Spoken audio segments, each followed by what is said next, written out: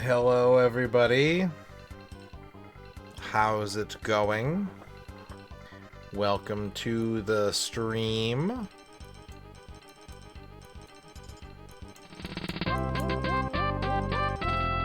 What's up? What's up? Welcome on in. Welcome, welcome. Flygon, congratulations on your first. MG42, congratulations on your first. Earn the Almighty, congratulations on your first. Full of Lizards, congratulations on your first. Dan Highland, congratulations on your first. Grognak, congratulations on your first. Nemo, congratulations on your first. How's it going, everybody? Hello as well to... Let's wind back the tape a little bit here. Quicks. Hello, Quicks. Hello, Al Pennington. Noman, thank you for the big emote. I don't remember what that emote's called, but it's big. Thank you for that.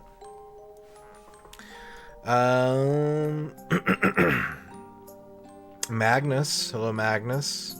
Hello, Noman. Hello, Tex. Hello, Crowscape.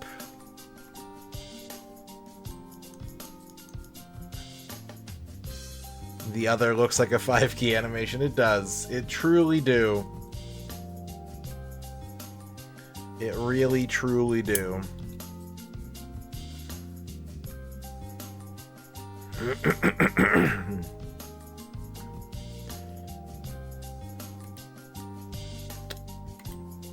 Why is that a global emote? Because the conspiracy is global. They're everywhere.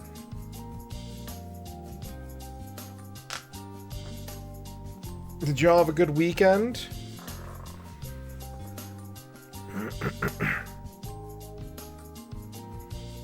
Did you have a good Sunday while I was gone? I hope so.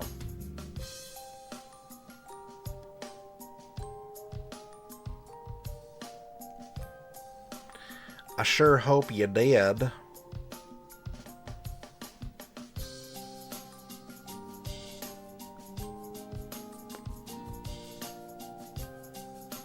The Penguins started it.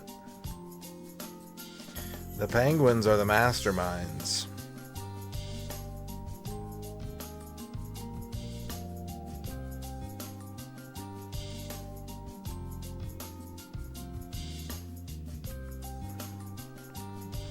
Just like the Penguin from Batman. Bear Mountain X, congratulations on your first.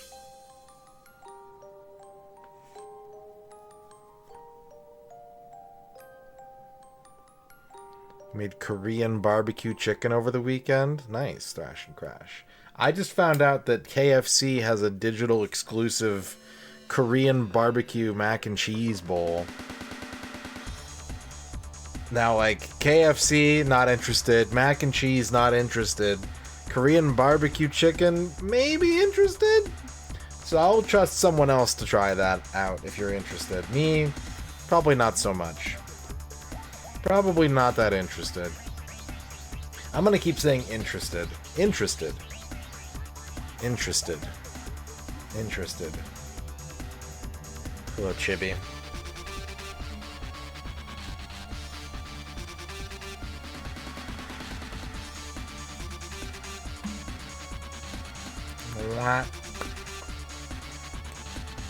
That's right.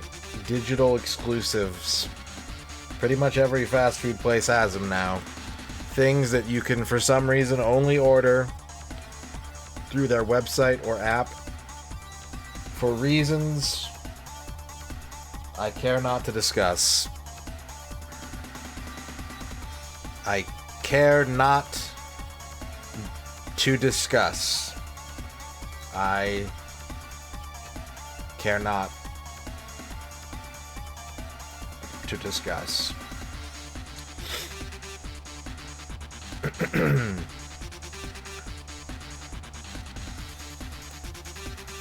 We're going to be back in the Pachinko mines very shortly here. We've got more Pachinko to play. Last stream of Pachinko did not end very well, unfortunately. We ended up losing like 5,000 balls. We didn't go backwards in money, but we were up to like 11,000, and then we just hit the coldest cold streak in the world and did not take away as much as we could have. That's true, Shaboy J. I mean, not really. If you wanted to come over and watch me stream, you could do that. It's fine.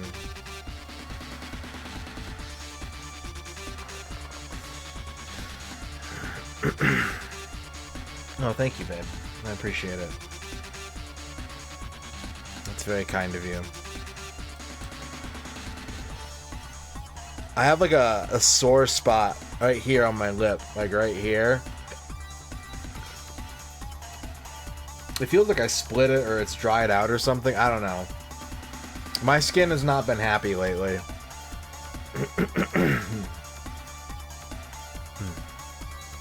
It's the razor blades you put in the cake, yeah. I just kept eating. It was fine. Dempsey, congratulations on your first.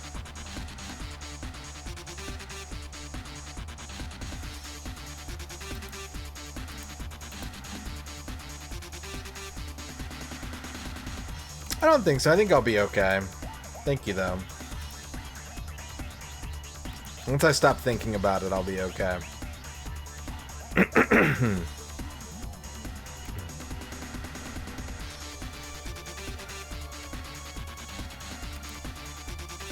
You'll bring Diet Coke? If you want to come over, yeah, that's fine. I probably won't have any of your Diet Coke, but you never know. Maybe I'll be desperate for some cola.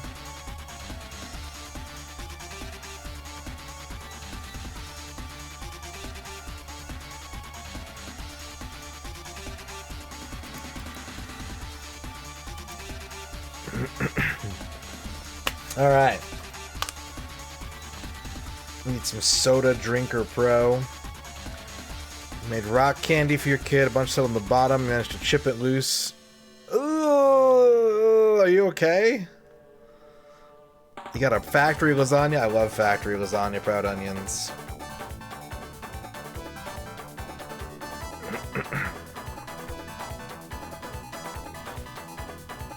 I managed to fix the alerts.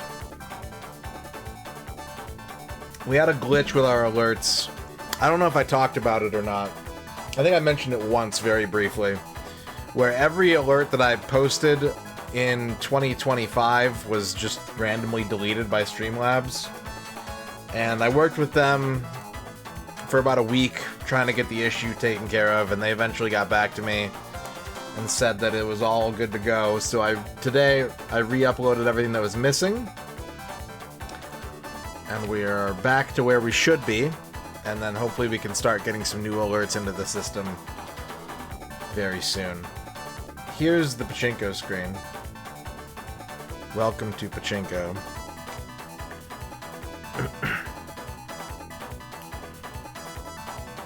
I bet it's going to be delicious, though. I bet that cheesecake's going to be good. Did you know it's Ern's birthday tomorrow, chat? It's true.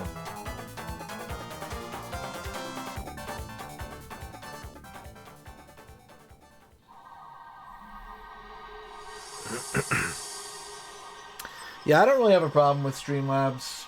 They're good. They work with me. They do things that I can't do myself. So, yours was last Friday. Happy belated birthday, Shaboy J.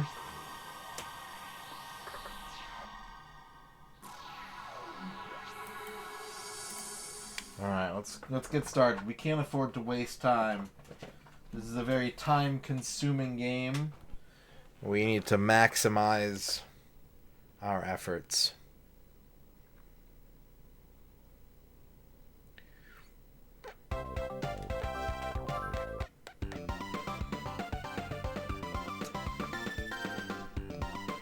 Let's get the timer going. 47.5 hours. 800,000 yen. soon to be less than that.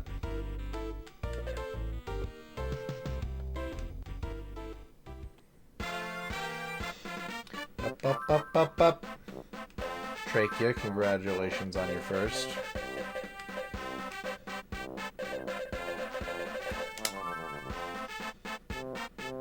That's true. It will be your birthday soon. I know your birthday. I don't know a lot of people's birthdays, but I know your birthday, Atticus. How's it going, Atticus? Alright, let's see what we got here. What's the frequency, Kenneth? 12 on 131.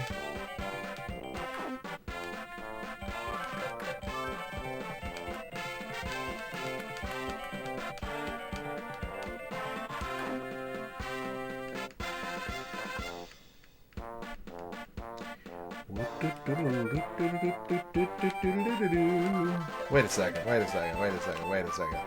I just noticed you can actually see the little jackpot light going off on the people who have a jackpot on their machine. I just noticed that detail. Nice.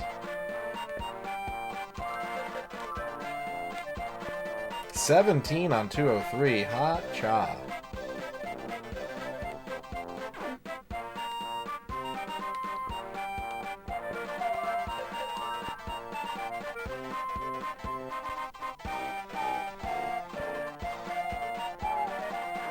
Seventeen is the number to beat.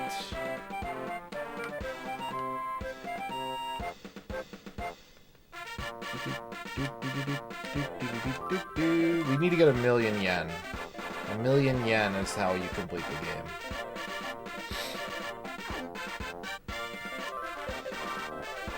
$24. All right. Okay.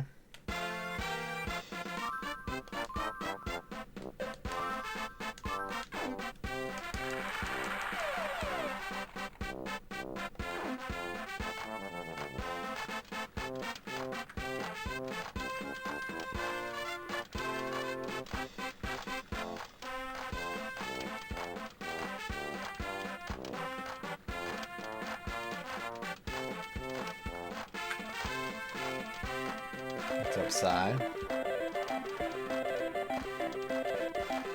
You can do it, babe. And then you can sit down. Hey, chat. Did you know that I have a Grab Tab page where you can play mobile games, earn yourself gift cards to places like Amazon or Xbox or Starbucks, and support the stream at the same time? It's true. 8 new games were just added, with about 3 weeks to play them, I think. New games every month, I think. At least for now. It's so easy. Check it out now. Grab Tap. Wow. Flygon. While we're waiting for the Pachinko machine to do stuff, I owe you some music reviews from last month, and they're ready to go if you want them. If you'd like to wait for another time, that's perfectly fine too.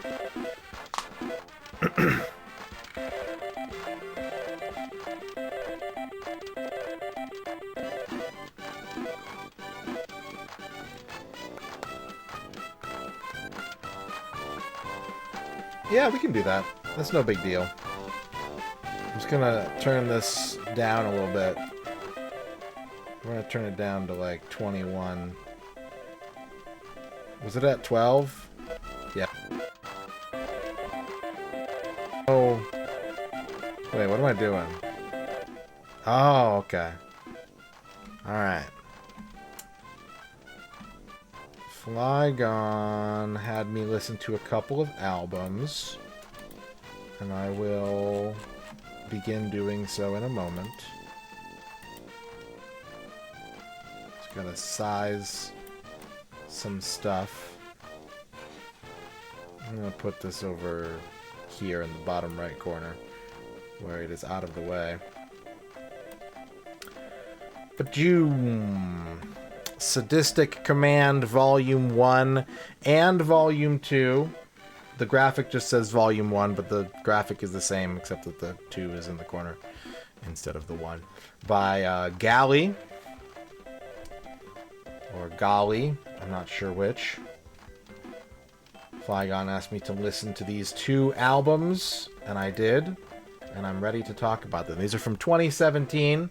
And this is a concept album of music for a Sega Genesis game or Sega Mega Drive game that does not actually exist, but the compositions are authentic in the sense that there's nothing being done here that can't be duplicated by the actual hardware were the game to exist. The artist listed a bunch of inspirations like Hitoshi Sakamoto, Yuzo Koshiro, Michiru Yamane. It's hard to argue with that. It's a pretty stellar lineup of inspirations. And it's fair to say that these inspirations make the compositions themselves sound uncommon. Like, a lot of my issue with chiptune music is that it doesn't sound like it would actually belong to a video game, or it does things. It really drives me nuts when chiptune music does stuff that the hardware they're trying to sound like can't do. Not the case here, but it does sound uncommon because those inspirations are, in my opinion, like among the cream of the crop of Mega Drive composers. So it's full authentic in sound, but it kind of represents more of what you want from a Genesis OST rather than what you typically get if you just took like a random sample size of game. Each song has 2 titles. A compositional title and an internal file name style title, which, going through them, seeing what kind of those internal file names were, themed as, gives the impression that this would have been an adventure game, maybe like a Landstalker type game, potentially even a Metroidvania of some sort. I think it would be more of like a pseudo-linear kind of long-form RPG, action RPG, like a Landstalker or a Crusader of Senti, personally, but that's my interpretation. That's just me spitballing, bullshit. The writing of the compositions, the melodies, and the songwriting itself is great. I would love to hear these songs in a game. I've talked about my issue with chiptunes in the past, which is that despite liking video games and liking video game music a lot, I tend not to listen to chiptunes as like a thing, as a genre of music. And more on that later, but I think it kind of remains true, having listened to this, that I would like these more as an accompaniment rather than a standalone work. I was really enjoying it, but I also wanted to like pair the sound with some kind of like visual component, some kind of gameplay component. Like my brain was just trying to really like connect the dots and make a larger sort of mnemonic scene. Not that I can't enjoy them as they are. These songs are great, and if you just like video game music, especially stuff that comes out of an FM synth, especially stuff that is associated with the Sega Genesis or the Mega Drive in particular, I think you absolutely should check these out. It was really well done and fun to listen to. It would take repeated listening, and this is an epiphany that I had about my issue with chiptunes to some degree. I think it would take repeated listening to get to that brainworm phase where you can just kind of hum along and like get into it, and that's what has always felt missing to me, listening to new, let's call them homebrew chiptunes, just for the sake of having a simple way of describing it. If you're playing the game normally, you're dying and starting over, you're stuck in an area for 25 minutes listening to the same couple minute loop over and over again, and you get kind of a naturally occurring brainworm phase. Those songs drill into your head because you hear them in repetition for an extended period of time until you can work past the part of the game that you're stuck in. So I haven't really thought about that before, but listening to these songs, I was like, maybe that's what it is. Maybe it's less about, or maybe it's not just about wanting that full, complete sort of multimedia presentation, but also that in order for me to reach that level of familiarity and kind of like hum along state, I would need to go back to an album like this and listen to it 5, 6, 10 times and then really familiarize myself with the music. My personal preference here goes more towards the tracks that were stylized as stage music rather than the boss fights, map themes, shop themes, save loads scenes. You know, there's the, like I said, everything is kind of labeled as where it would go from a file directory perspective.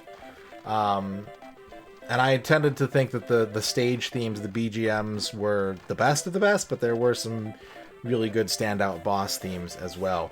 I thought that they represented a wide variety of styles, but also managed to accomplish imagining whatever biome the more traditional song title would be hinting at. My favorite songs that I heard across these two discs, March in the Muddy Courtyard, aka Fairy or Famine, feels like a really awesome, incredible mashup of Sakimoto and Iwata's work on Gauntlet 4 with Yoshimura's Shining Force like map themes. Very cool, like that a lot. Adorned with Blades, aka The Armory, has a percussive groove that is sort of Castlevania-ish, but actually the sort of melody line sounds more like what you would find in like a Mega Man Robot Master stage. So it kind of has a bit of that baroqueness to it, a bit of that hauntingness to it, but also kind of like a driving through line that keeps things fresh and exciting and keeps the energy levels up. Drowning in Corpses, aka Cursed Aqueducts, is a haunting water stage theme. It sounds great, but it also doesn't lose its sense of action for the sort of more melancholy vibe that it's trying to set up. And then related to that, Storm Drain Lurker, which is the boss theme for that stage, sounds like, again, that Sakimoto Iwata collaboration. They're my favorite composer duo, so like I'm a total sucker for that shit. But if they were making a song that was supposed to be in like a Sunsoft platformer, like Journey to Silius or Blaster Master or something like that. And then Venus Ice Trap, aka Frozen Overgrowth, is kind of a Adventures of Batman and Robin-esque heavy thumper, even if Jesper Kid wasn't listed as one of the inspirations by the artist. Fulamina's Arena, aka Twisted Bloodsport, sounds like a Contra hardcore song, but with less emphasis on the heaviness, and instead taking that energy and putting it towards a bouncier groove that's kind of more energetic as opposed to like heavy. And finally, Duel in a Dire World, aka Dance with Dario, actually sounded like a Hyperstone Heist, like a Ninja Turtles boss fight, but like cranked up to 15. Had some really cool soloing and like interesting passages from section to section. So overall, this was a really good listen. Again, I think if you like video game music, especially FM synth Genesis type stuff, then there's a lot to enjoy here. I'd love to see the game. Like, it's a cool concept, but I just kept being like, God, if this music was in a game, it would be like 10 times sicker. So maybe one day we'll get to see an actual game. But until then, you can enjoy these albums. They're on Bandcamp. You can Google it. You can ask for a link. Go ahead, Flygon. Go ahead and link. Check them out if that sounds cool. And thank you to Flygon for recommending them. And thank you for being patient while I get caught up on these redeems, because there's a few that are pretty old. I think they're all pretty old at this point, but I'm trying to knock them out when I have time. And I had some time since I took yesterday off. There you go.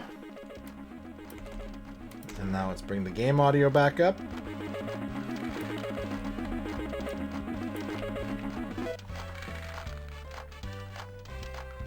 And we got a jackpot. Just as we're about to run out of balls, too. Look at that.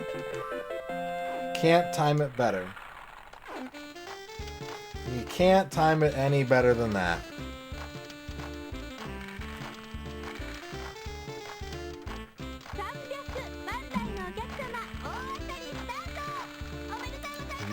Scooby-Doo. Scooby-Doo.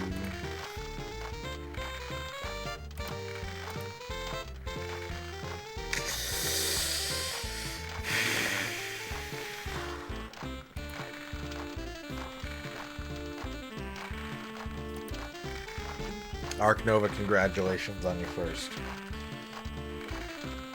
Sorry, I don't like to interrupt my train of thought mid-review. People have a very funny tendency to, like, raid whenever I'm in the middle of a review, and I'm just like, I'm just gonna ignore you for a few minutes.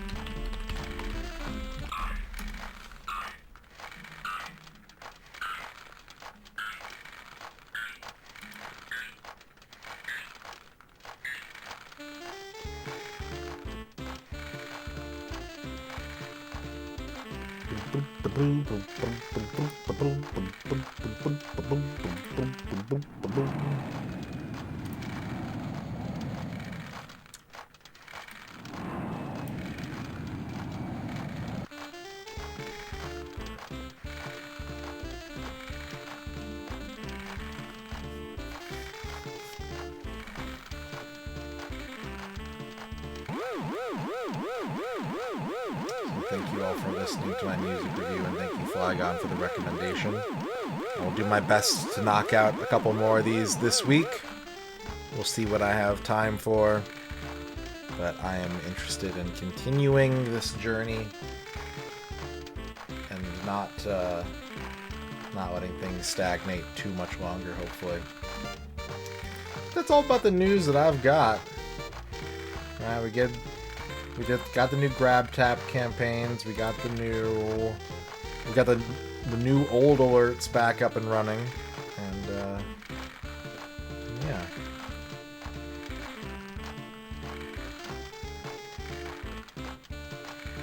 Yeah, I got some Super Famicom games behind me. I've got about, what is that, 13? I think I own 13 Super Famicom games. Although I'd like to get more.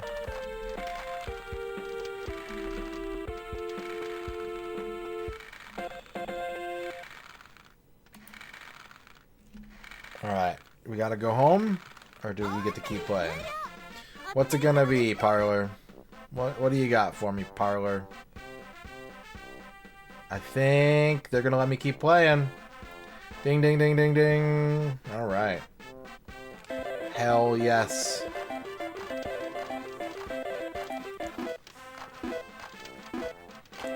When I can set my controller down. My index finger on my left hand has felt like it needs to pop for like a few days. This happens every once in a while. Like one of my fingers will feel like it needs to pop, but I can't pop it. And I just have to like just stretch it and I don't know, maybe ice it or something. Maybe I gotta ice it. Maybe I gotta put some ice on it.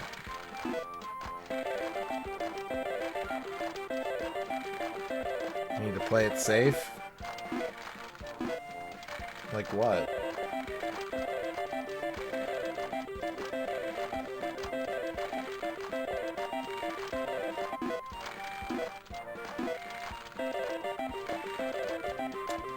I've never played PC 98 Popful Mail.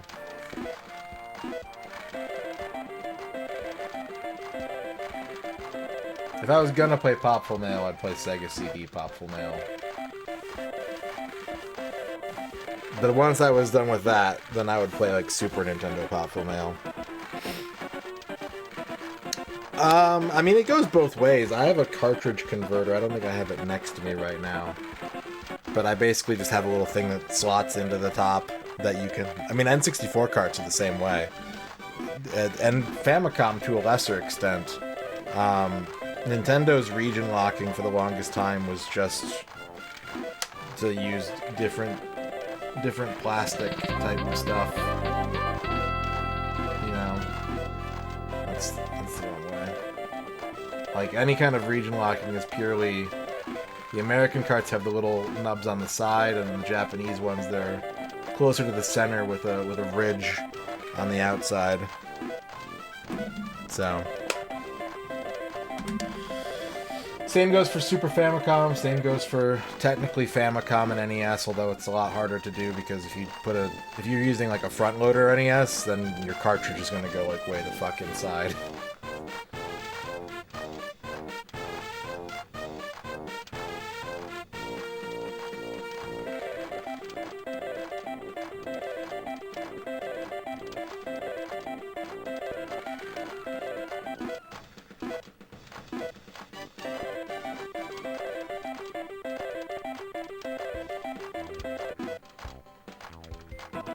Did we get the 9s?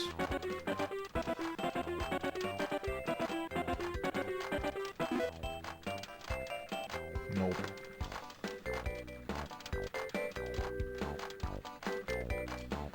Yeah, you just clip some plastic if you want to, or you can just remove the physical limitation on the actual hardware itself. Either works.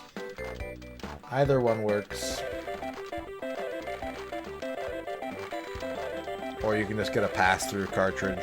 Something that, you know, separates the ridges on the game from the ridges in the console. A Game Genie will do the trick. A Game Shark will do the trick. Hello, Armored Macaw. Also, I don't think I said hi to Toa Plan. Hello, Toa Plan.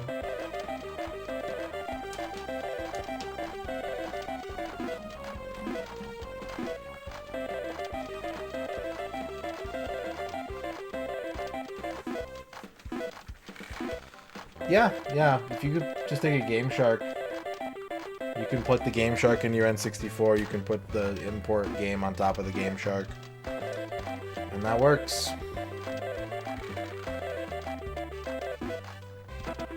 Money bags, money bags, money bags.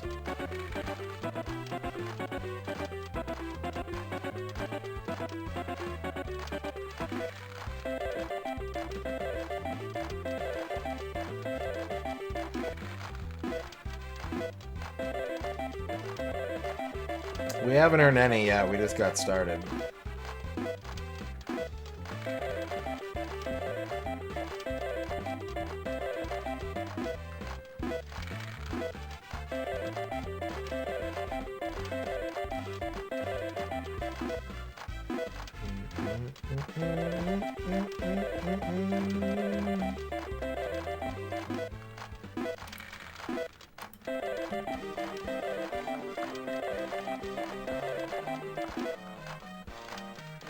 Hey, oh.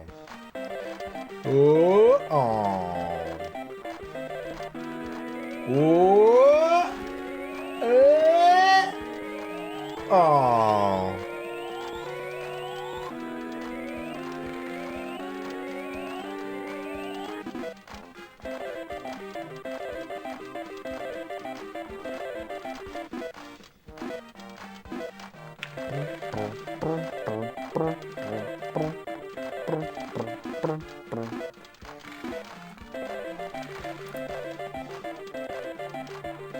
You're watching my Quake N64 playthrough. What did you think?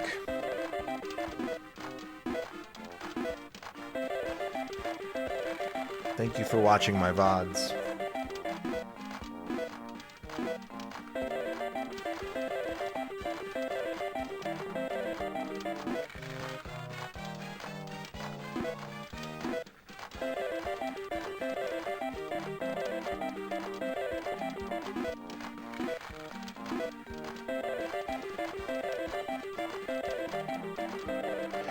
Boop, boop, boop, boop, boop, boop, boop, boop, boop, boop, boop.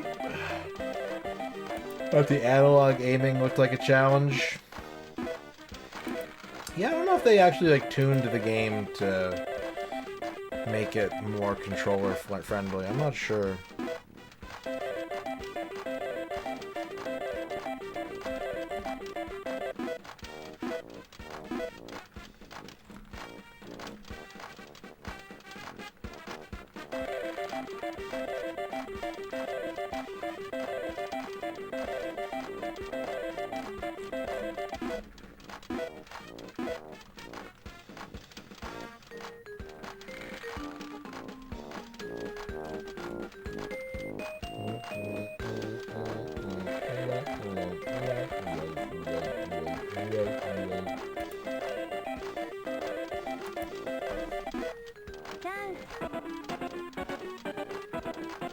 I'd like a 10.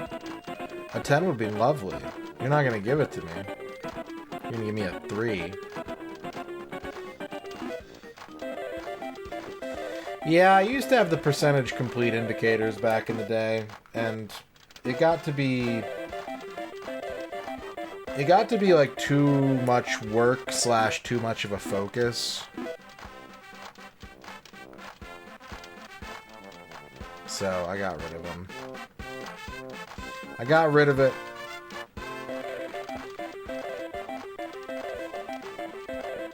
A lot of people asking, like, do I need to update the percentage complete? A lot of people asking, how do you determine? It's the same question as, like, it basically gave people a second way to ask, how do you determine what the 100% condition is? And I was like, I'm sick of answering this question.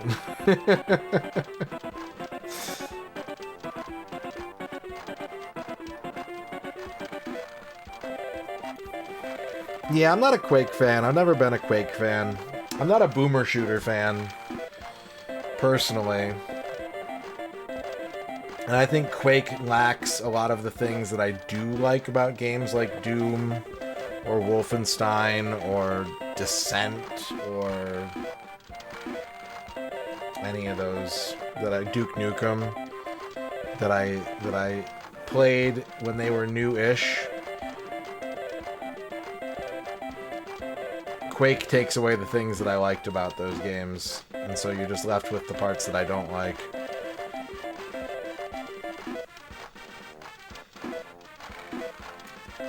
Yeah. That's the other thing, too, is it would invite, like, you're still at this %? Yes. Thank you for pointing out how much I'm struggling.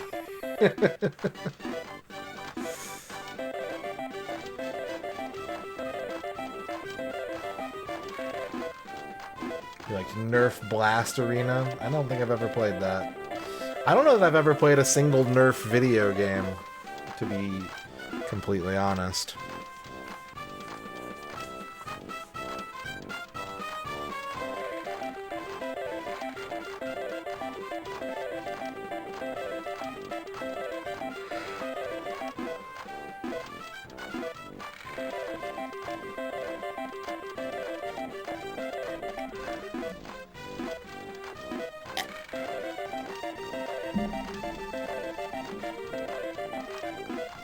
How many Lego games have I played? To completion, only one, I think. But I've dabbled in a couple. I played a decent amount of, like, I think it was Lego Island on the Game Boy Advance. We did Lego Racers on the N64. That might be it, actually. I don't know if I've played... I mean, like... There's the modern Lego games, the Traveler's Tales stuff, and I've played 5 or 6 of those, at least a little bit.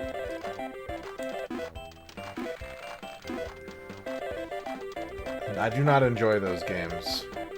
Like, for all the game franchises that people like to, like, talk shit about and use as a punching bag, I think Lego is the one that I would do that with. Not Assassin's Creed, not Madden, not Call of Duty... Lego.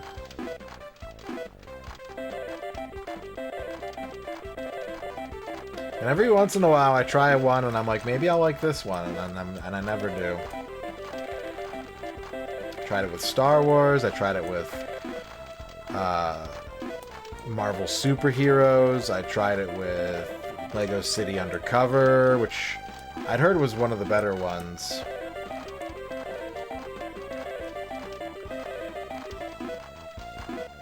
On what platform, Noman?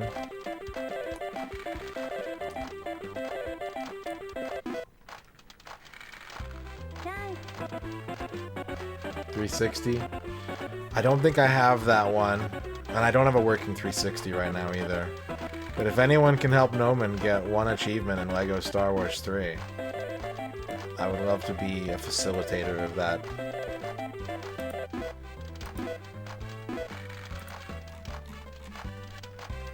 Yeah, I have LEGO Star Wars 2 on 360.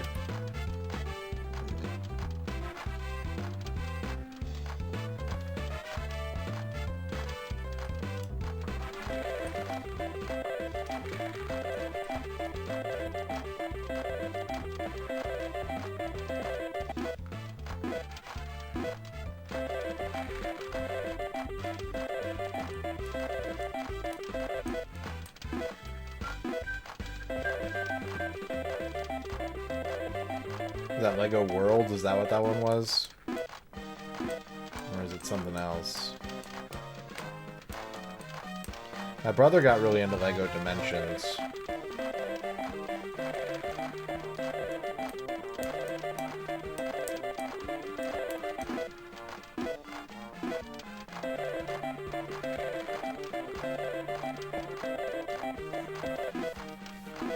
Long before Lego World? Oh, okay. Oh, was it Lego Land? Was it like Lego Land Online or whatever? Was it that one?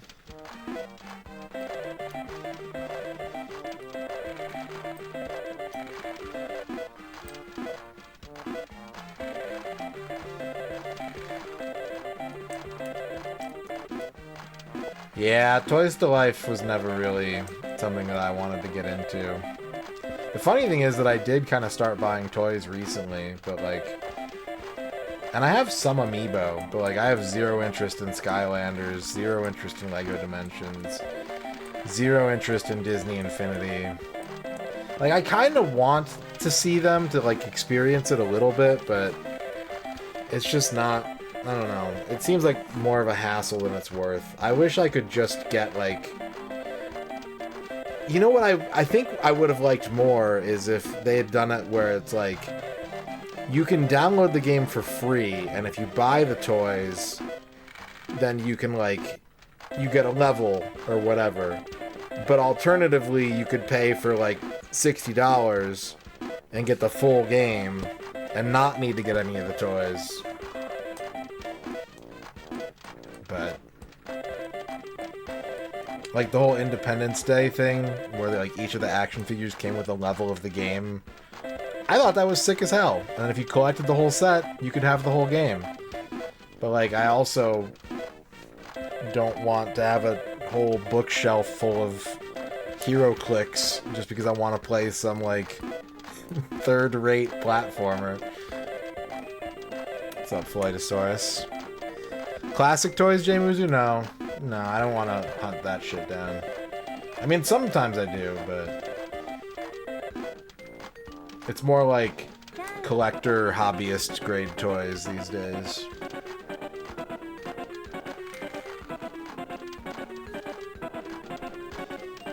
Yeah, the Starlink, I was tempted to get Starlink a couple times. We had a set at the shop that was dirt cheap, and I was like, ooh, should I get it? Should I get it? And I was like, nah. Nah.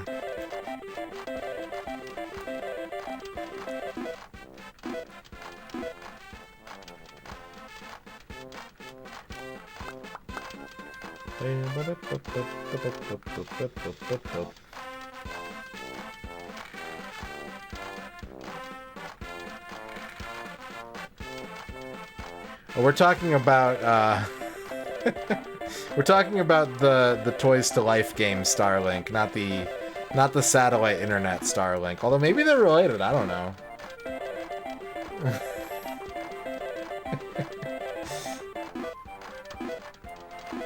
No, you're all good, Flygon. You should go to sleep if you can. Do you regret selling any of those toys, J-Muzu, or are you happy to declutter and have some extra money?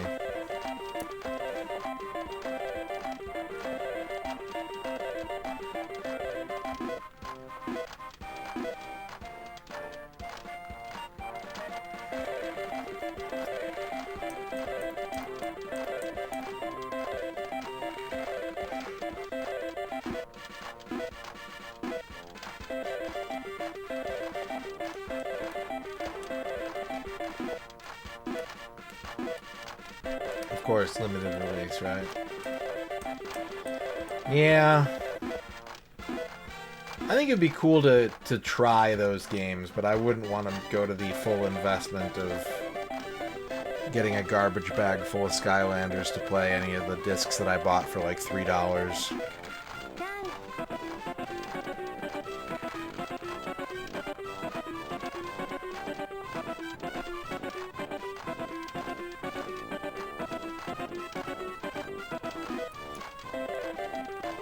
That's cool.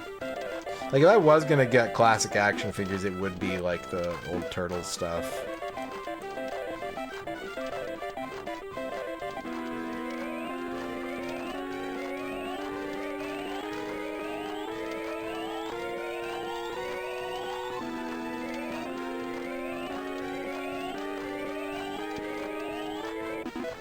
Yeah, that's more fun. Like, the Turtles were super easy to find, so, like, tracking down all the weird, like, one-shot villains and stuff, that would be the fun part for me. Dempsey with the 4-year sub.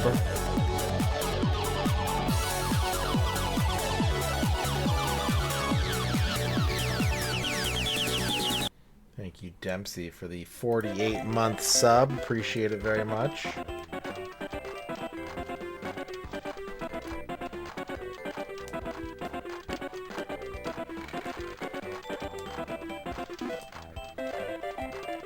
That's cool. That's very cool.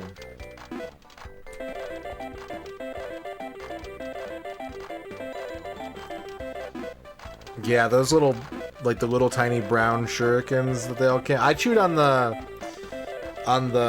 fuck, I never even knew what they were called back in the day, and I don't know if I know now. It's, the Turtles all came with these, like, things that had, they were like a stick with like a little curve off the middle of it, and they were like really floppy. I would chew on those.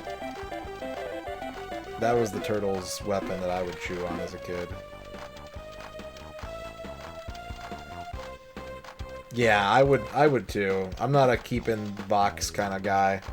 Not with my video games. If I get any toys, not with my toys. I buy things to use them.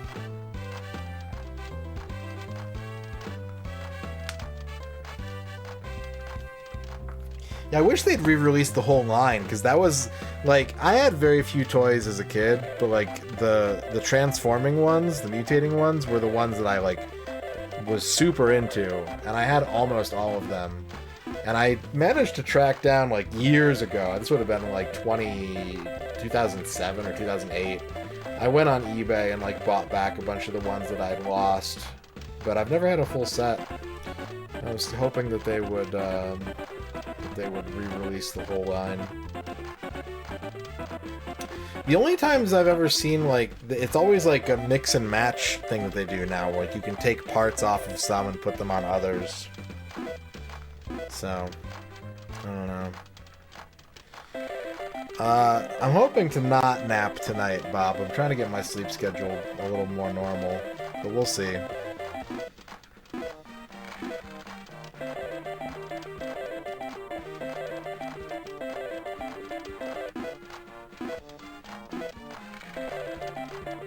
Hundreds of sealed Star Wars 90s toys, damn.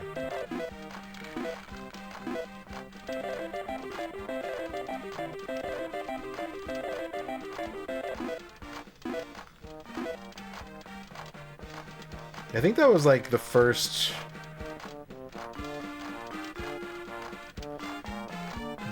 lineup that they did of those. And Splinter, yeah. The Shredder one was weird because it was a lot of... They had like the first wave, which was all like pretty much hard plastic. The Turtles had some soft plastic stuff on them. And then the second wave that they did, they used a lot of soft plastic, a lot of like rubbery plastic for like the Shredder one and the Foot Soldier one, the April one.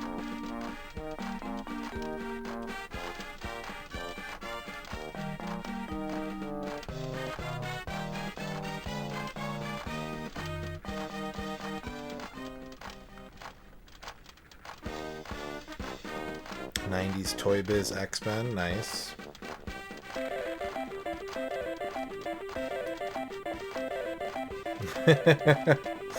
You don't have to.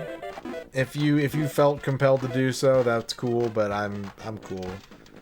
If you can find them a better home or make some money off them or something like that.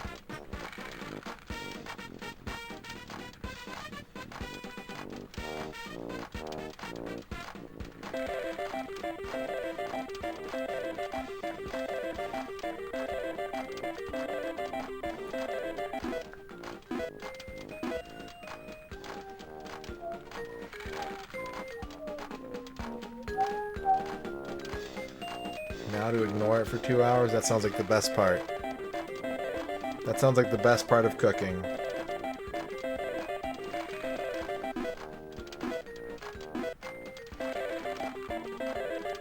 My brother had those Ghostbusters ones. Played with those a lot as a kid. With Egon's necktie that snaps off immediately.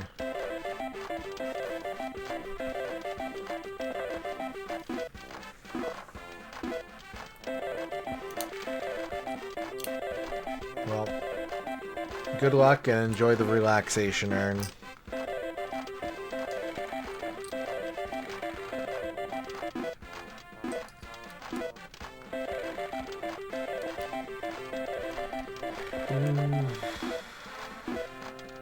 Am I gonna lose? Am I gonna get the continuing jackpot and lose everything? I don't think we've had that happen yet. Where I've had to reset after winning a jackpot. But, if we don't win soon... If we don't win soon, it's gonna happen.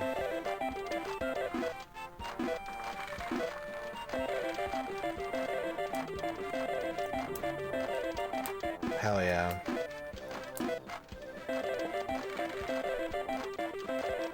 And the Mighty Ducks cartoon action figure with... I don't remember ever seeing those in store.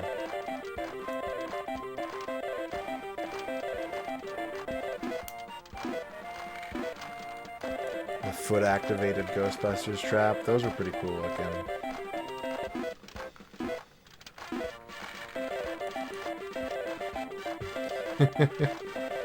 I don't know, babe. One of these years, I'm just expecting you to be like, my birthday cake is a box of Oreos.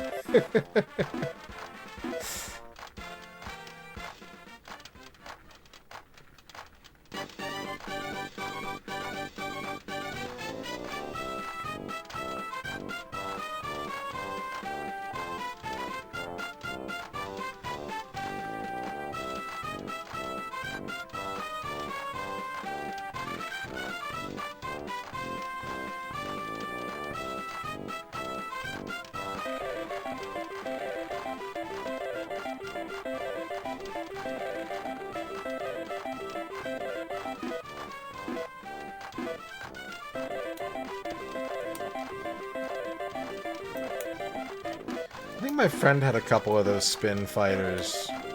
If that's what they were called. Let me look this up real quick. Oh, no. I'm thinking of, God,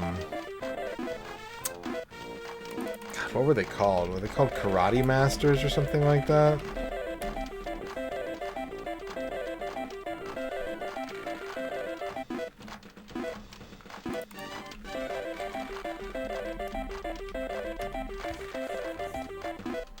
Karate Fighters?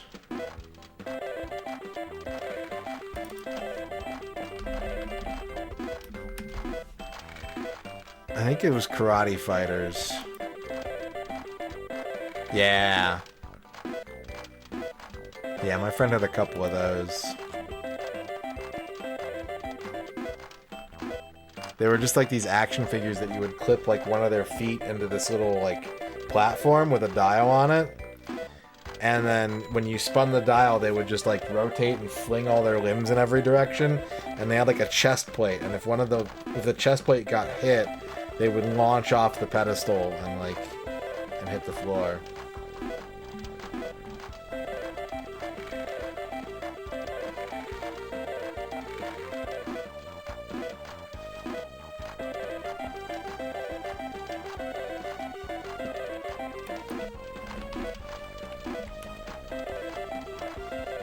Yeah, this looks exactly the same.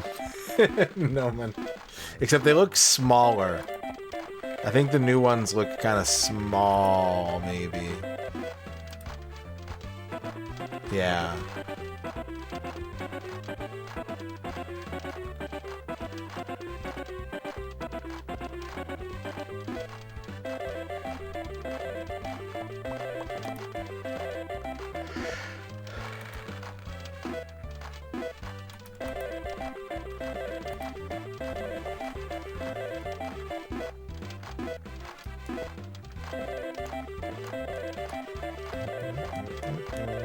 It's all good. Everyone's got their hobbies and interests. And I don't have anything to... I can't be here 48 hours into this Pachinko game. I don't got shit to say about this video game. We just let it run until it wins. So any conversation we can achieve is probably chat's working. I've got nothing to add. I have like 20 minutes of material every day. And then I'm spent. And I use all that before we turn the game on.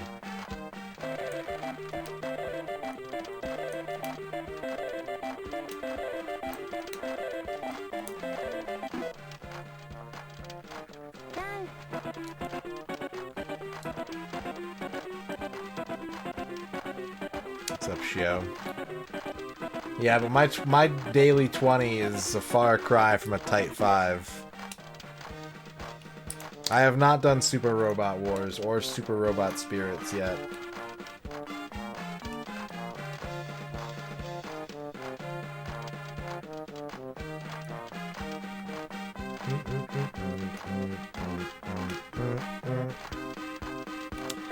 We had the old Mega Man toys from the cartoon, but those don't look nearly as cool as the new ones.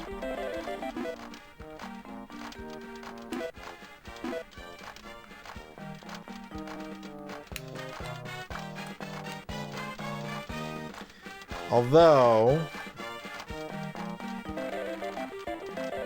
the old toys did have some fun, like, action to them. Looks like these probably do too, though, from the looks of it. I can't tell if these are just, like, posable parts or if they actually fire. If they actually have action, or if it's just, like, changeable hands. Yeah, some of those Ruby Spears toys are... There's a few of them where they were built in such a way that the characters were incapable of standing on their own because they were too top-heavy. Like Snake Man. You couldn't like pose the Snake Man figure because he would just fall down.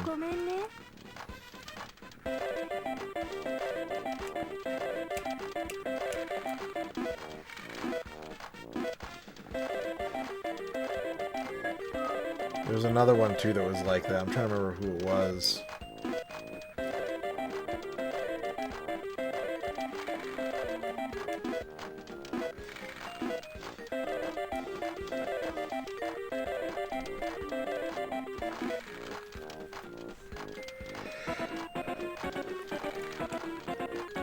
You sent the Creepy Crawlers machine brand new to Mike Kaw. When did you do that, Toeplan?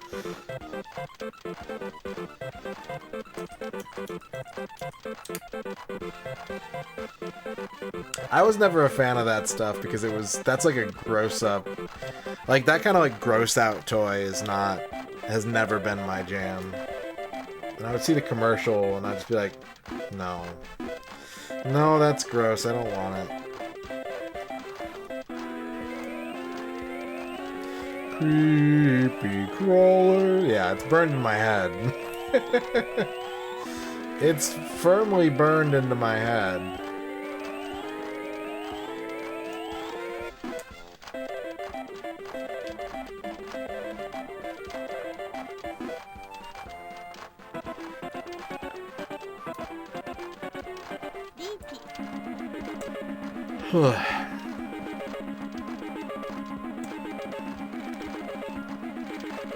What's up, Tom Squared? How's it going?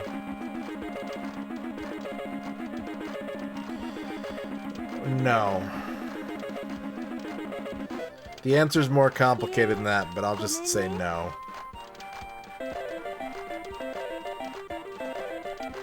I feel like I knew that at some point, Tex, but I can't say I remember it.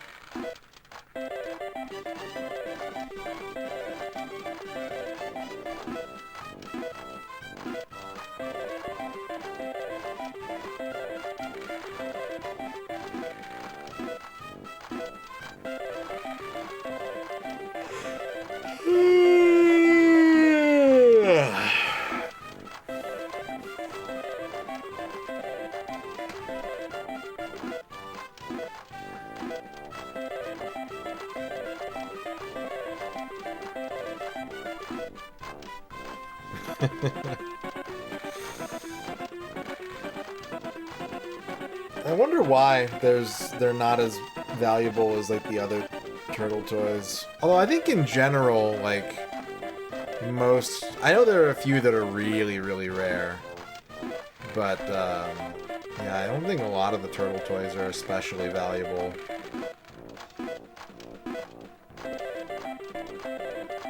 I know the one that all the collectors are chasing after is Scratch from the old 80s, 90s line.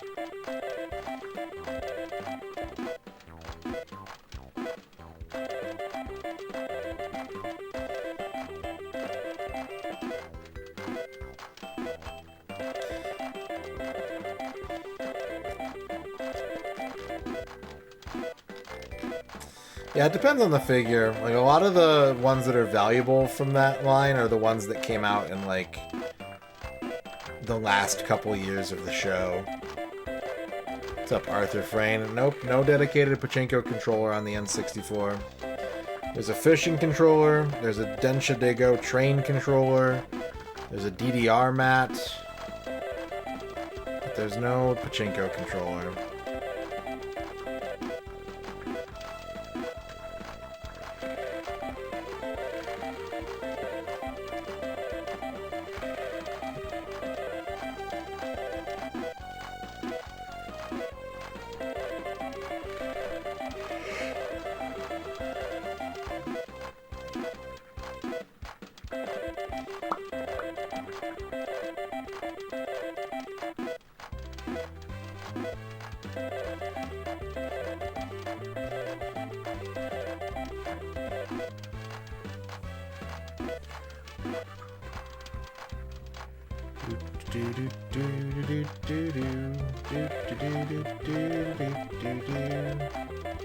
Yeah, you know, if you feel like getting rid of them at some point, let me know.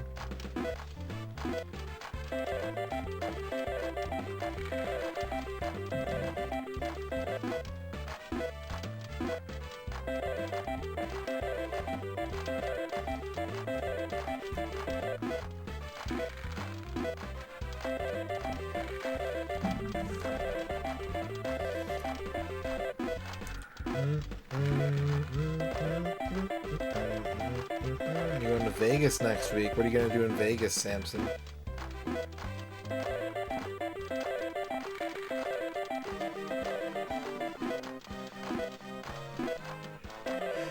Well, this has been a disaster.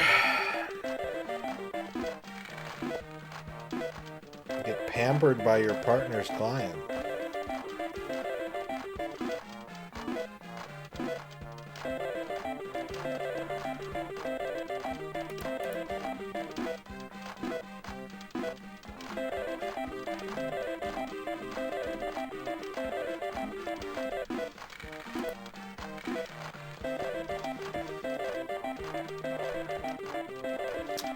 My friend had the other turtle wagon, the one that actually like shot the pizza discs at like high velocity.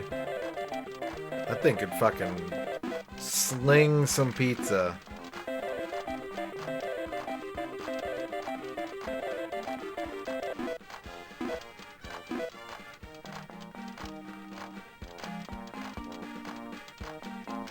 I bet it doesn't have as strong an action though. It's gotta be nerfed. The old one could shoot those fuckers down a whole hallway.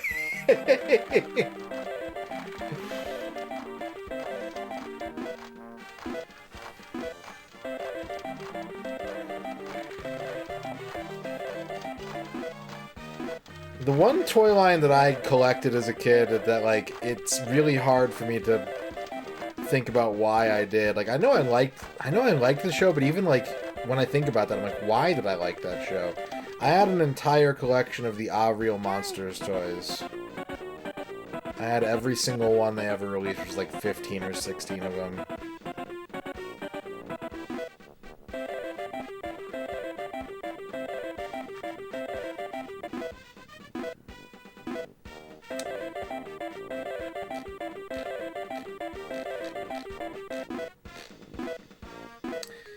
Yeah, this has never happened before. That sucks. We have to reset after hitting a jackpot. Damn.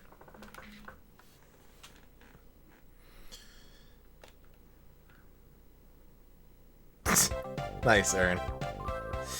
That was the worst action figure of the whole bunch, because they were actually like, let's make it actually smell bad. And I did not like playing with the Crumb figure. It had armpit hair. It smelled bad. And like it had the eyes, which was cool, because they had like it was like an elastic, so it would like clip into his hands, but you could like pull them out and they would snap back in, or you could like let them dangle or whatever.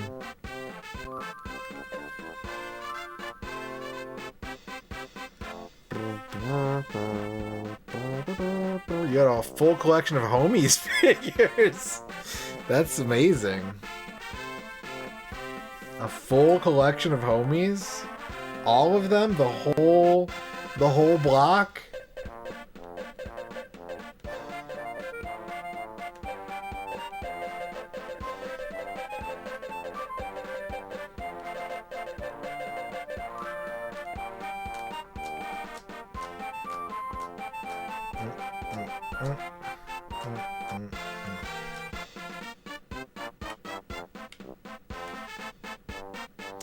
Alright, let's see if we can find a good machine again. 15 on 123.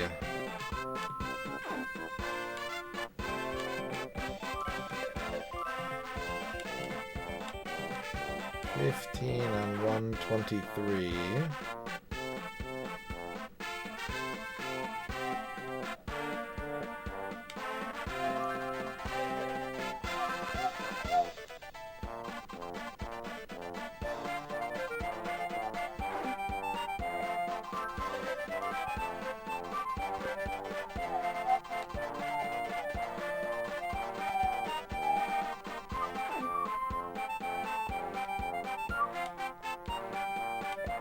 I just noticed how disorienting the carpet pattern is in this screen as well. I'm noticing all kinds of parlor details. 18 on 256. 24. Have a seat, friend.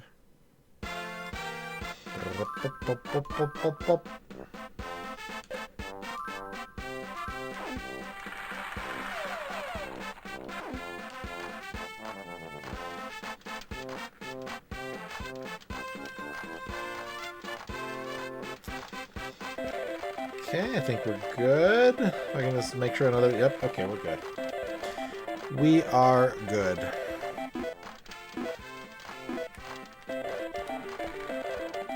Looks like they're hovering. I had, I think it was called Laser Challenge. It wasn't like Laser Tag branded Laser Tag, but I had the base set of Laser Challenge, which was like these two pistols and two like really tiny vests with like a front and a back. I think it was a front and a back. And those were, I liked those because they had a reload button and it made this really like distinct like ka-chack noise when you push the reload button on it. Those were fun. I don't remember Action Man. Like, I think I remember it existing, but I don't remember like knowing about it or paying attention to it.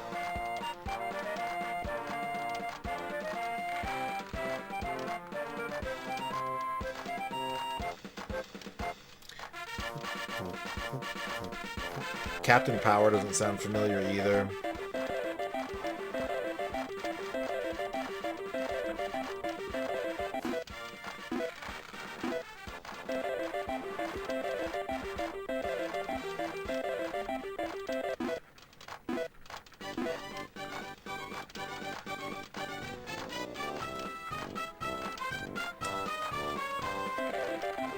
I don't know what stream that would be, Green Herring. It'd be pretty early on. It'd probably be within the first 3 or 4.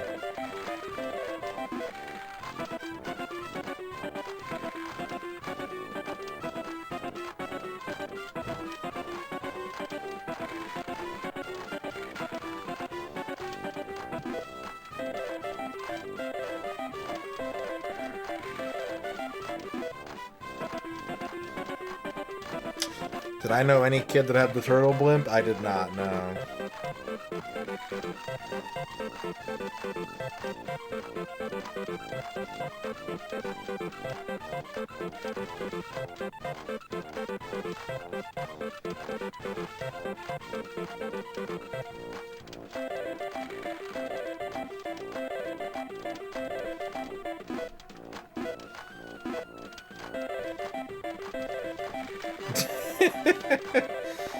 Immediate bald. I mean, you know, when you go through basic training, they make you shave your hair, right? So it's just realistic early career Joes.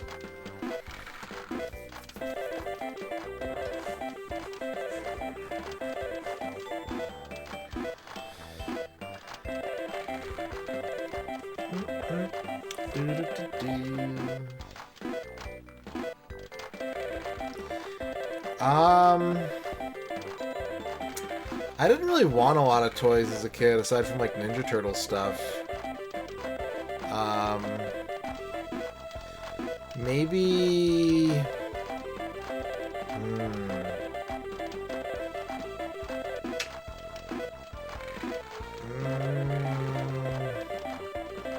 don't know.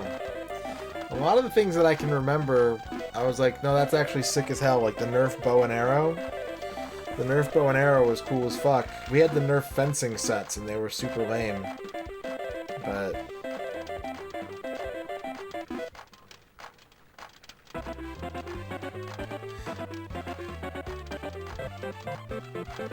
maybe there was like a Nerf ball shooter that had like a 6-barrel, like a rotating 6-barrel shot, and that one was kind of eh. Maybe that.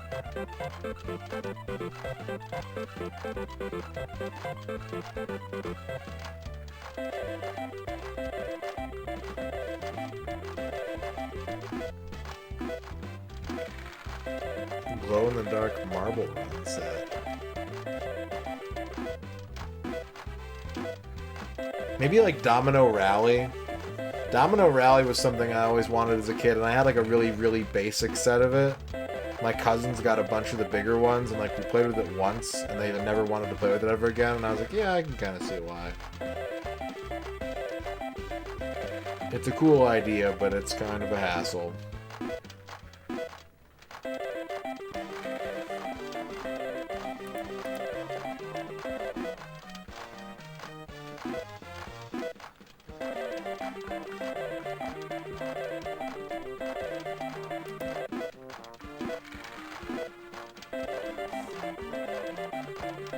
See the commercial and like a domino would fall and then it would get shot through a loop-de-loop and hit more dominoes. You'd be like, that's the coolest fucking thing ever.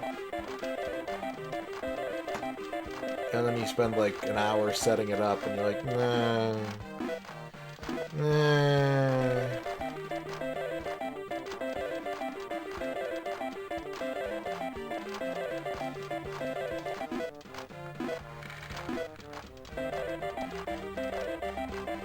That's 2 mentions tonight for Nerf Arena Blast.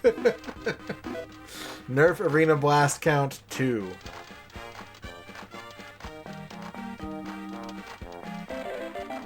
Three.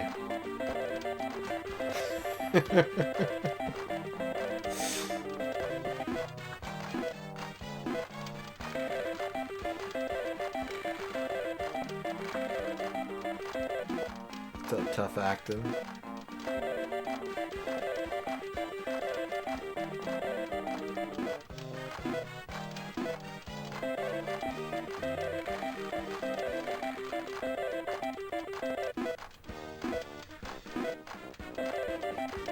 Vort, congratulations on your first.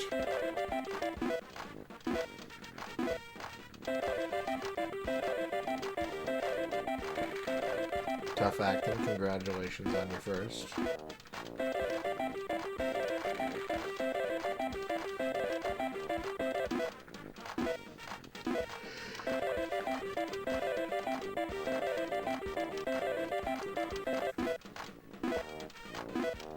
Depth Dwellers. I don't know what that is.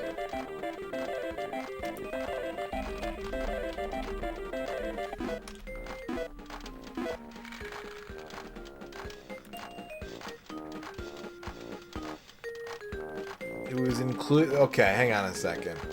This Wikipedia article is very confusing because what I'm about to say does not have a link that you can click. It's got a cited source.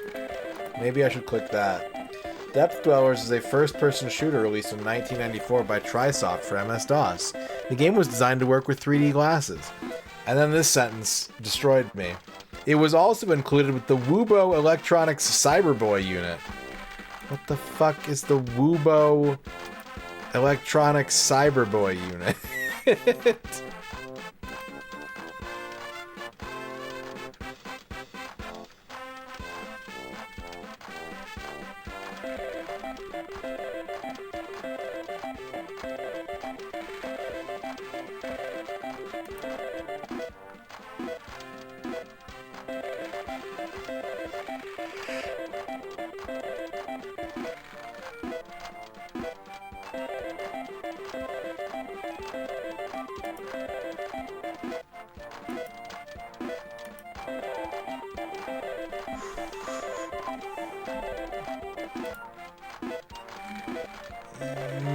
It was like this, but I think it was older than this one. I want to...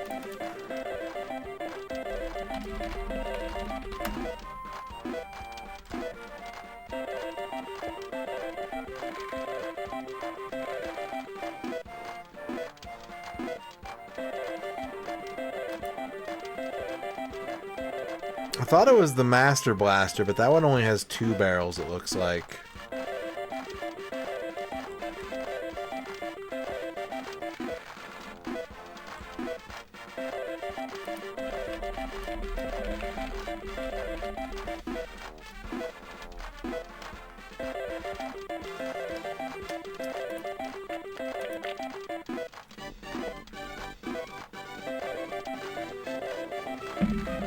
Four Nerf Arena Blast mentions. The counter is at 4. I had the single tube one, but there was one that was like multi-barrel. That's the one that I wanted, and then was like, oh, it's okay.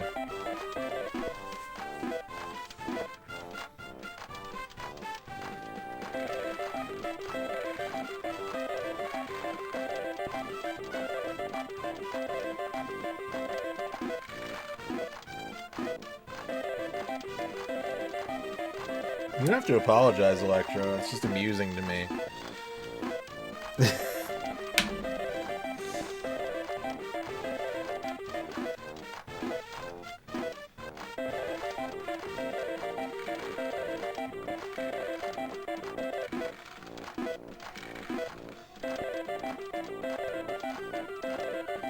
They're a Nerf Chug Jug. Do not chug the Nerf. It will expand in your stomach and absorb all the nutrients.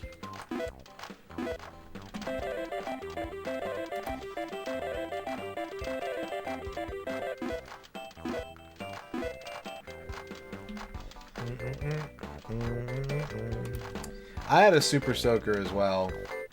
Super Soakers were cool, but that's another one where, like, maybe the reality was not as cool. Like, my brother got the one that had, like, the big-ass fucking, like, back tank that you would strap on, and it would weigh, like, 40 pounds. And, like, I thought that was super cool, and then it was like, this is... You can't even move with this thing. It's so fucking heavy.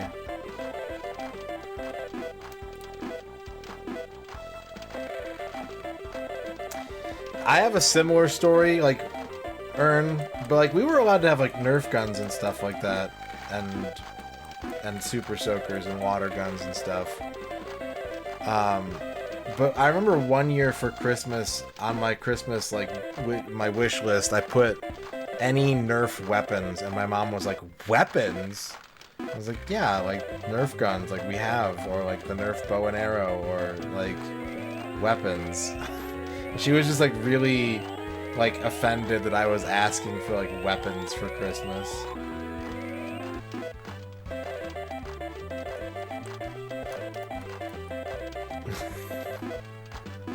She really picked the weirdest times to be, like, protective in that sense. She was a very laissez-faire mom, but like every once in a while she would just be like, I'm putting my foot down, and then I'd be like, let me reason with you, and she would acquiesce.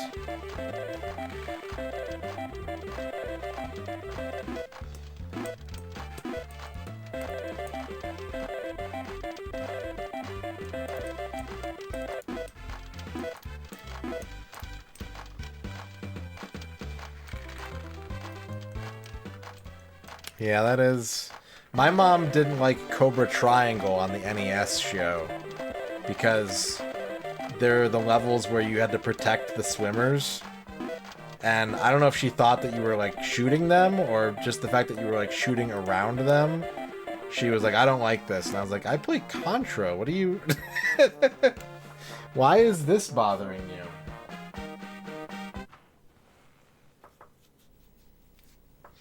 Favorite Nerf melee weapon? I only had the fencing set, and it was lame. It was not good.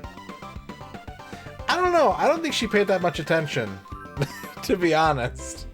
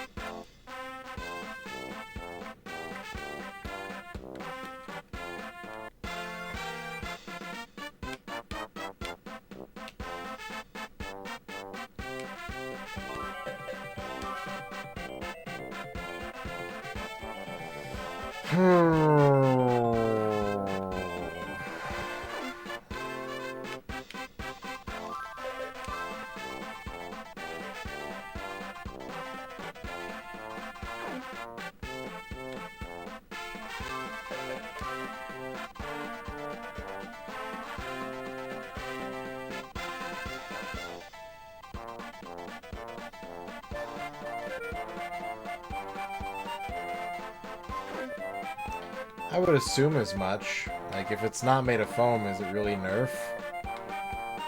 It's like their whole thing. 17 on 251, 19 on 253, 19 on 253...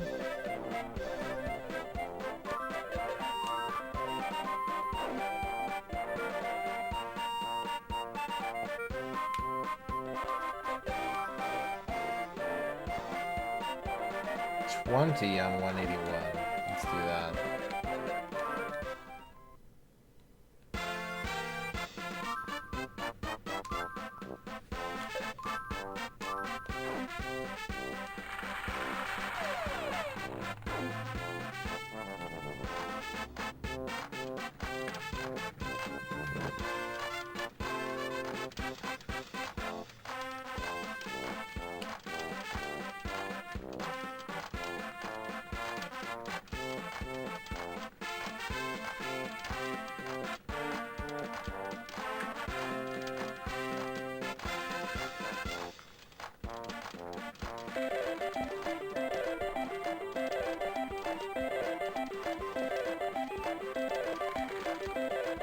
Is that good? Yeah, it's good.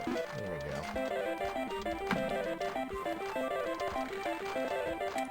Thank you, Green Young, for the clip. Sorry, there's like... Because 90% of this game is me not needing to pay any attention to it at all, I try to give it like my full focus when I need to pick a machine. So like anytime between reset and then setting the controller down, I'm like trying to remember numbers. Bits. Oh boy. And I'm trying to make sure that I've got a decent setup that I can ignore it. Foam, it is not Nerf. Therefore, because it's Nerf or nothing, objects which are not foam are nothing and do not exist. That's right. That's right, Magnus. Thank you for the 70 nerfs. I nerf, therefore I am.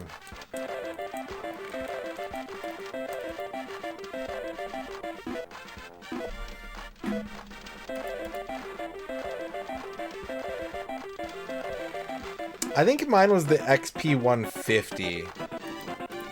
I think the XP 150 was the one that I had.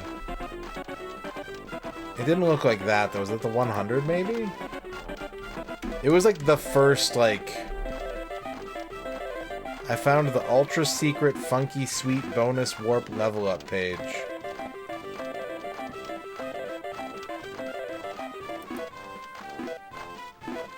And there's a picture of the Three Stooges with Super Soakers.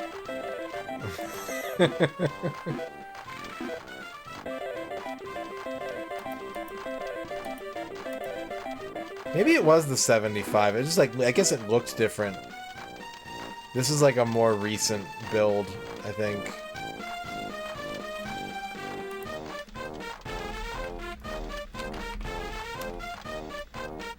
Yeah, this is the one that I'm familiar with.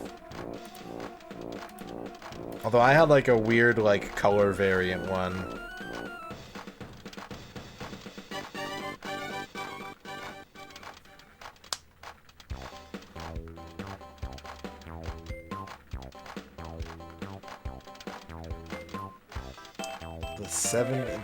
There's so much to take in there, Electro.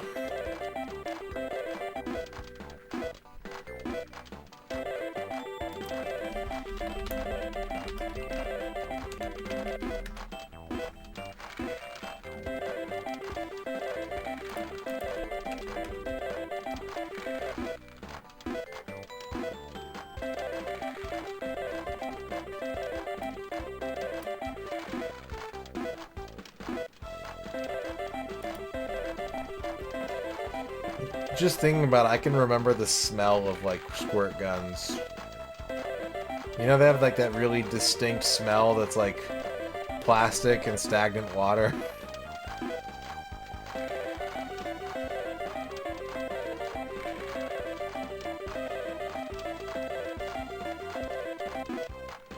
Yeah, and the taste of hose water. Yep, absolutely.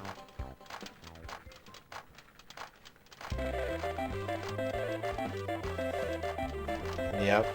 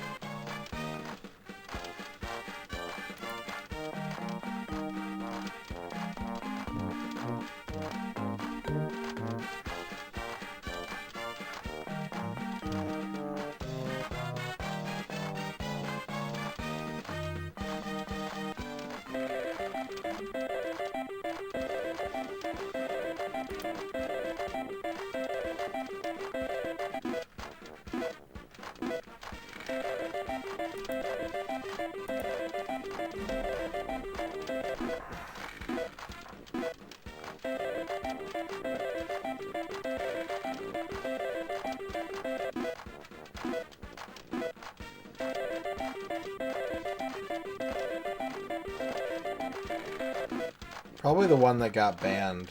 If I had to guess.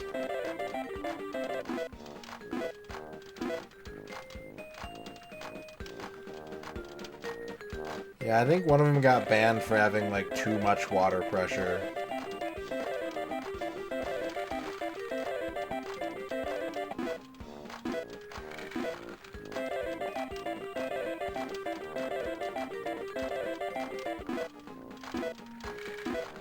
I guess someone, like, got blinded in one eye or something like that. Maybe that was just an urban legend, though.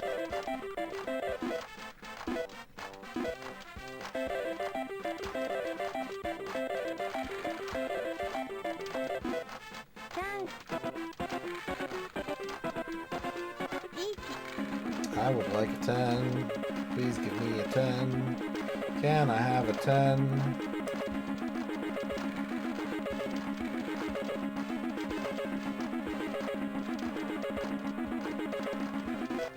Thank you. That's very nice of you.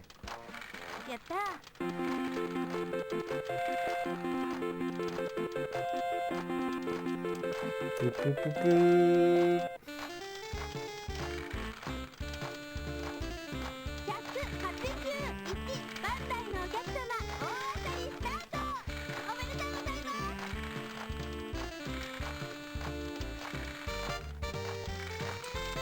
I don't know if you ever told me your Fetch Armstrong story, Electro.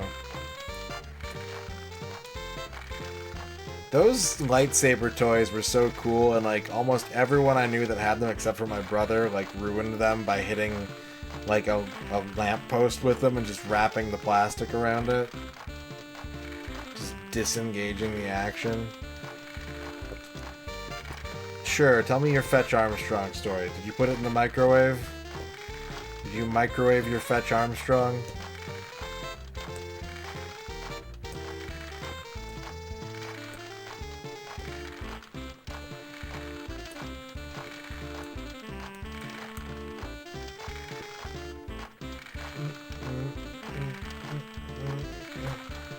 I'm sure people did.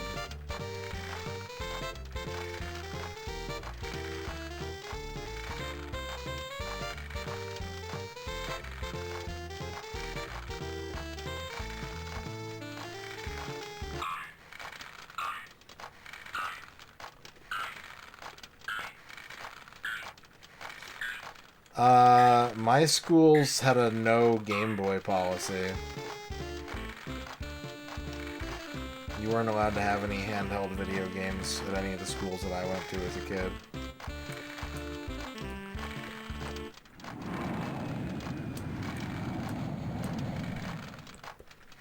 I'd like to try it, but I'm probably not going to get it until it goes on sale, Mike.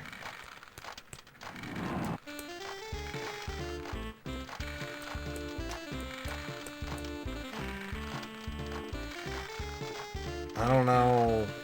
Like, I know the story in question, Ern, but I don't know exactly what you're looking for.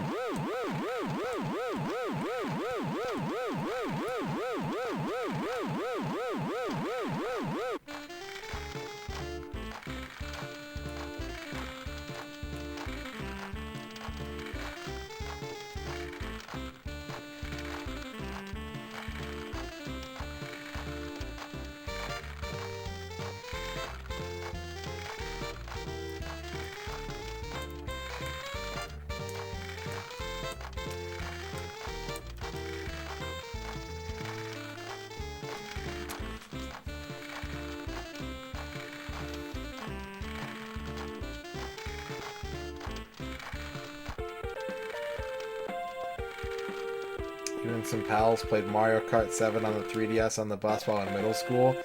I'm dead. I'm fucking dead, chat. I have died of old age.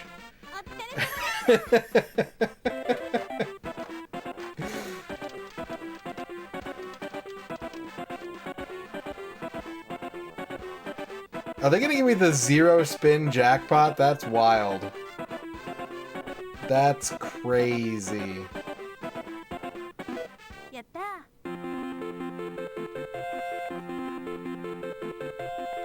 love to see it.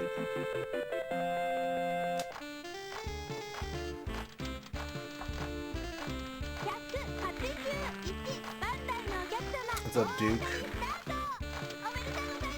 Yeah, I think I've told the story before, Noman. A friend of mine in high school showed me Pokemon. Like, I didn't know about it. Freshman year, he showed me Pokemon. And I was like, that's so sick. And he's like, I have a spare Game Boy. And, like, he had red and blue. And he's like, if you want, you can borrow one. And, like, we can trade Pokemon and stuff. And so I, like, borrowed his Game Boy and his copy of Pokemon Blue. And then, like, that Monday at school, I was like, oh, I got, like, a Graveler. I want to trade you, like, so it becomes a Golem. And he was like, shut the fuck up. Like, I don't want anyone to know I play Pokemon. I was like, oh, okay. And, like, these days, like, that's the funniest thing. Like, that's such a generational thing to tell people, like, yeah, my friend was embarrassed and didn't want anyone to know he played Pokemon. And now it's like, oh, you're 48 and you collect Pokemon? That's fucking sick.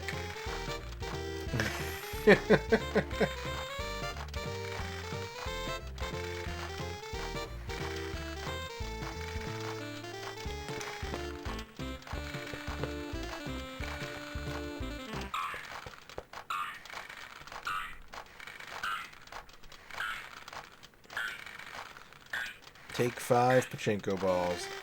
On your 7th or 8th Christmas, you got a Fetch Armstrong. You play with it then and there, and you stretched it too hard and ripped it in half about 45 minutes after you got it. The one you had melted the gel and tasted like honey, so you ate the entrails of I feel sick.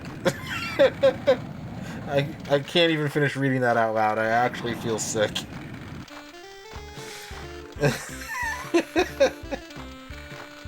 Yeah, I got a haircut, awesome fun.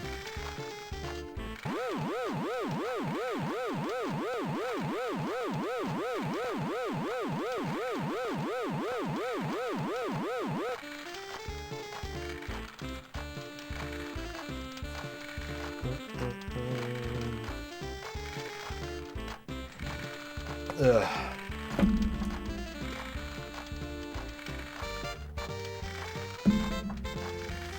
I have the ERPs now.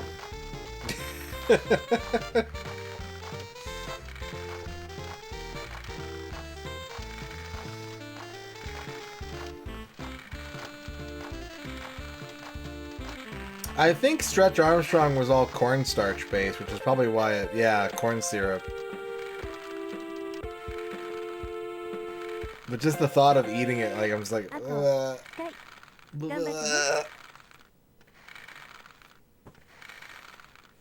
Fetch Armstrong was his dog, I think. Seriously? Another Spin Zero jackpot?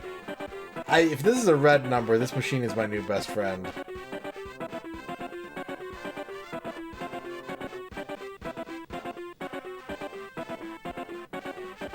Damn it. Still, 3 jackpots in 1 is pretty damn good.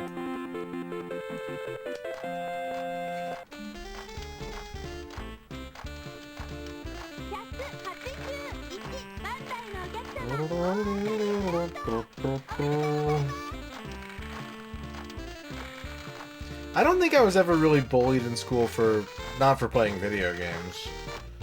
My friends made fun of me when I got into Tony Hawk, though. The same friend group that my friend was worried about, like, getting picked on for playing Pokemon. 3 years later, I was like, you guys play Tony Hawk? It's really fun. And they're like, ooh, Tony Hawk. Look who's doing tricks everywhere. I'm like, what the fuck? How do you win? And the answer is, you don't. You don't win with teenagers. You can't.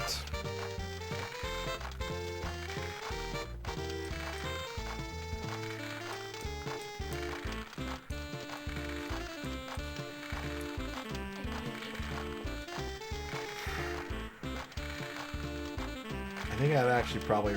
Well, after that story, no. Electro, you ruined it! I think I'm more in the mood for, like, food than, like, cake food. Thank you.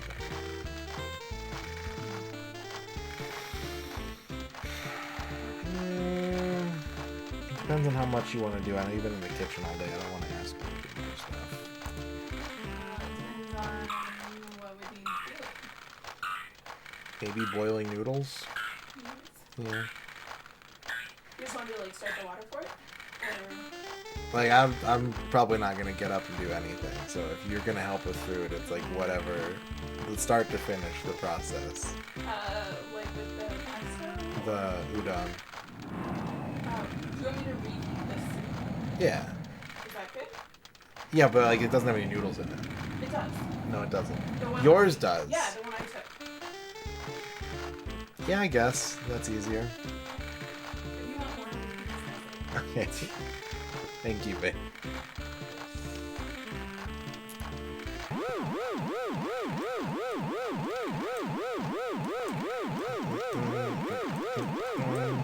Man, when my friend got into... Same friend. When he got into EverQuest, I was so bummed out.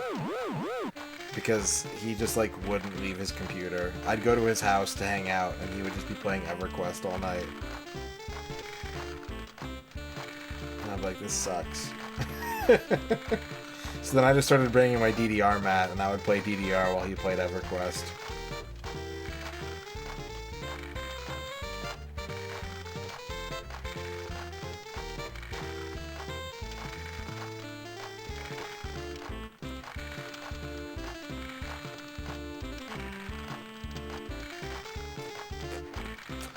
GrabTap is a platform run by Stream Elements where it's like sponsorships, but instead of me doing like a whole campaign with like a widget and like pushing for whatever, like you can pick whatever game you want to play off the menu and work on the goals sort of at your own pace. You get like 3 weeks instead of like one to a week and a half.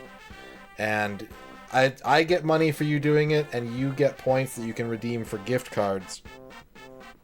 So we kind of split the earnings, and you can cash them in for like Amazon gift cards or Dunkin' Donuts gift cards or PlayStation or Xbox or even Twitch.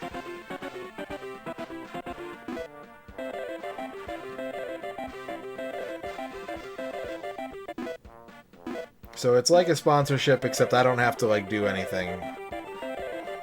They kind of do it all for me. And you can do whatever you want whenever it's available.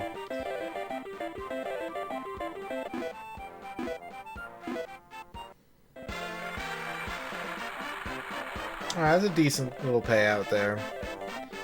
We'll take that. I wish I could have gotten a better chain off of that, considering that we got like 2 immediate jackpots. Like, I'm kind of tempted, honestly. Hang on a second. That shit was paying out so good. I'm kind of tempted to just put like a little bit more money in just to see what happens, you know what I mean?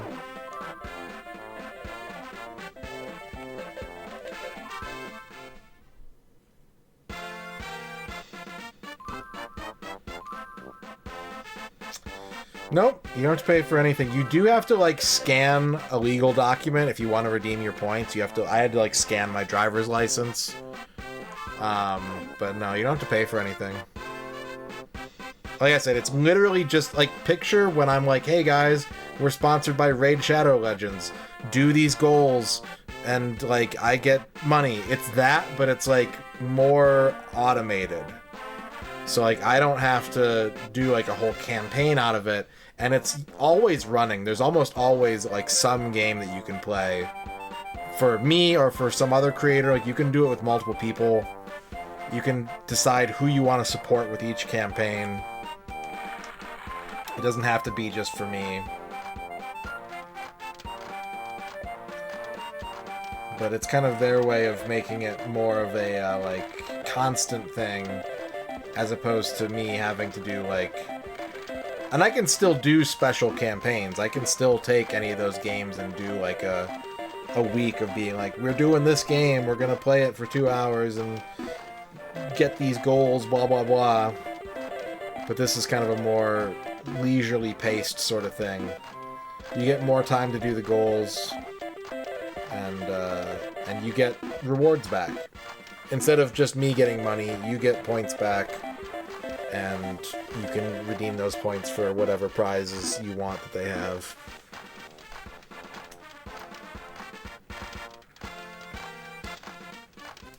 Yeah, there are still paid purchase goals like there are in those campaigns most of the time. Not every campaign has them, but they are still a thing. And, you know, they'll help you earn more points, and they'll help you get to the other goals faster, but they're completely optional. You don't have to do them.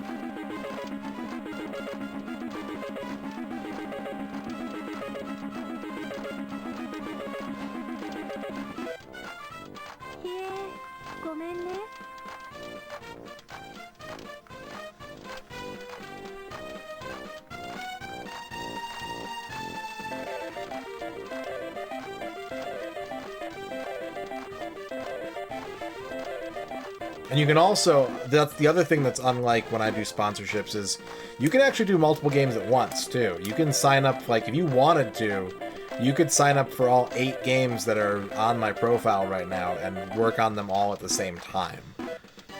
I tried that last month, and I ran out of time before I could finish any of them, but, like, I got goals knocked out of the way on, like, a bunch of different games and ended up with, I think I got something like 70 or 80,000 points out of it, and I just redeemed a bunch of Amazon gift cards.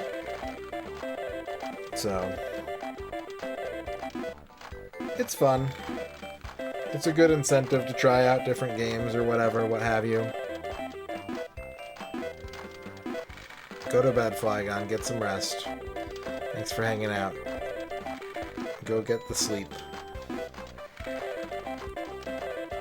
Which game do I recommend? Out of the ones that are up there right now, I've played Puzzles and Survival, which Ern still plays like every day.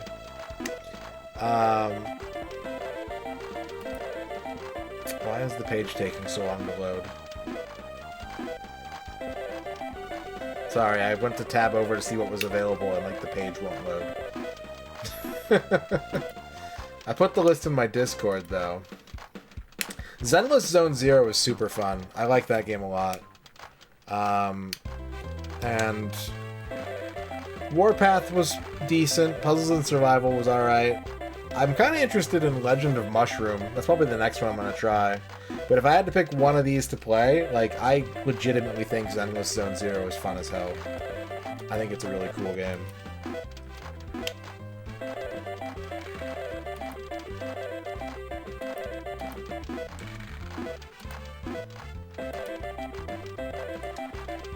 Yeah, I don't know why that is. That's the link that's supposed to work, but if you can get to the main page, you can like follow me and hopefully navigate over to me. I think maybe they're having some issues right now on the website. Or maybe it's because you have to log in first. So like you have to log in on the main... No, I think their website's having problems right now, actually. Because, like, I can't even log in off the main website. Alright. Well, I lost another 1,000 yen, but I had to see. That machine was just hitting too good. I almost reset, just out of habit. That would have sucked. That would have been a mistake.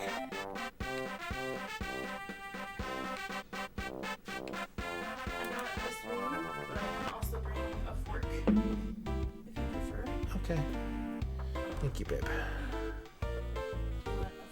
No, I'm okay. I added some of the broth and some more of the veg. Smells good. Thank you so much. Have you? Do you need anything? No? Okay. No, it's curry udon.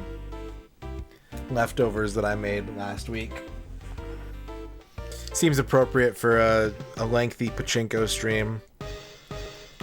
To have some stomach warming curry udon.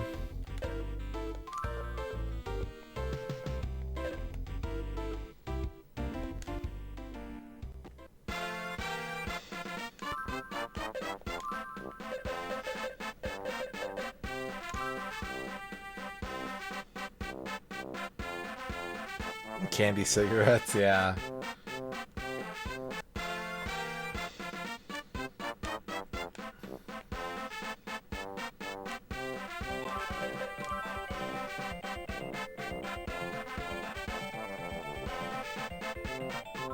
I mean, I was sleep deprived like all last week and just kept falling asleep on stream, so I think I've done a pretty good job of role-playing as a salaryman during this game.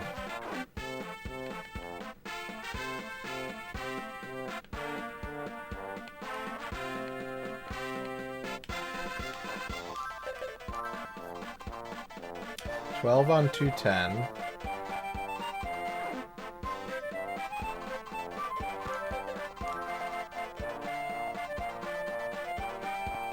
$14 on 227.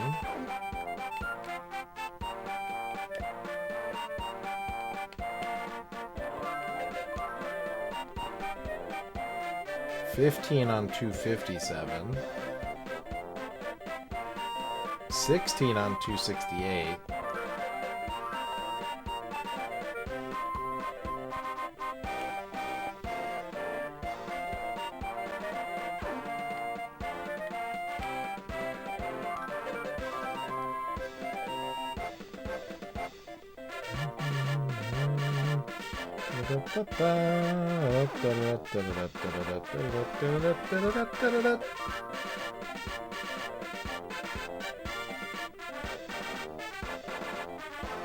That's the best I can do.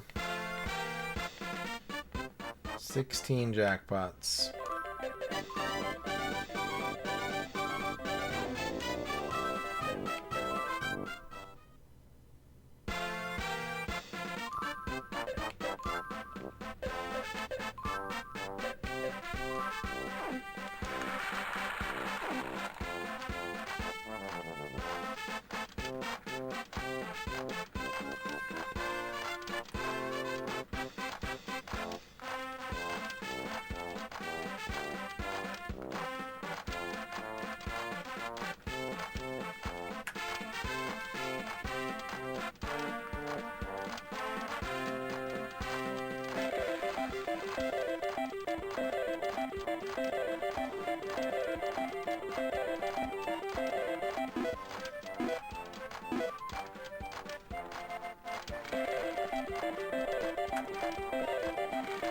There we go. I think that's the sauce.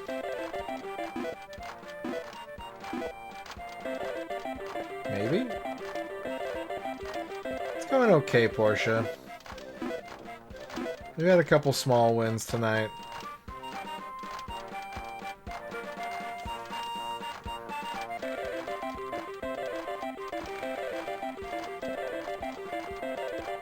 How are you?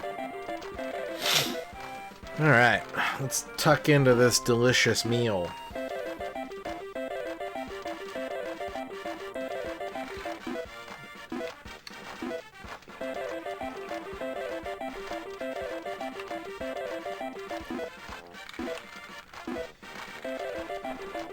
The bowl is hot. The food is the right temperature.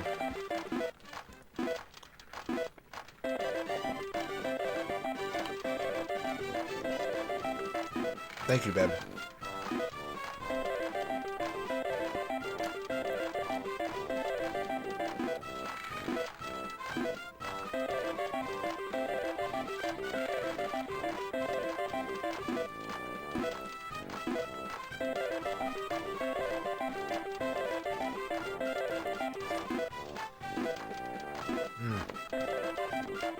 Damn, that's good. That is good.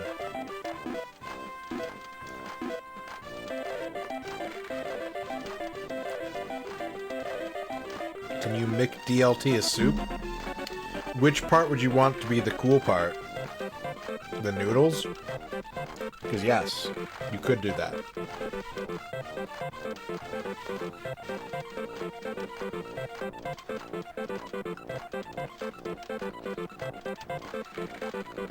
I think it's entirely feasible, yeah.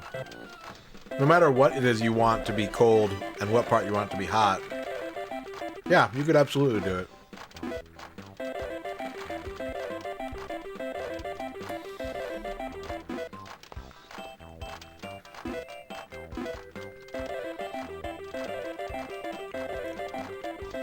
I think he'd be down. Yeah.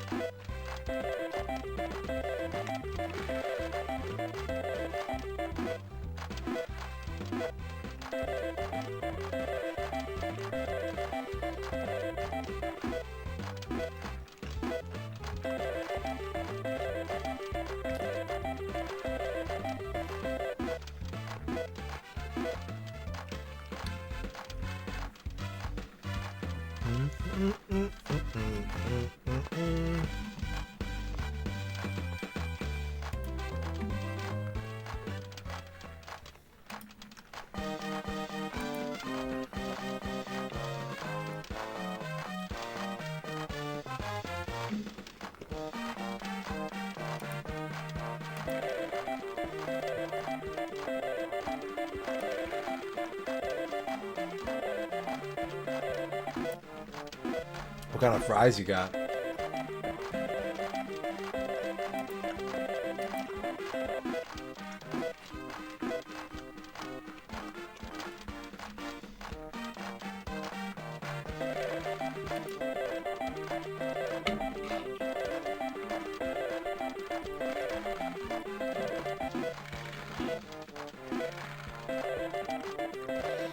I'll try it when it's cheap. I'm not gonna get it day one. Just because I'm not good at SNK games.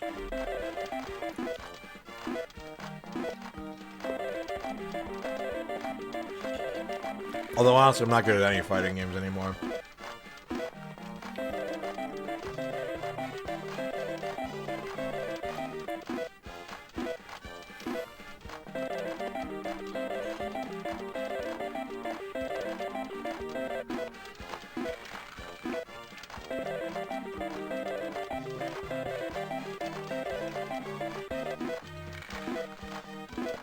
But I want it to be good. I'm excited.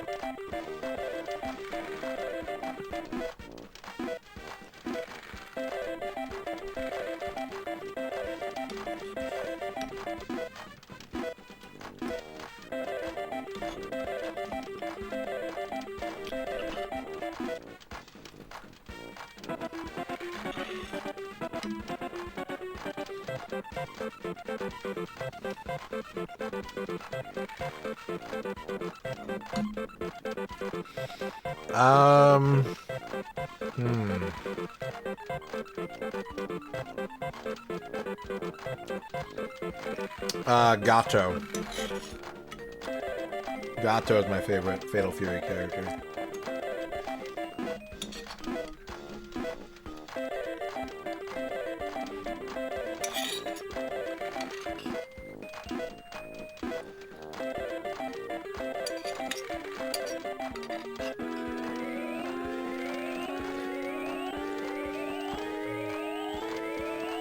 I'd like a jackpot, please. Please.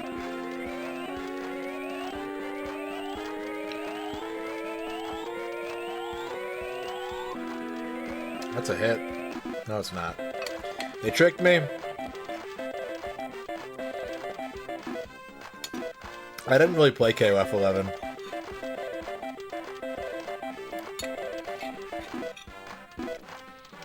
The only KOF that I played, like, against other people was 13.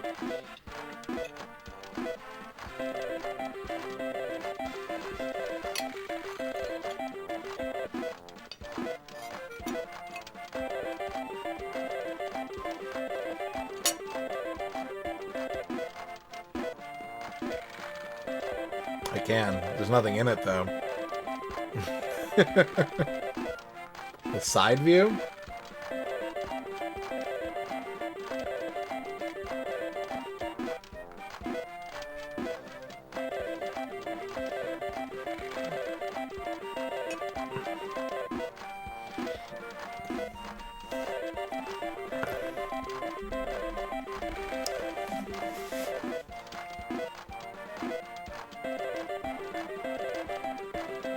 An ancient Greek dais. Yeah, I'm just eating out of like an ancient amphora.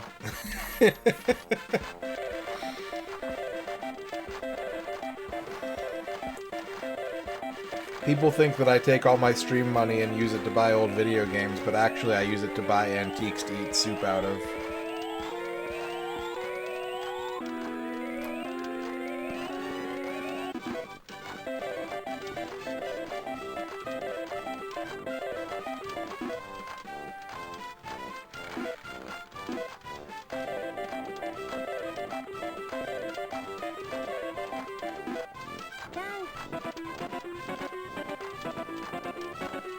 Come on, B. Smith. Nope. Nope.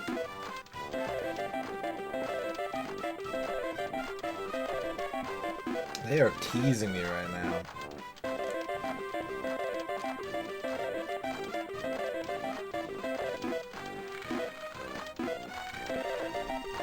That's pretty cool toe plan. An ancient soup brazier. I don't know what kind of a hedonist you think I am eating soup out of a bra.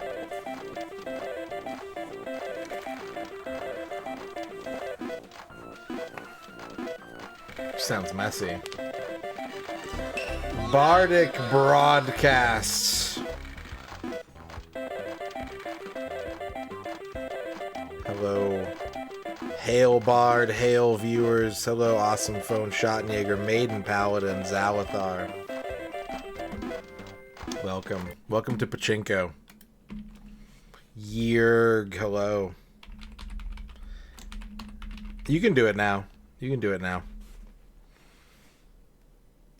Ooh.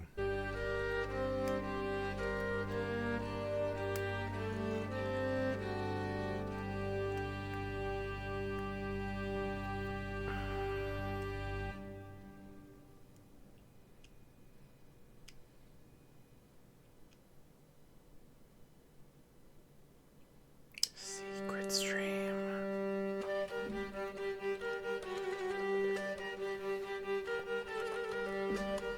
It's no longer a secret.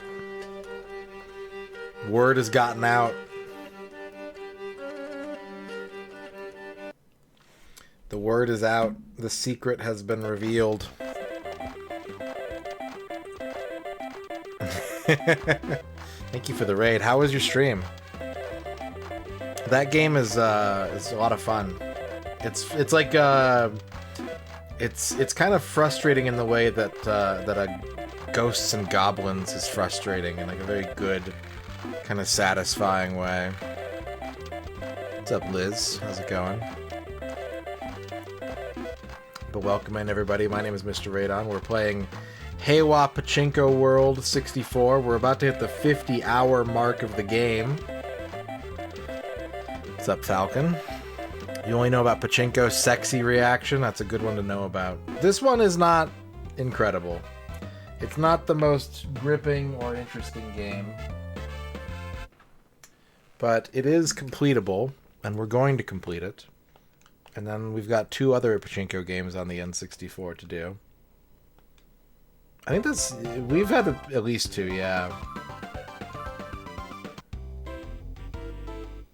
Our goal is to get to 1,000,000 yen.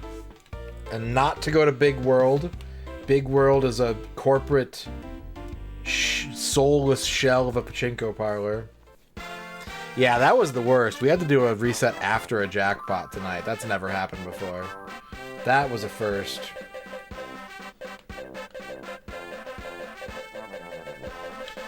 We hit a jackpot. We got put into continuous jackpot mode, and then the machine went completely cold, and we didn't win anything. And we just watched all of our money go away.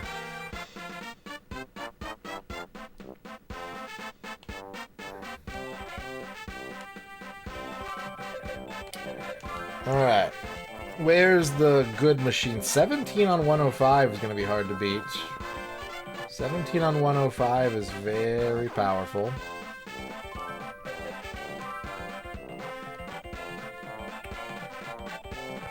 Someone has to count all the genre of N64 game before we can know if there truly is that many or not.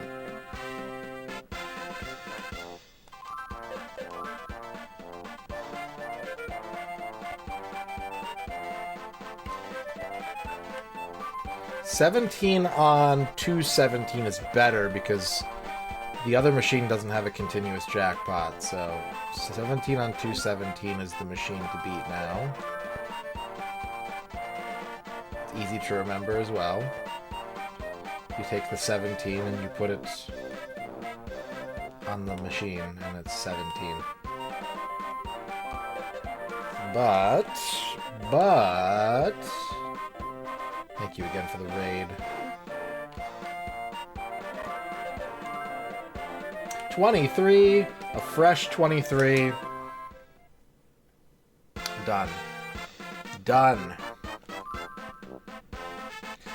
Dark blue means continuous jackpot mode. It means it's in a cycle where it's got better payout odds. Light blue means that it's in regular mode. What's up, White Buffalo?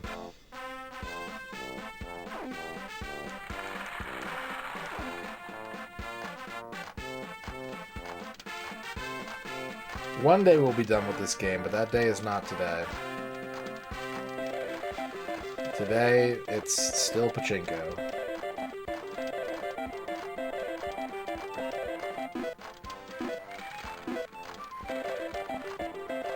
I've been kind of mentally going through the list of remaining N64 games in my head. And, like, there's a lot of games where I'm just like, oh, that's just more work. That's just gonna be bland gaming of little interest. But there's still a lot of games where it's like, oh, that's going to be so fun to get to. When we get to that game, it's going to be extremely good. There's still a lot to be excited for.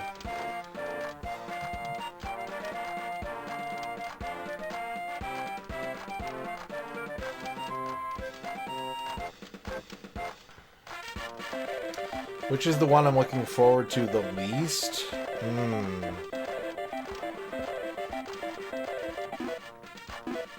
Pokemon Stadium 2 is a great answer.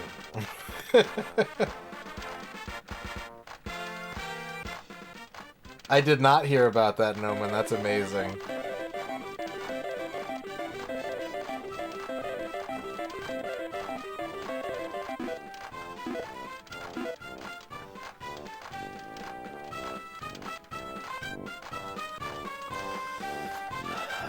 There's a lot of, like, honestly, like, Harvest Moon is one that I'm not looking forward to very much, even though it's a very well-beloved game. I've never quite been able to, like, get into Harvest Moon, and it's going to be very content-dense. So it's kind of an intimidating one that's sort of hanging overhead. Animal Forest will be an interesting one. I think Animal Forest we're going to have to start long before the challenge ends, and then, like, every stream will do, you know, maybe 20 minutes of it or whatever, and then just keep picking at it until it's done.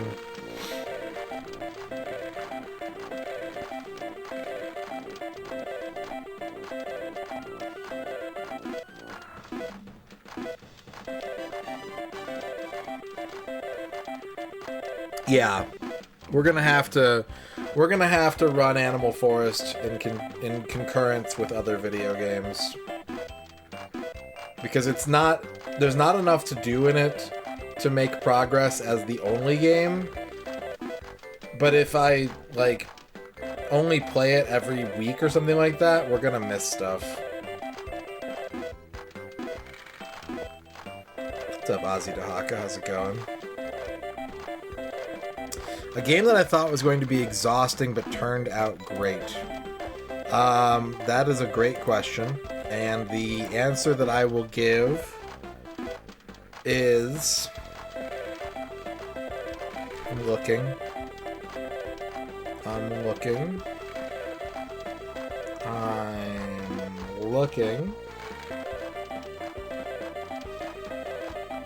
SimCity 2000, honestly. SimCity 2000, I love SimCity, and I've always loved SimCity, but I've never been good at it. And SimCity 2000 on the N64 is like, don't worry, dude, we got you. You can still beat this game even if you're bad at SimCity, because we added a horse racing mechanic, and you can bet on the ponies. You can bet the city's budget on the ponies. And so it was like really fun. Like I've been very nostalgic for that playthrough lately. I had a lot of fun playing SimCity 2000 on the N64, and I would recommend it.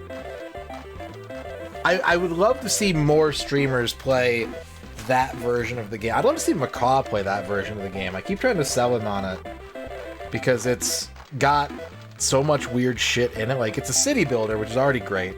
It's SimCity 2000, so it's one of the best city builders. But then, like, for it to have a rail shooter in it, and a dating sim in it, and a vegetable hybridization minigame in it, like, it's insane how much added content they put in that game.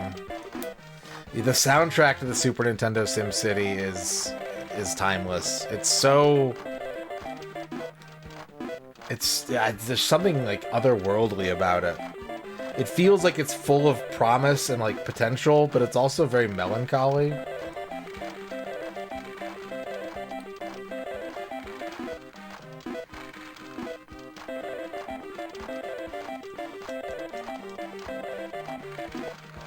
And SimCity 2000 has a twist ending as well.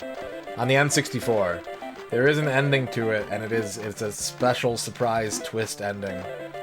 So, I fully recommend it.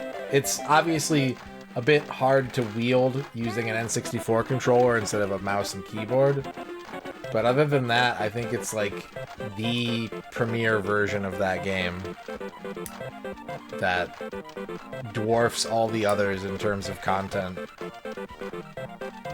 SimCity 2000 on the N64, Omega Suspect.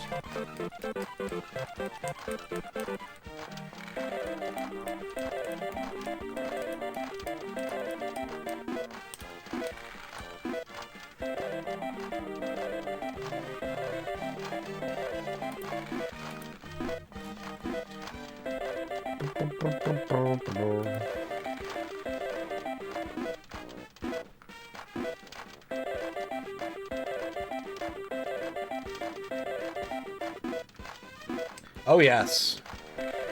Yes. We have many games over the 50-hour mark. I think we're at least 15. This game is going to reach the top 10, though. I don't think it's gonna break the top 5, but worst case scenario, I think it'll be number 6 on the longest N64 game list of this challenge.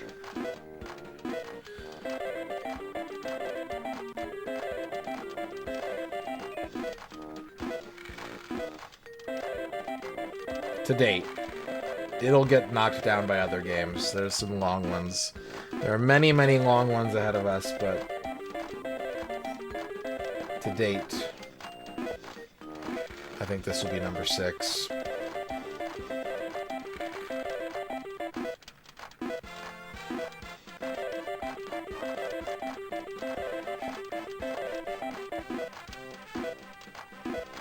We've done Ocarina of Time.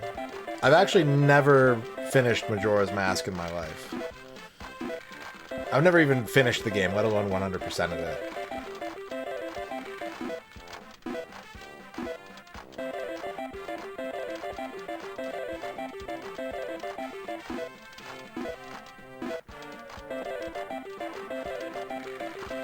Yeah, we'll see. I love Ogre Battle, but I'm not very adept at them. And I'm gonna have to really enforce the, like, don't tell me shit rule. Like, I've got some vague ideas of how certain mechanics in those games work, but there's gonna be a lot of people being like, you're doing it wrong, and I'll be like, don't tell me that. Silence.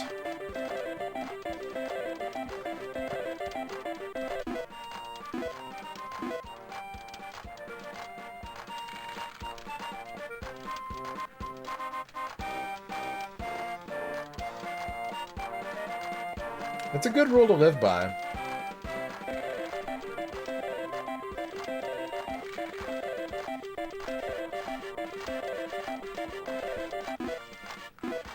I don't think I've gotten banned from very many Twitch channels.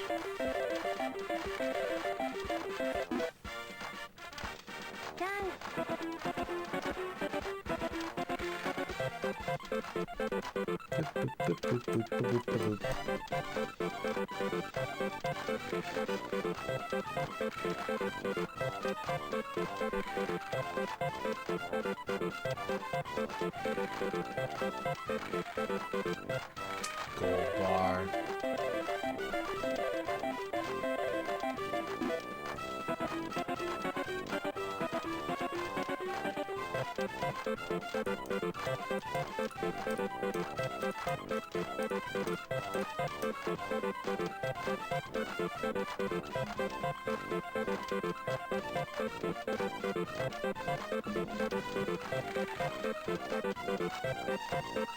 Treasure chest.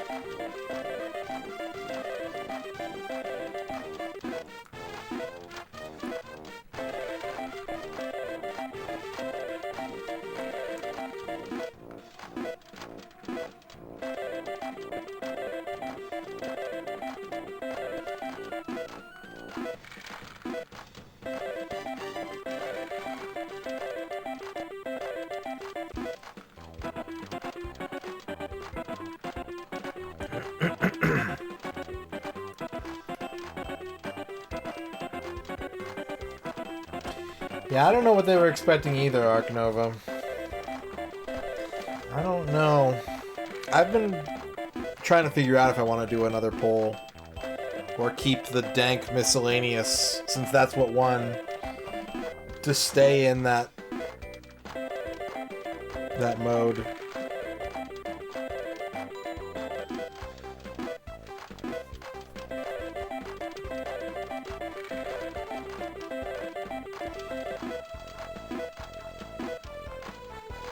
I think given the other options, though, like, it was very much a, like, because it was sports, racing, or miscellaneous, right? So I think that it was probably a 50-50 split of people who are like, ooh, miscellaneous, that's mysterious, I wonder what it could be. And then 50% of people being like, not sports, not racing.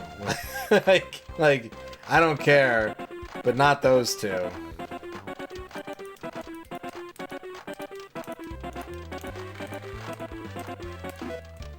You were thinking horse racing? You would not vote for dank miscellaneous again, Proud Onions? But what if it's really cool? What if dank miscellaneous is really, really awesome?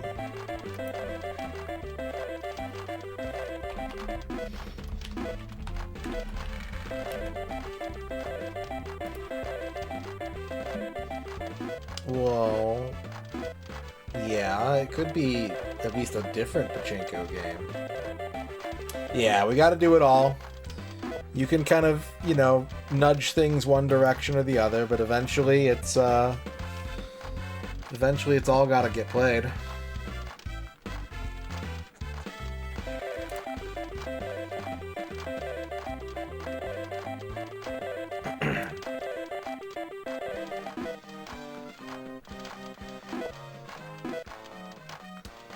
We shall see. I appreciate that, Proud Onions.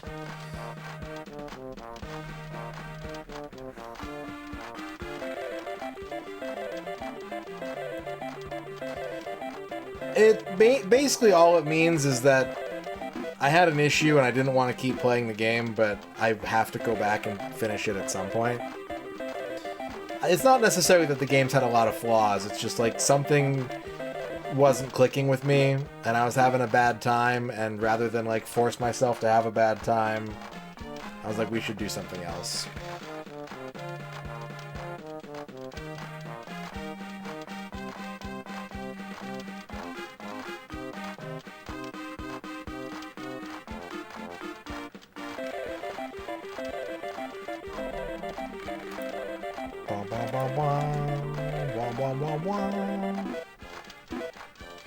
Nope. We still got the 32X challenge going as well. Yeah, Mace the Dark Age did get flushed. It truly did. There's a list of all the games that I flushed in the spreadsheet, in the challenge document. No, I agree, Armored Macaw, but when it comes to gaming taxonomy, people tend to separate the two. Not that that means anything, like literally anything, but...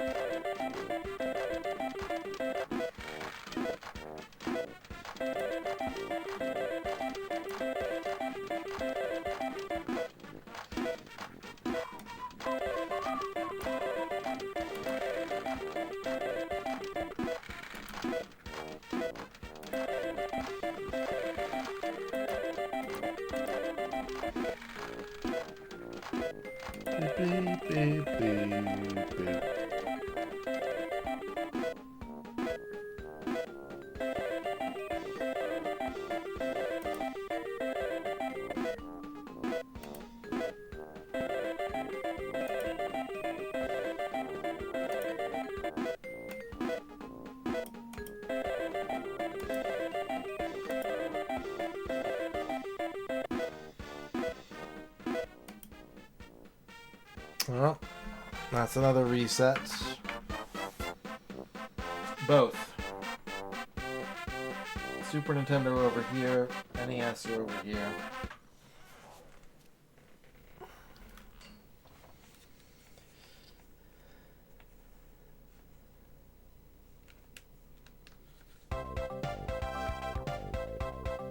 So the big stacks that you can see are regular NES, but you can see some of the Super Nintendo ones, like right here. There's more off-camera, there's more off-camera. The most visible ones are NES.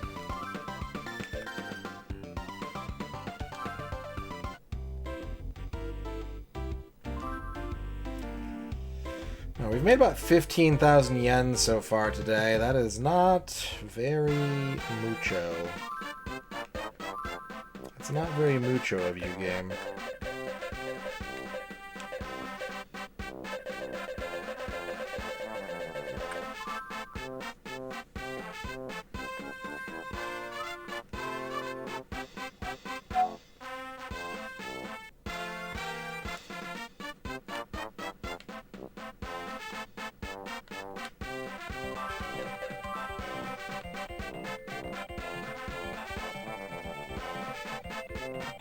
$18 on 117.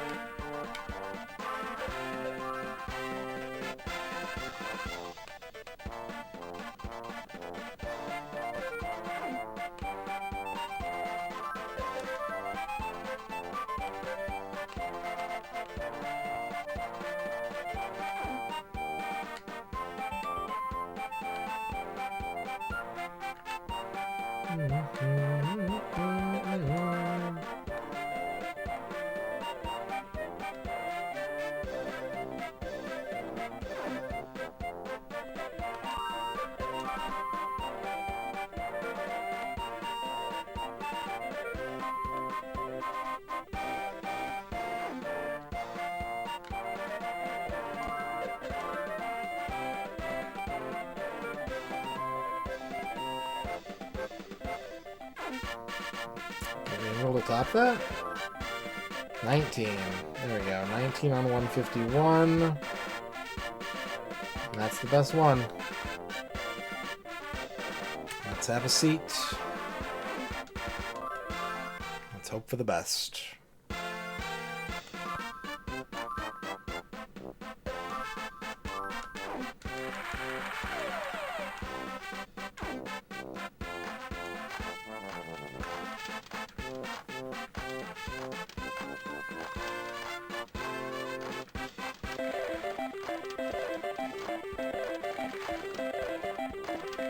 That looks pretty good. Now we wait.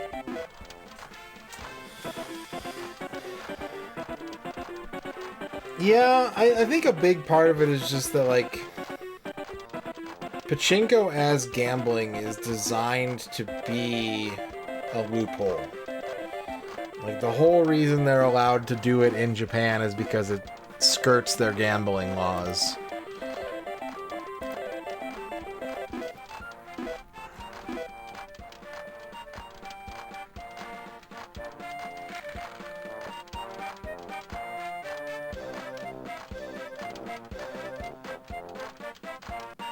Whereas in America, at least, you know, we could just have slot machines or video poker or whatever. You don't have to add all those extra steps. You can just gamble directly. Alright, while this is going, I'm going to go refill my water. I'm out of water. I'm going to get some water. I'll be right back, Jack. Enjoy the Pachinko.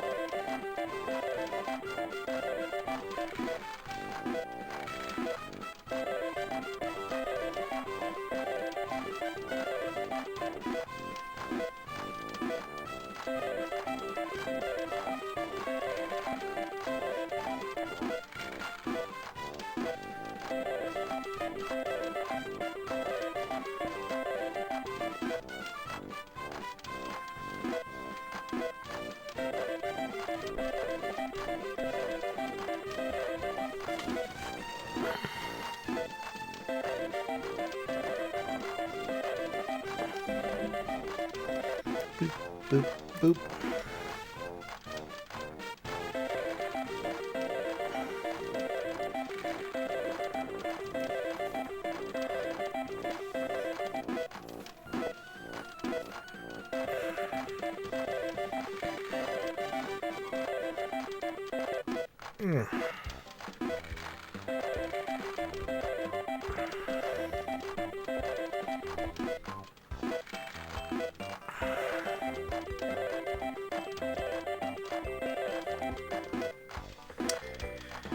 Yeah, I was looking into the gambling laws in New Mexico a few days ago, and it's only allowed on reservations. We're a reservation-only gambling state.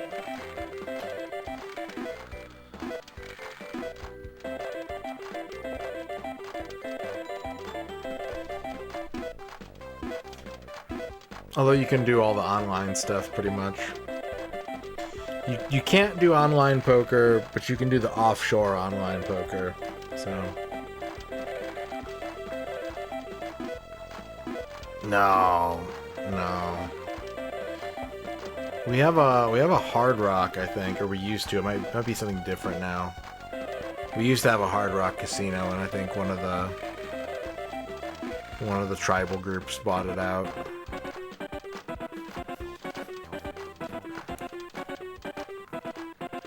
It is native owned, but they must have just rebranded that or something. Because I don't think it's a Hard Rock anymore.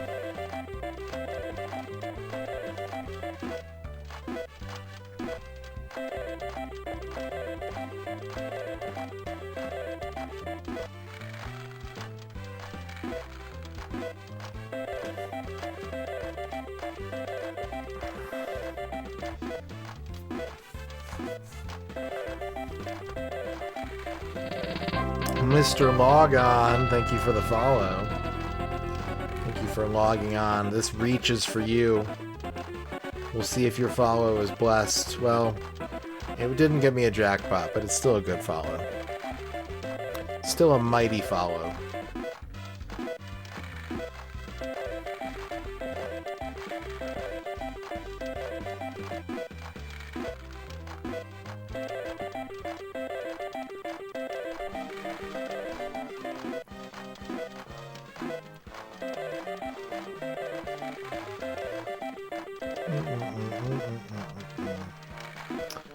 Do I think there's a difference in any way from logging on to logging in? Yeah, logging on is connection driven. And then logging in is account privilege.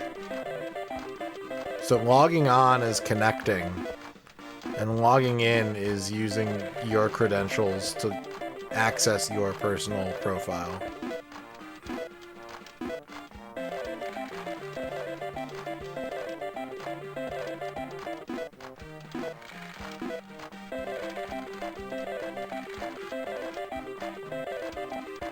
Like, you log on to the World Wide Web. You log on to cyberspace. You log on to the information superhighway.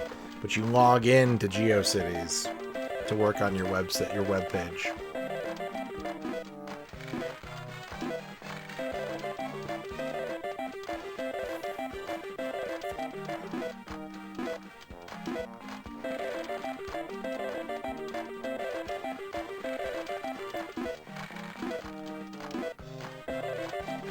M. Foolery has a web ring.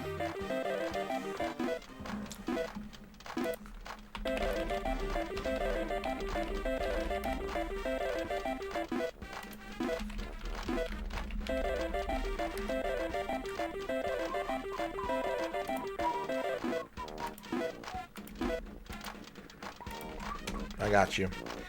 There's the link.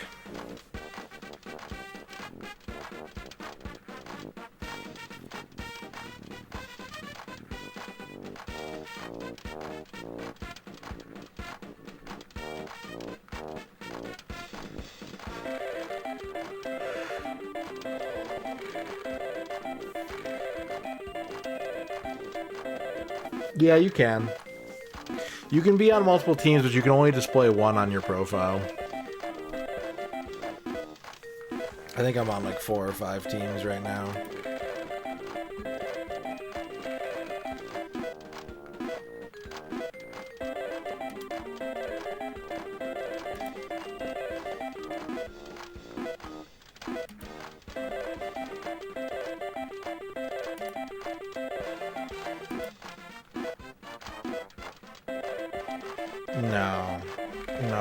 No, I've never used Microsoft Teams.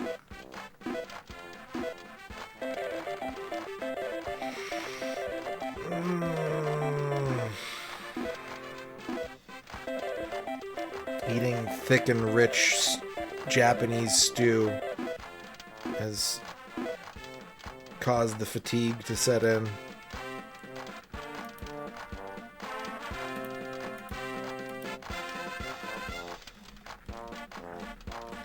Womp womp womp womp womp womp womp womp womp womp womp womp womp.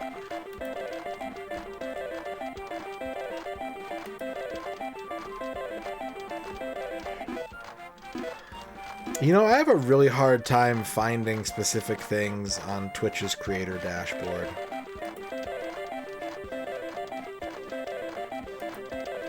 I don't know what it is, if it's like the way that they have everything organized, or if it's like just the terms they use for everything. I have a really hard time being like, oh, I want to look at all the teams that I'm a part of. And then I look at all the headings and I'm like, I don't know which one of these is going to be for teams.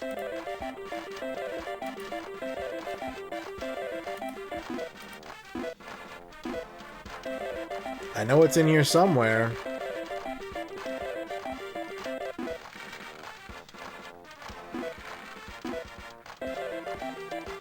They're in the creator dashboard somewhere.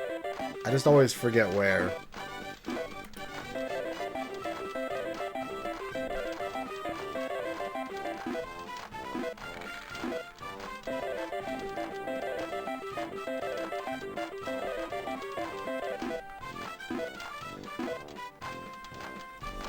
In the user settings? I can check that. Maybe it is. That'd be a weird place for them to be, though, because, like, if you don't stream, you wouldn't need that.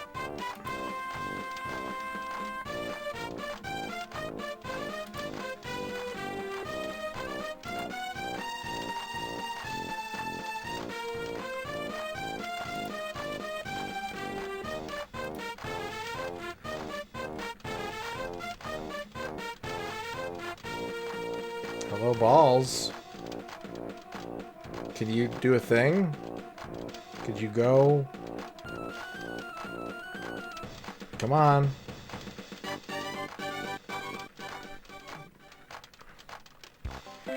Thank you.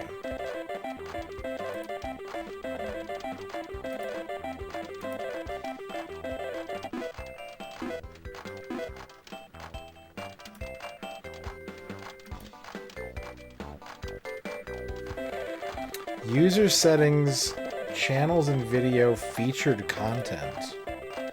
So the funny thing about that is going through user settings to channel and videos kicks me back to the creator dashboard. But yeah, you're right, that is where it is. I'm on 5 teams right now.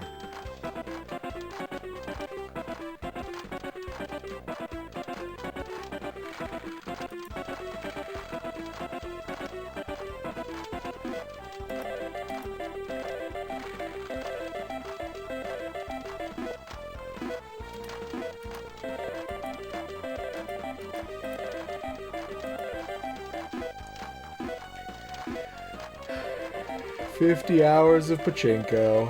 Yay. Woo! Wave the pennant. So the funny thing is, I'm gonna spoil some research that I did. I've been keeping this in my back pocket for a few days now. I was genuinely considering, like, should I just throw another Pachinko game on after this? Right? And I looked, and I don't think this is true. I have my doubts about the validity of this comment, but I was researching one of the other 2 Pachinko games on the N64, and I found a website that had a write-up on it, and the first sentence of the article was, arguably the hardest Pachinko game on the N64. I was like, oh, maybe I don't want to do another Pachinko game right after this.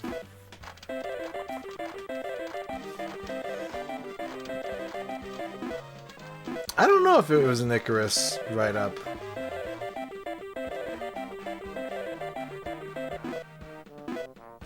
There are 3 Pachinkos on the N64.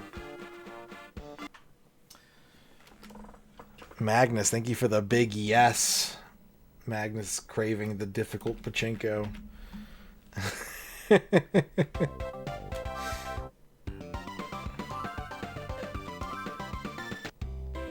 I have not played Mind Jack, but I owned a sealed copy of Mind Jack. I bought Mind Jack a long time ago, and I just never got around to playing it.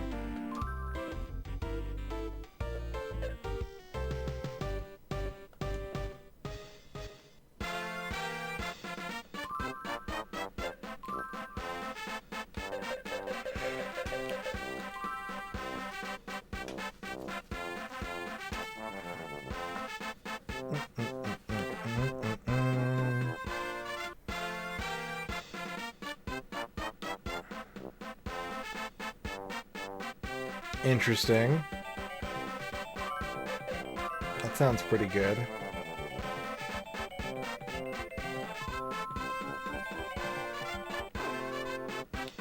Wait, was it 11? Yeah, 11 on 17.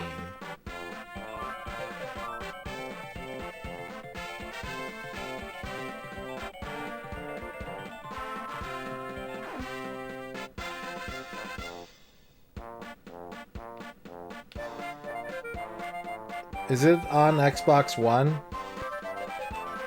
Does it have backwards compatibility?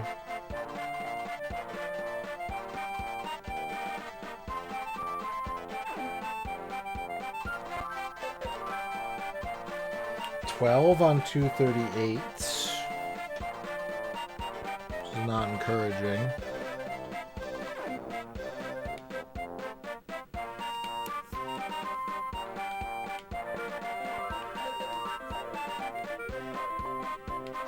$12 on 256.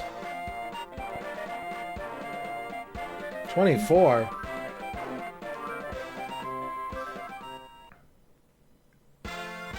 My 360 kicked the bucket. I need to get a replacement 360. I'm currently without one.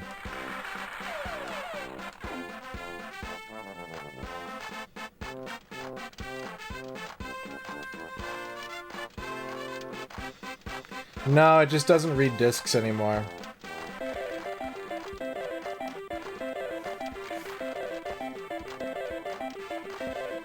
What's up, Slab Factory? How's it going?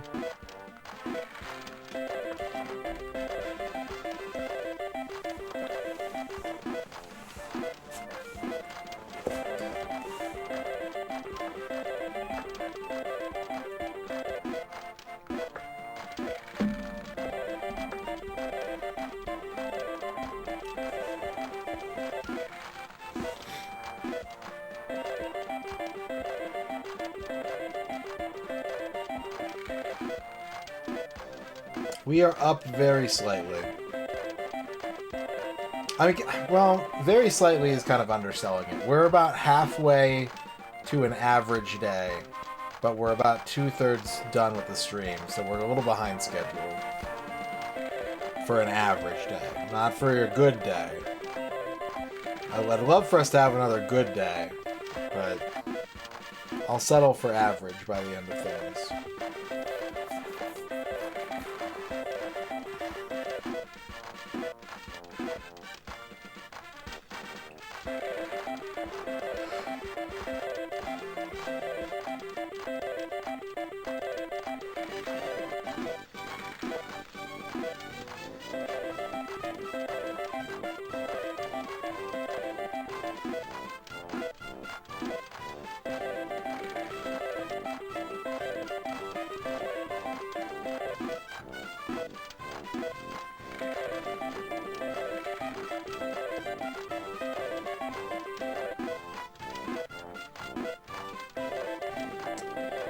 Line jack is not backwards compatible. Well, fudge.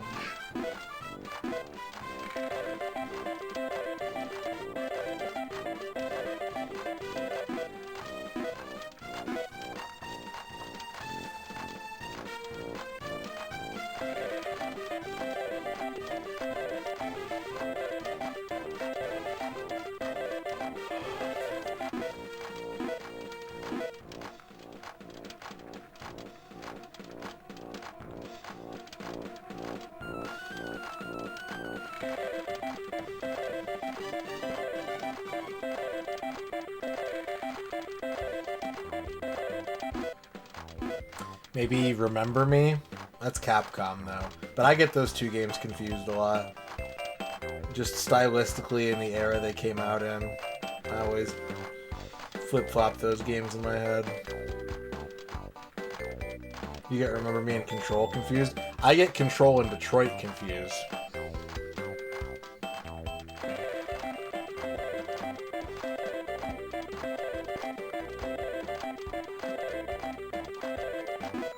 Oh man, Duke, I was at the bookstore the other day and they had a two-human strategy guide.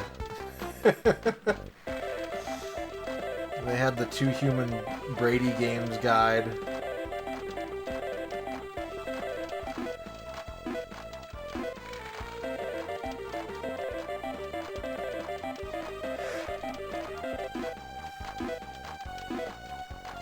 The appeal of Pachinko, I would say, is the physical component of it, which is that, you know, you have actual balls bouncing around the machine, so it's got that kind of physicality to it, which is nice, and then the animations that play on the screen.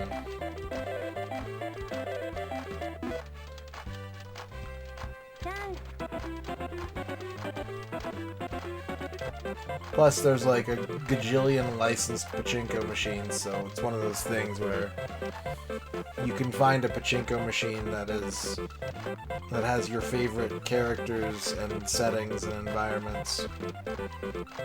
Yes, that's what I'm talking about. We're in with a lucky number, no less. This is good. This is good. Yatta. Yatta.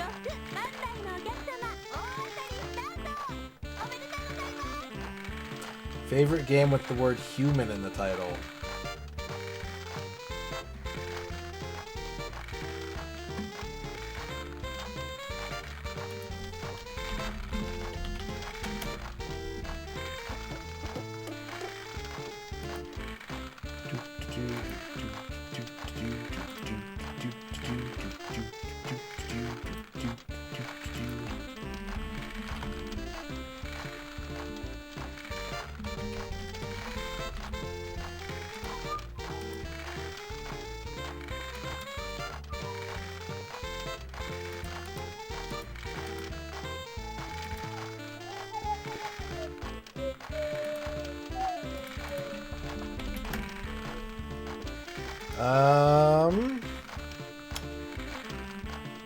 Deus Ex Human Revolution, maybe?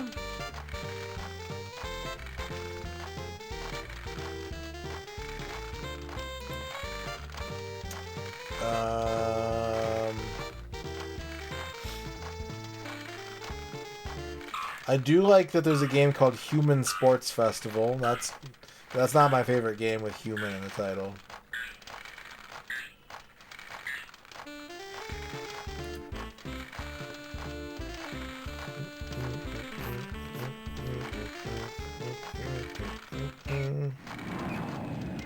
Warcraft Orcs and Humans is very good.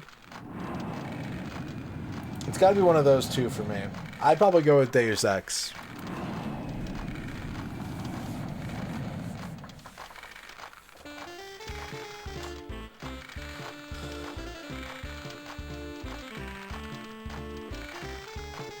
Ba-ba-ba.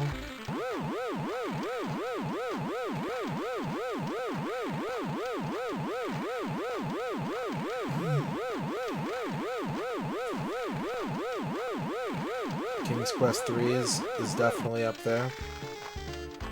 That is the most... that, in my opinion, might be the most fucked point-and-click adventure game ever made, though.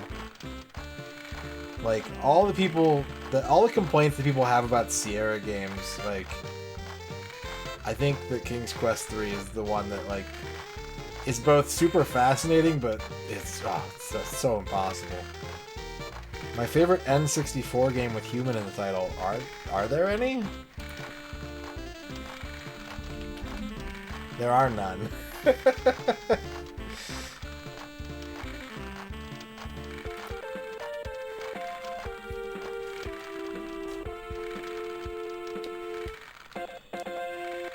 Okay, well, I would call that F1 pole position 64.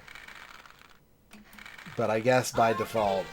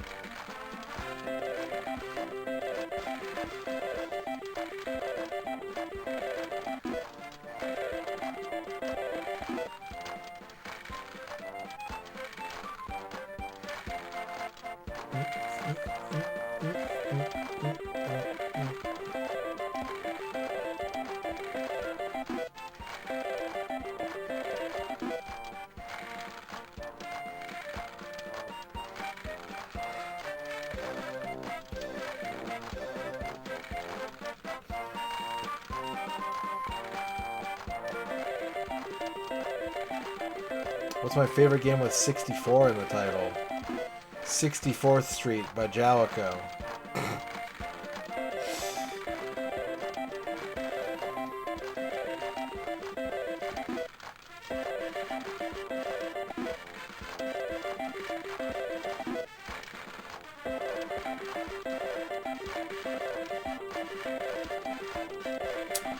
I'd probably have to say Ogre Battle 64.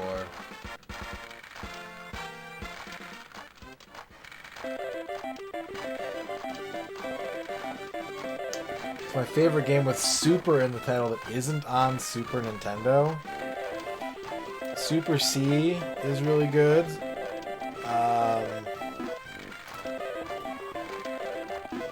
Super Monkey Ball 2 is probably the answer for me.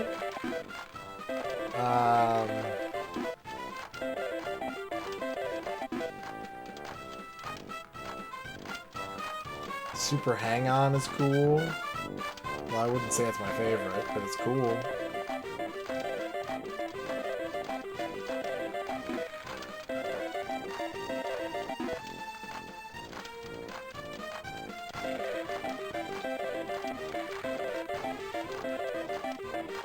What's my favorite level of Two Human? It's a three-way tie between 1, 3, and 4.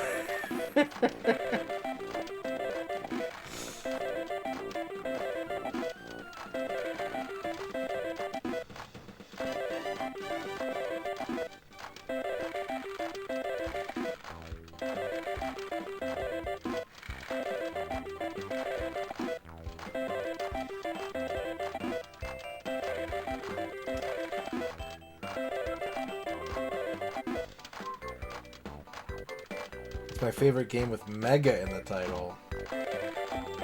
Probably Mega Man 3. There's Mega Bomberman, there's Mega Turrican, there's Mega Romania, there's Omega Boost.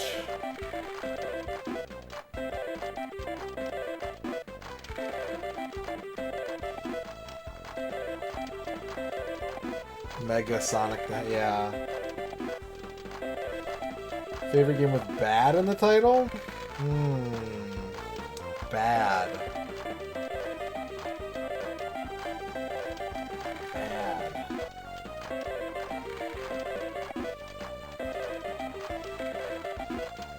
I wouldn't say bad.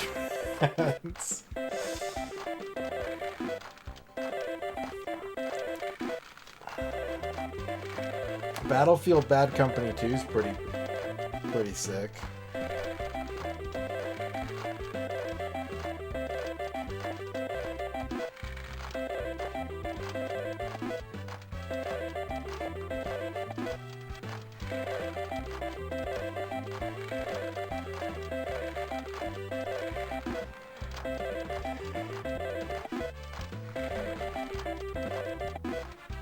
A game with a color in the title? Just any color?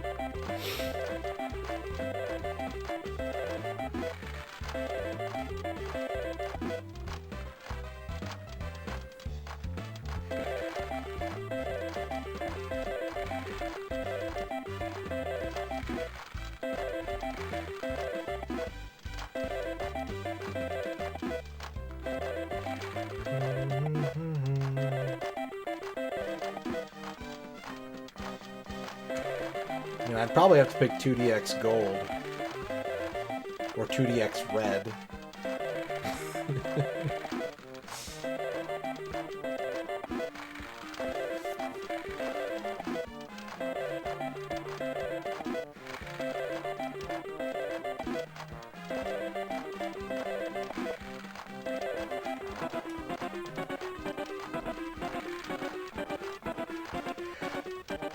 I do remember Naughty Bear. Yep.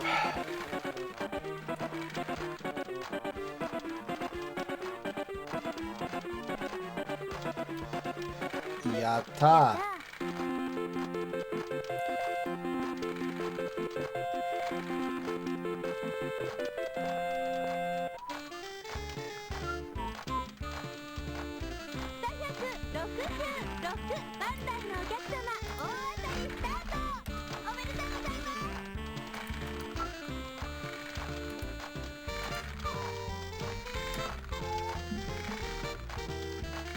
Abadox has bad in it.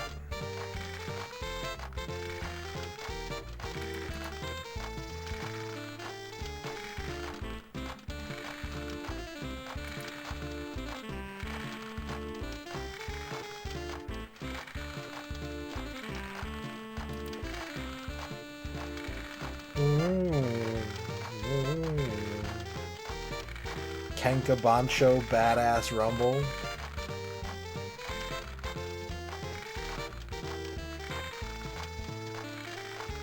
Cyber Deck.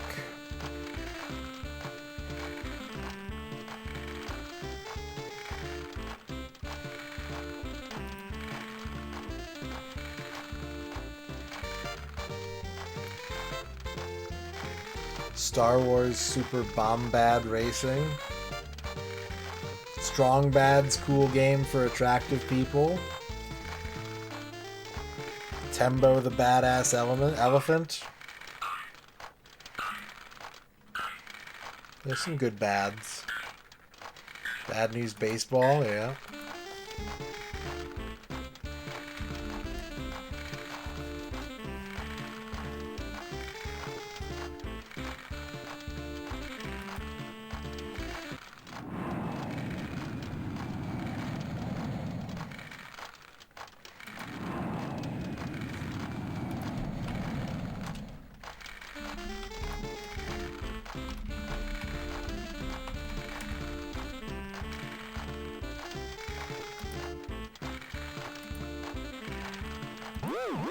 You know what, Duke? I might have found the best game ever made. I might have found the best game ever made. Pardon the shitty link.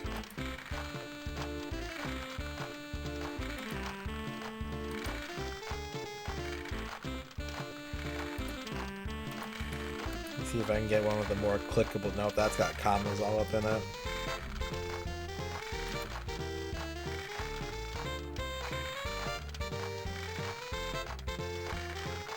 It's green edition, yeah. It's got over 50 games and they're all green.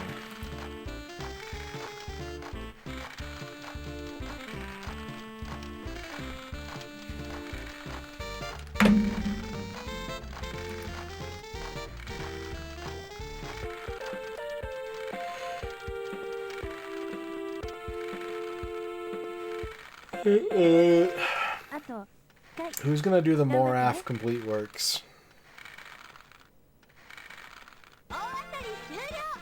Not it.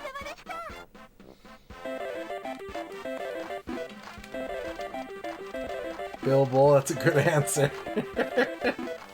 Man, Bill Bull played a game today and then said, I don't like this game. Which is positively damning criticism.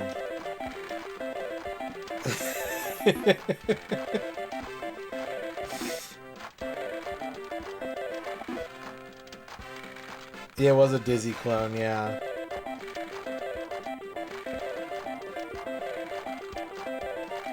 It was fizzy for the Spectrum.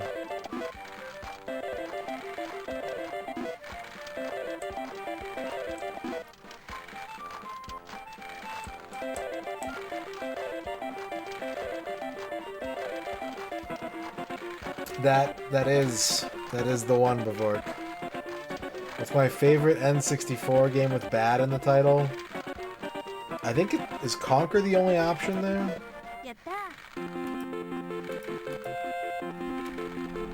Bad. Yeah. Conquer's the only option.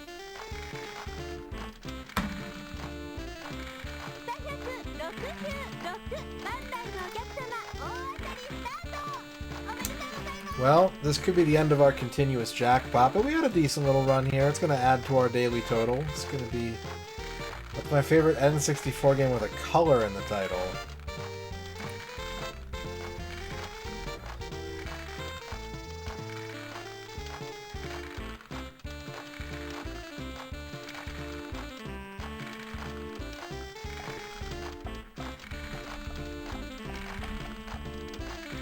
Blues Brothers 2000. No, wait. Battlezone Rise of the Black Dogs.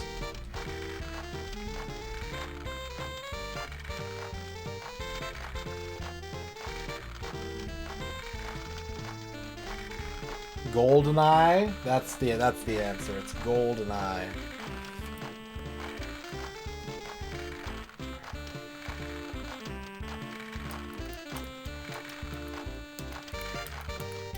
Yeah, my brother and I would always laugh at that voice clip because it just sounded like. Rah,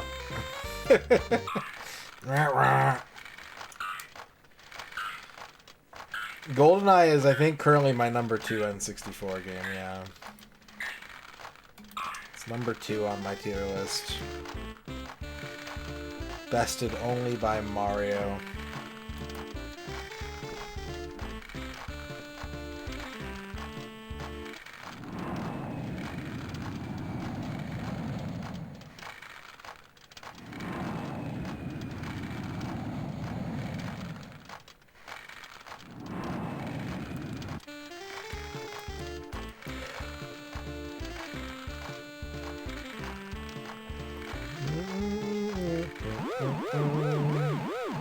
Hit the fire! Hit the fire!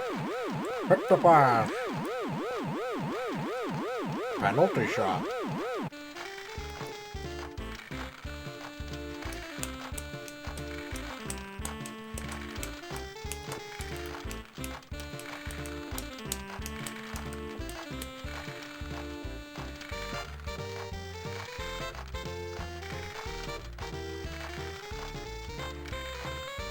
The Adventures of Mario Boy.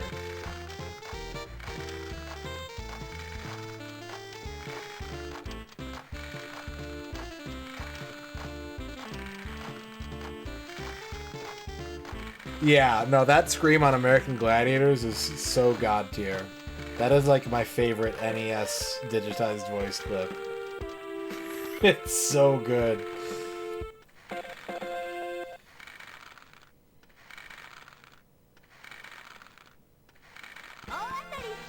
Alright. Are they gonna let us keep playing, or is it time to go home? It is time to go home.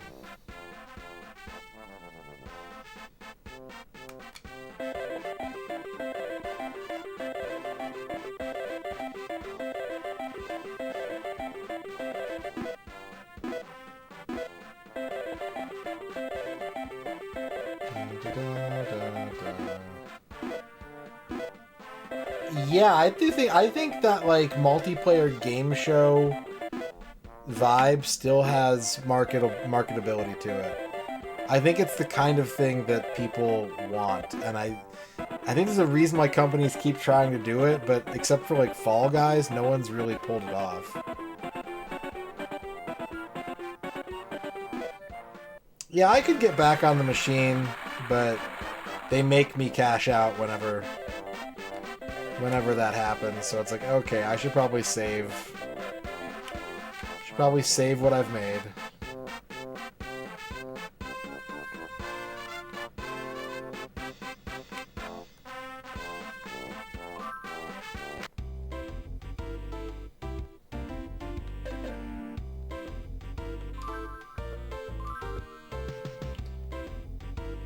So we're up about 30,000 for the day, which is, again, that's my target for like an average day.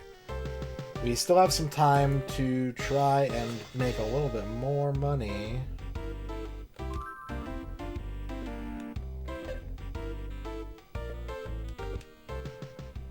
Let's see what we can do.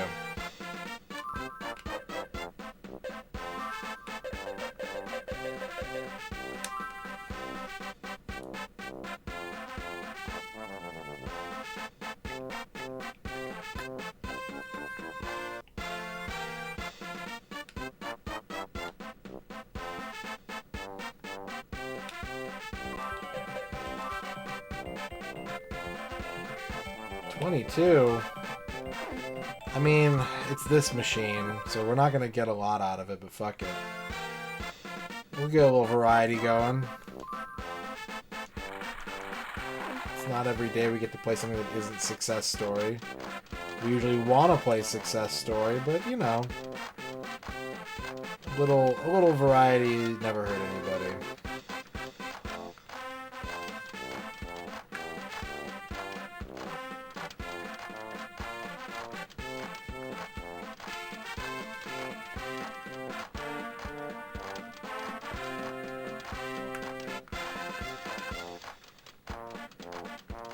Theoretically. Like, what the fuck?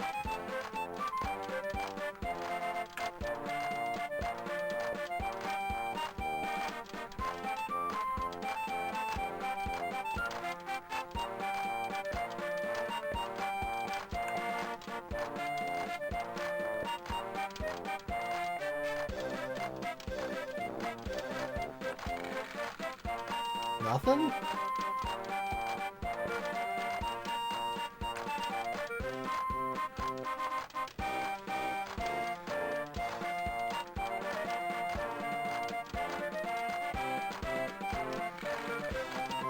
You know what? This was a trick. This was a trick, and I've been tricked.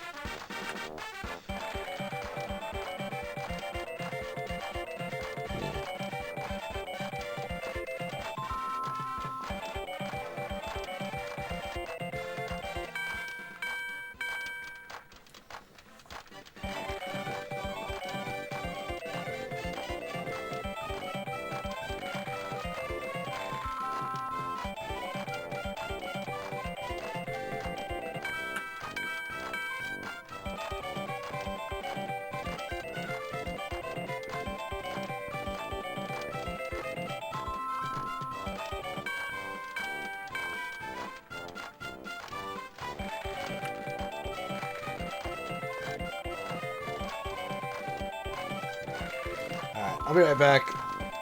I'm gonna get some antacids real quick.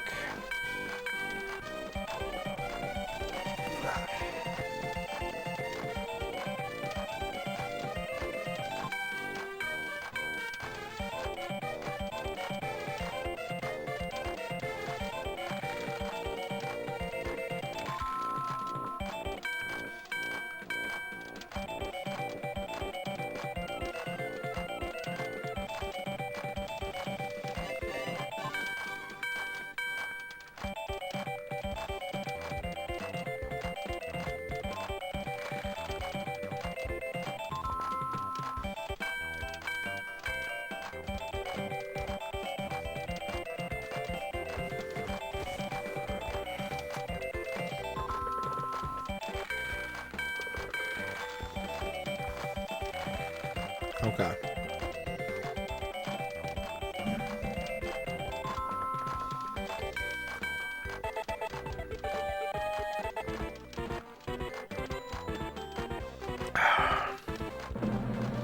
Ooh.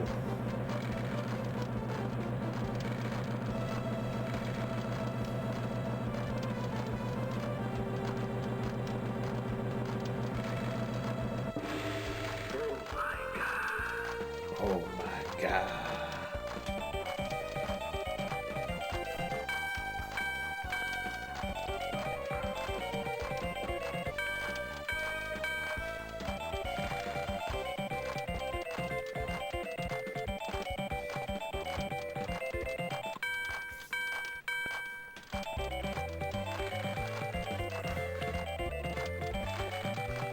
Yeah.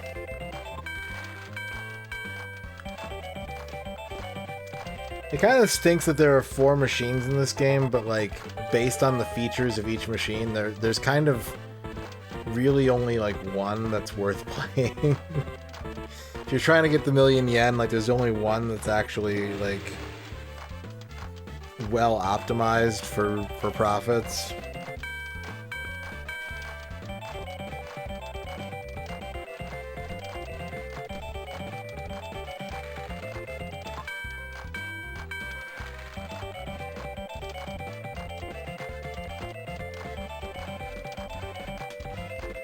Like, objectively, I shouldn't be playing this machine. I should only be looking at success story.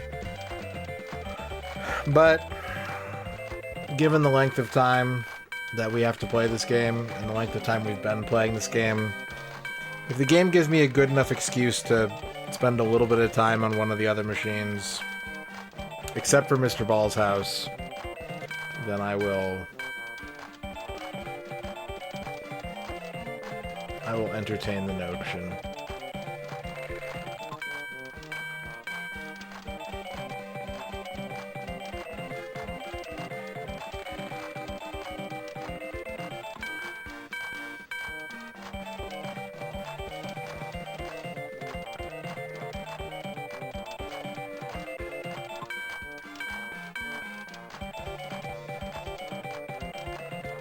No, they're little ball catchers. See?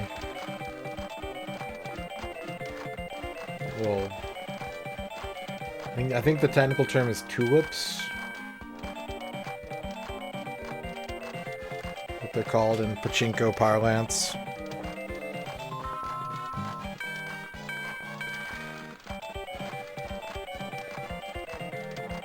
Although tulips might just be the ones that open up.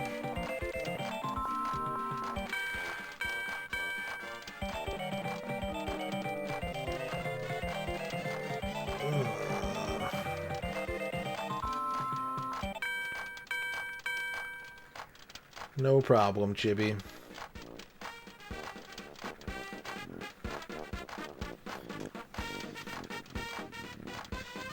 Glad I can help. Yeah, like in Yoshi's Island, exactly.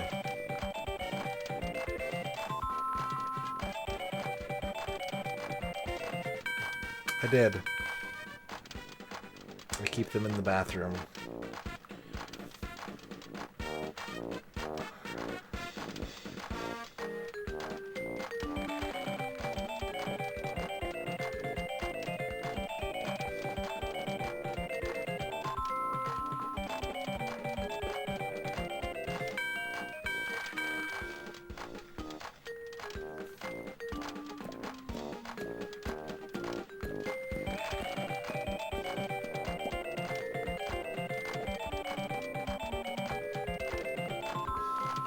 I have a couple rolls of the, like, mint Rolaids, and I've only taken them once, and the day I took them, I got really sick. And so I've just been like, maybe there's something in Rolaids that isn't in Tums that makes me sick. So I haven't taken them since.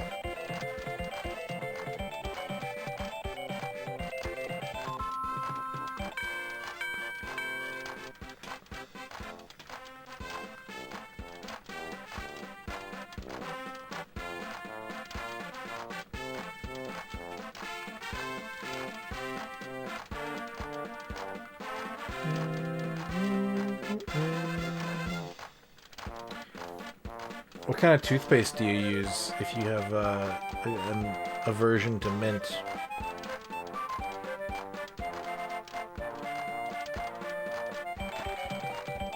Because, like, man, it's hard to find anything dental product related that's not mint.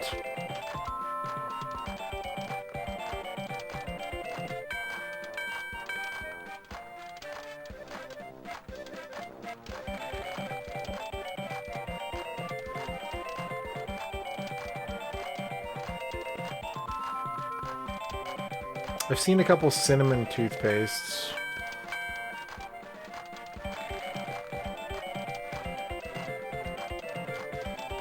I use Sensodyne since it doesn't have a strong mint flavor. Okay.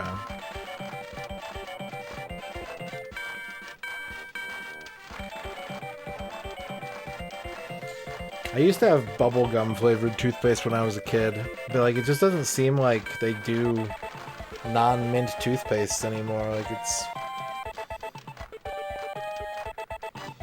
everything's mint. I wouldn't say I like the taste of Pepto-Bismol. I can handle Pepto-Bismol, but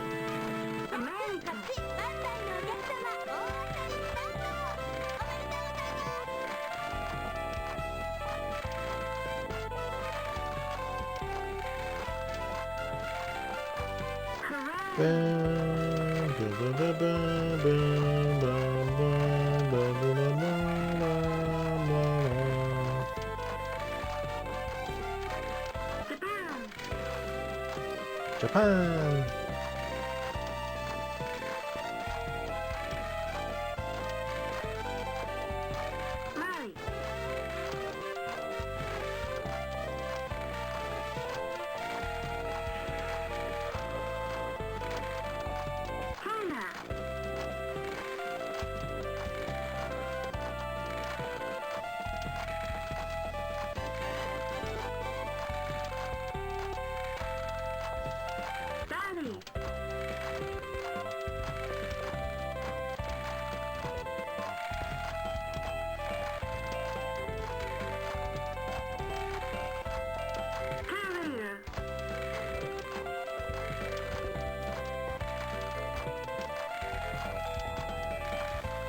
I wonder why it's only... Like, I know why they make kids' toothpaste taste like other flavors. But it's weird to me that they don't do that with non-kids' toothpaste.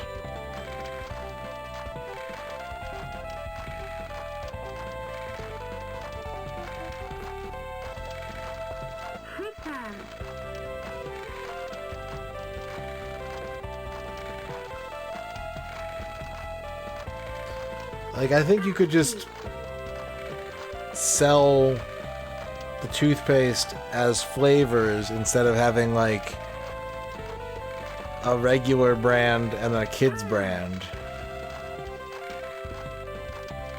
Instead of that, you could just be like, this is the mint toothpaste, and this is the non, you know, it's the whatever flavor.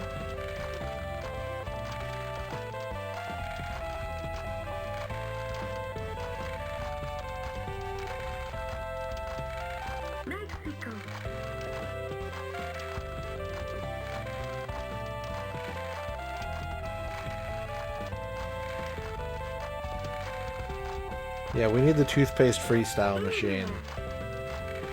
Let me get a flavor shot in my toothpaste.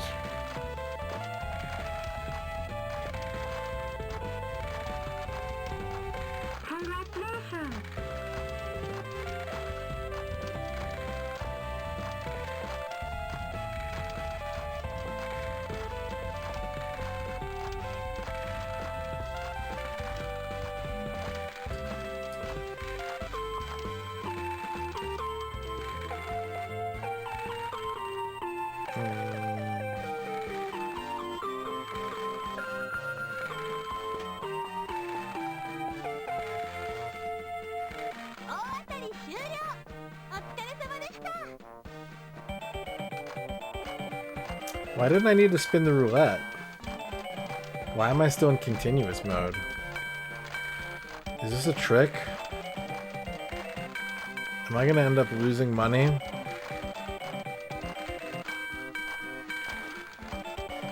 Like, we're still in fast slot mode. What's the call boy say? Alright. We'll let it play out.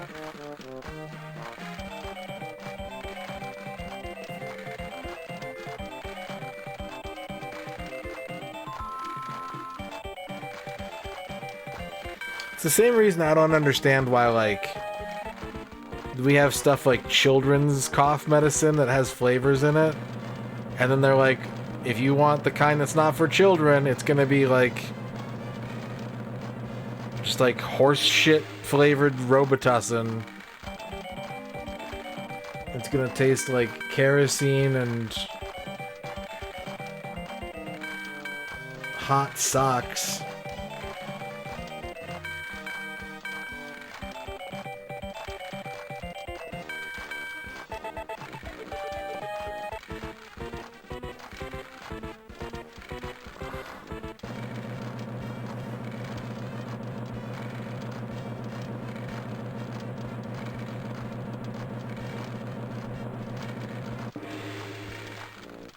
Let's go. It was worth it.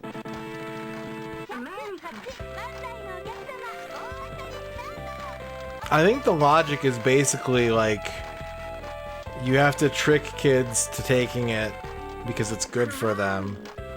But once you're a grown-up, you should just be able to suck it up and deal with it. And like that's not a good answer.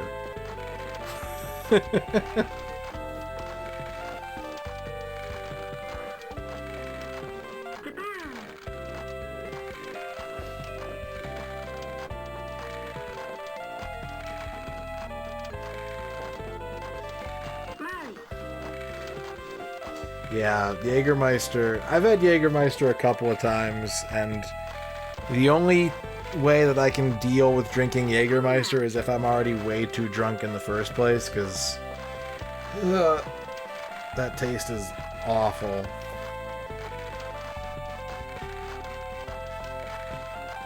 If I'm already in, like, full bad decision mode, then, like, whatever.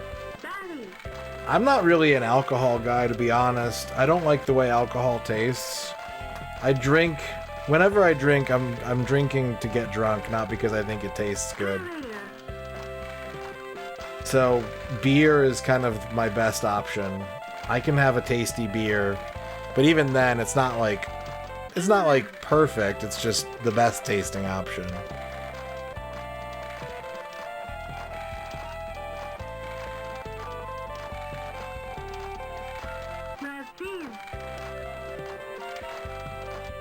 But I don't think there's any hard liquor that I actually like the taste of.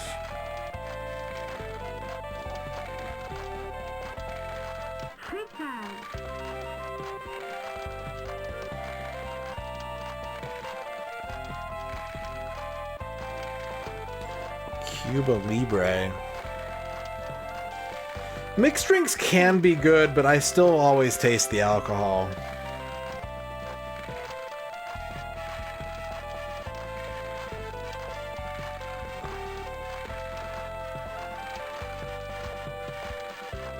Sake, I can't handle sake. Sake tastes like sculpting clay to me. I don't like the way sake tastes. In a way that, like, other alcohol, I don't like the way it tastes because it's like it's too burny, it's too smoky. And sake just tastes like wet clay.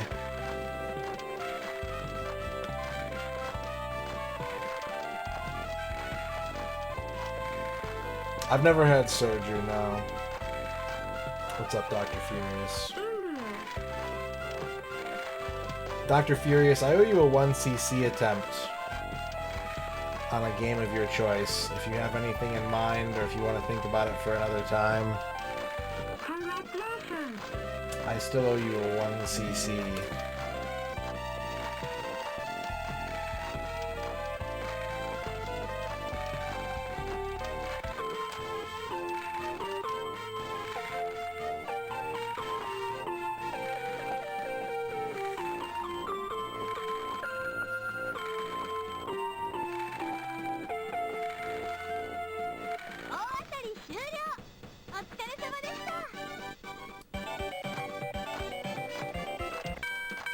Alright, well, they're telling me to keep playing. I'm gonna keep playing. Fuck it.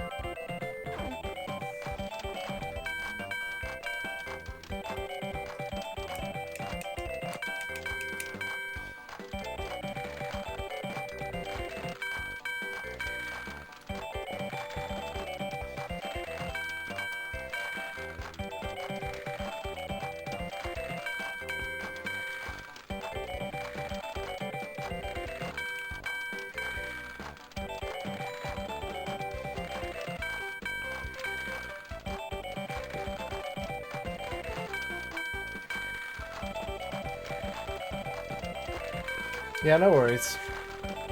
Give it some thought. No, because I'm not going to leave the machine until it stops the jackpot. I'm not begging for release. Even if Dr. Fears is like, this game, I'd be like, cool, wait till I'm done jackpotting.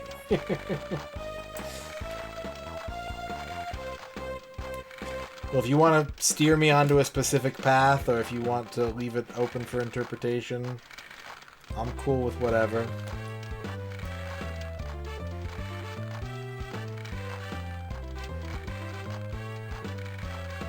But if we're making money, if we're making progress, I'd be a fool to stop right now.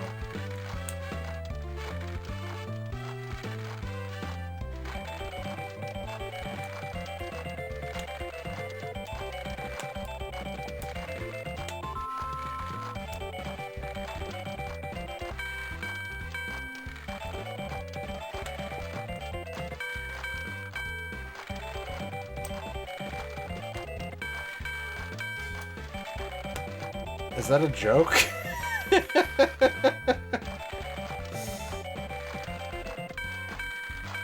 I would disagree on the smoothness of Mad Dog 2020.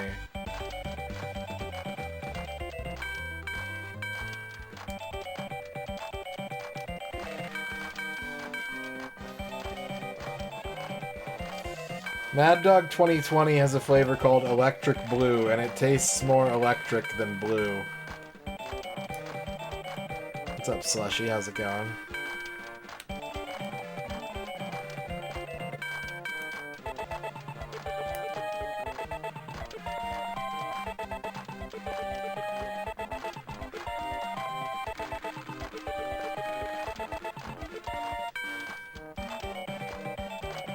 Nah, I'm not an Elder Scrolls fan. I do not enjoy the Elder Scrolls games. But I hope it turns out good. I hope you enjoy it.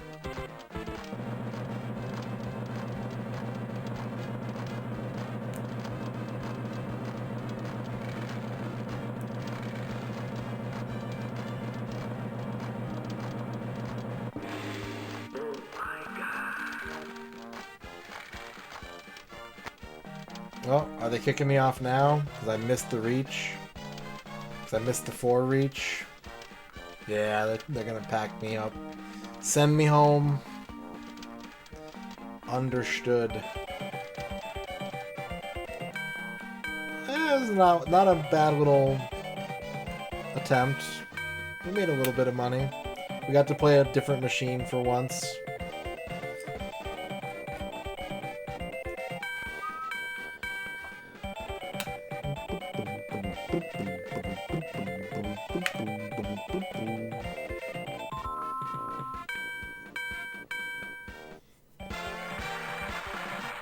We're almost at 850,000. Oh, that would be good. That would be good if we could get there tonight. That would feel good.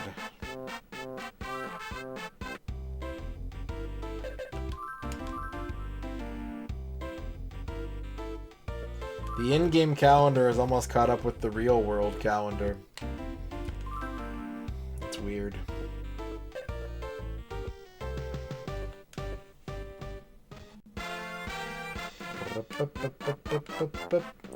Hey, Ern.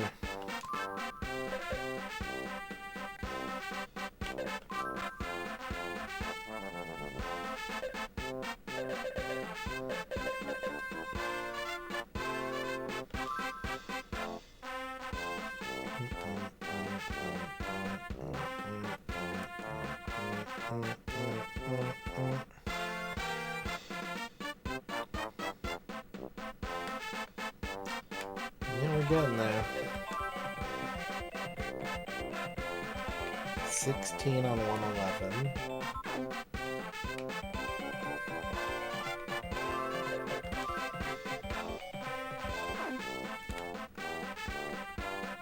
No, it's not even in the top 10 yet.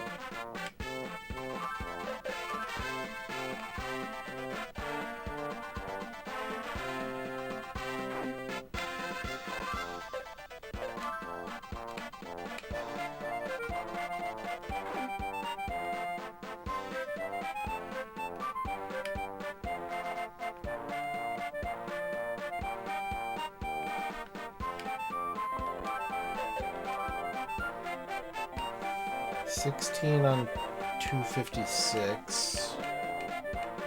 22.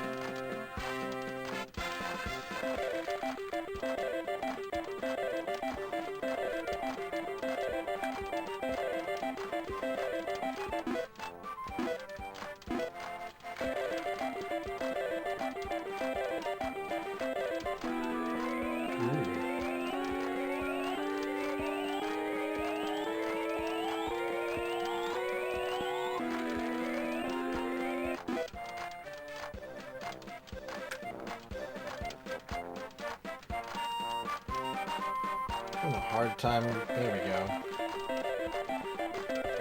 Can we get a little more consistency, please? Just a little bit more. Just a little bit more. There we go. There we go. Alright. I'll be right back, chat. BRB.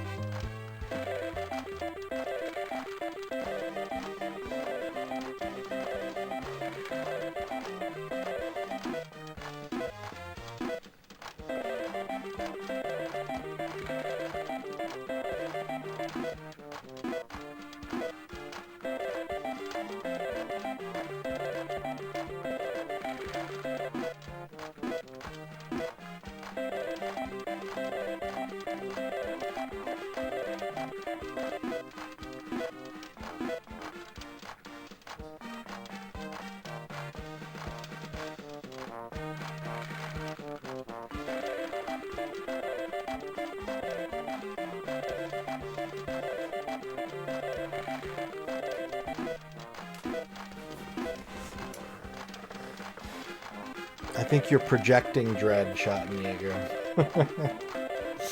I don't think it's that serious. Like, would I rather be done with this game? Sure. But that's true of many of the games we've done in this challenge.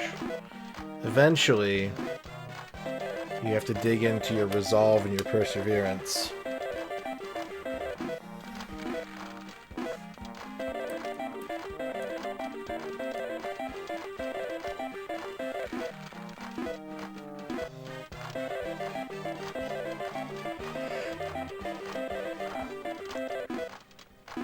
Ugh.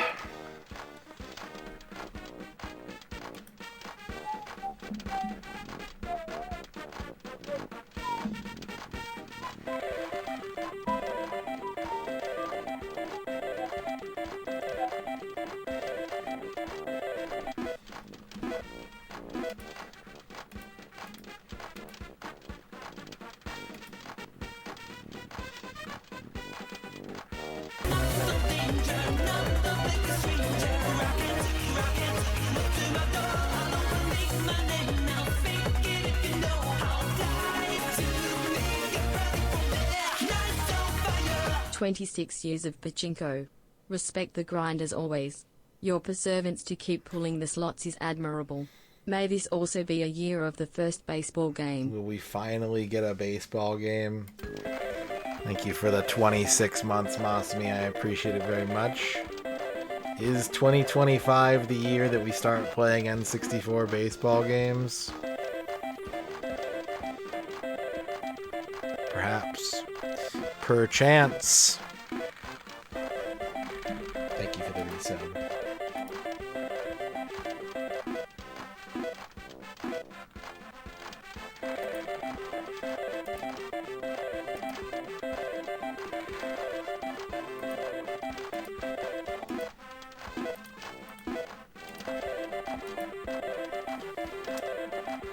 I can't put them off forever, but I could put them all off until the very end of the challenge.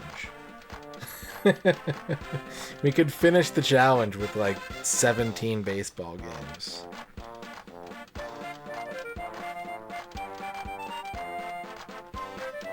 Do I fear baseball more than Animal Crossing? As a larger construct, probably. As individual baseball games, probably not.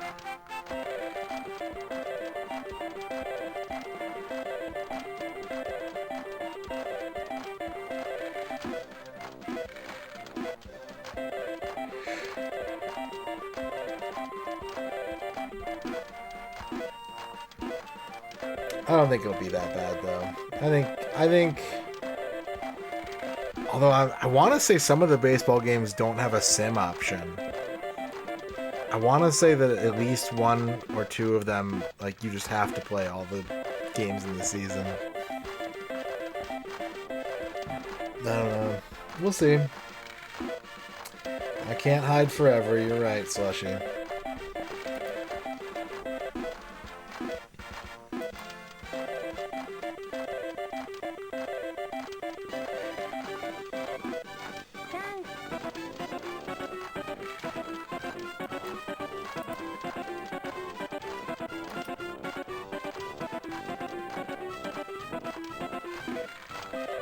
Yeah.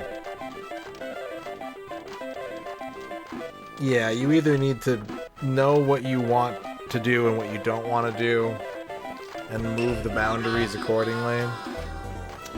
Esports are for losers. Thank you for the raid. How's it going?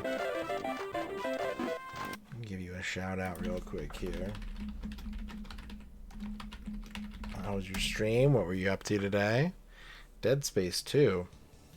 Yeah, you got a point. There's really not much of a story going on here. It's... What is that?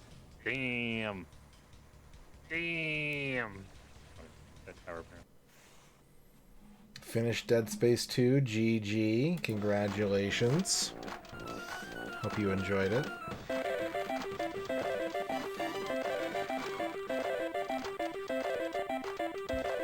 I think I'm just gonna have to bust out the falsetto. I was reading today about the difference between the Japanese and the American voice recognition unit. And apparently, if you hook up the wrong region unit to Hey You Pikachu, the game runs like really slow, which I think is interesting.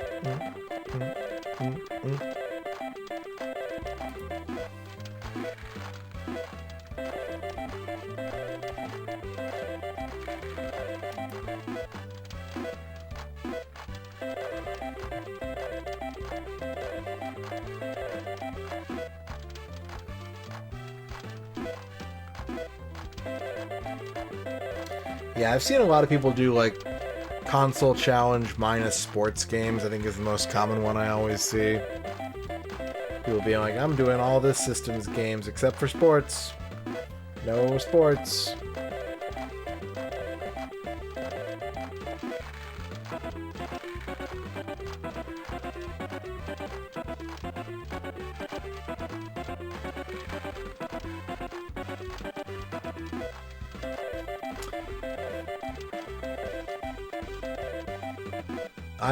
I have too deep of a curiosity to say no to sports.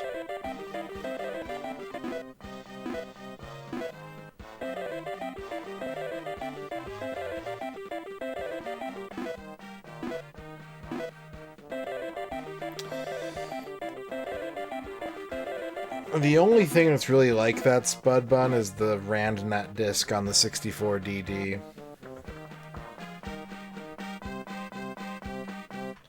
I think everything else on the N64 is a video game first and foremost. Mario No Photopea and the Mario Artist games, those are the other ones.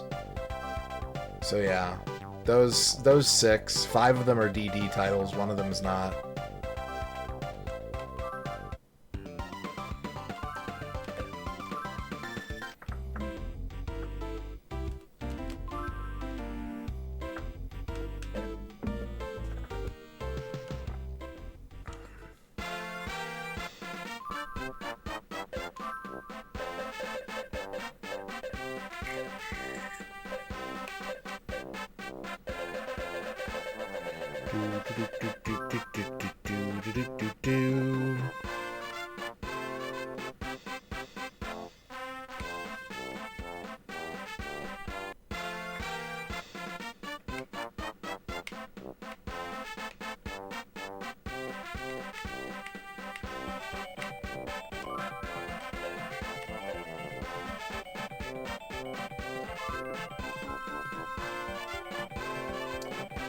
On 107.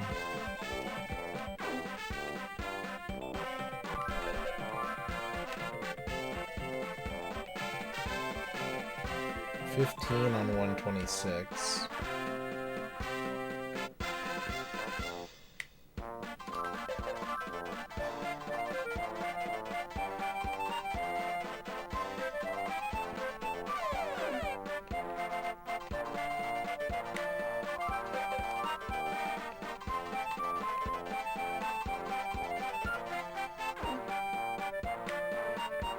I've seen people do, like, no RPGs for the same reason.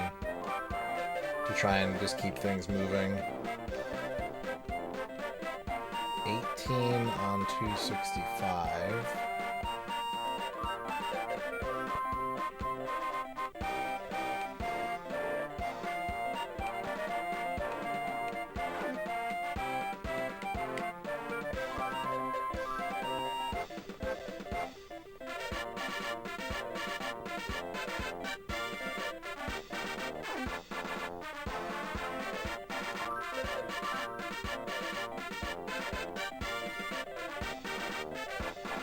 $24. The Golden Machine.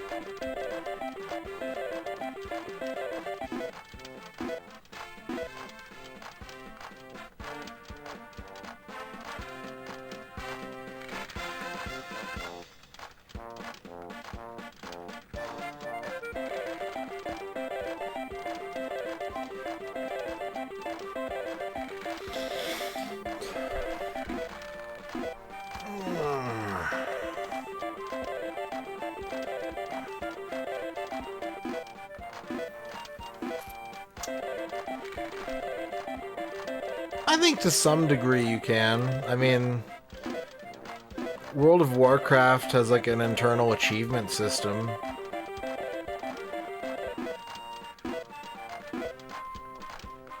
There's a few reasons I didn't go for GameCube.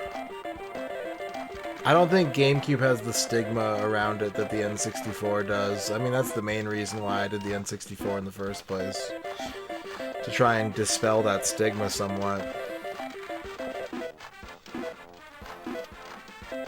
I don't. I never had a Sega really growing up, and when I did, I didn't have any RPGs for it.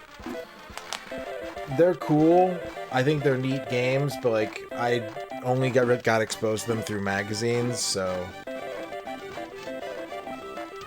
my interest in them is that they're out there. It's not really nostalgia.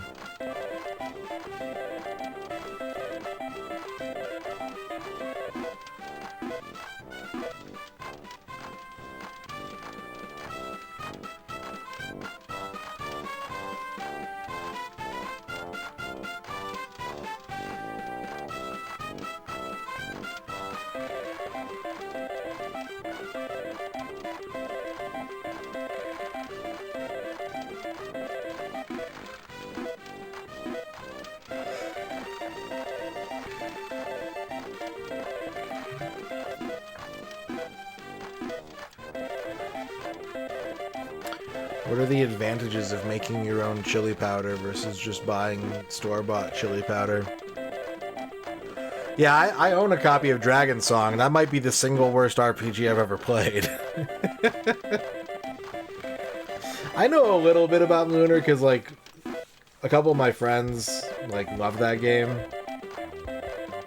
But I played it in emulator.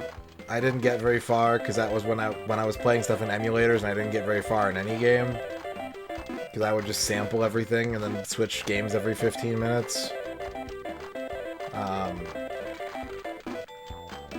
But yeah, I bought Dragon Song when I got a DS and I was just like, what the fuck is going on in this game?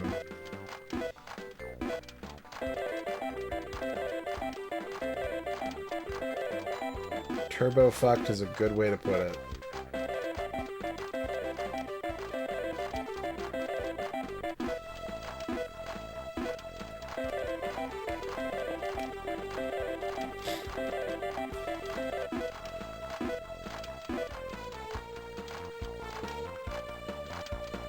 When did TMR start Nestmania?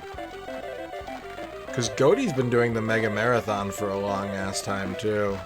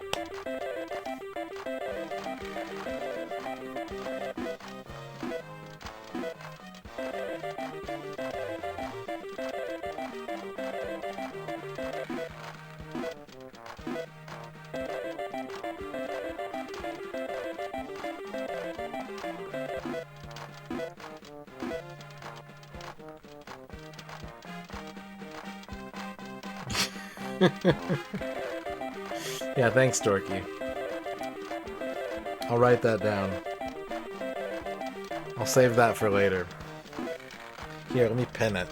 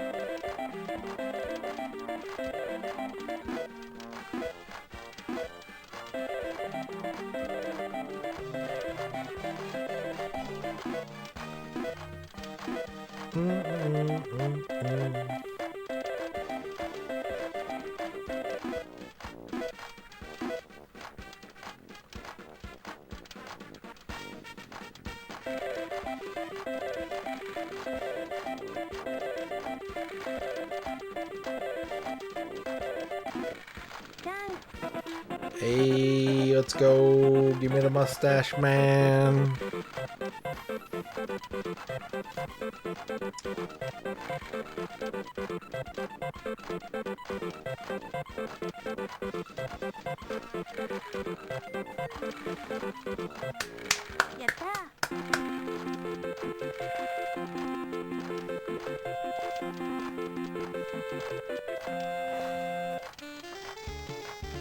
Huge monies.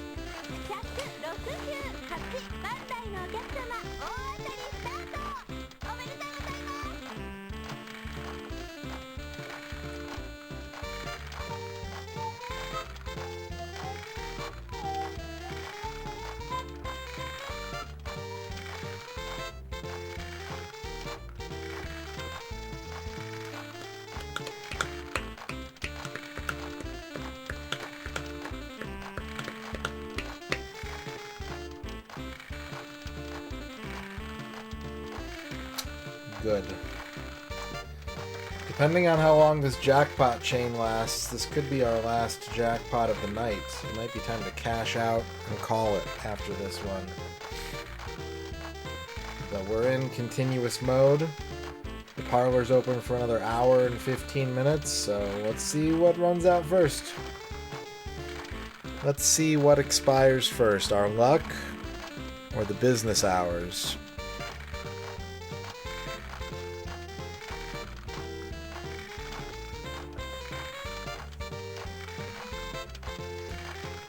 Okay, babe.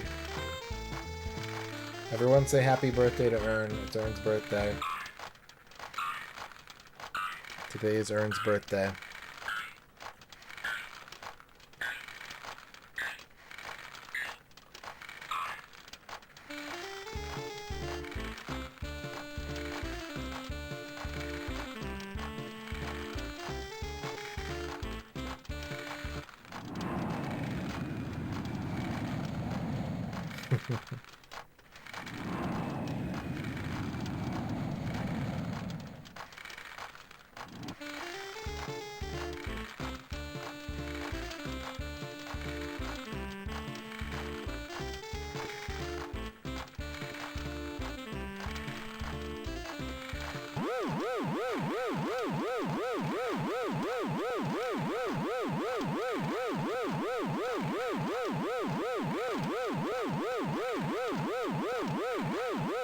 Is it your birthday today too, Tovar? What's up, Nikita Lobo? How's it going?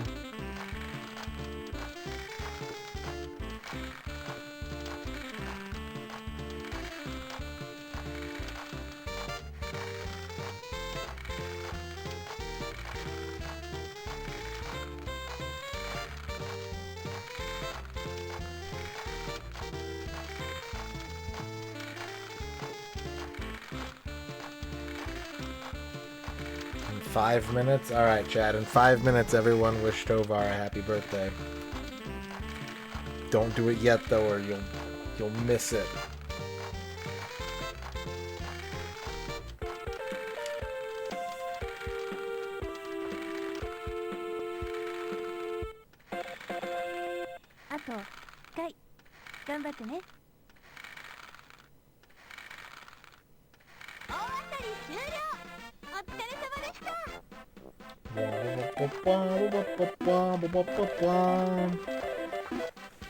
Tovar, thank you for the 4 birthday balloons. It's going okay. We're having a pretty decent day. We'll see how this last jackpot turns out.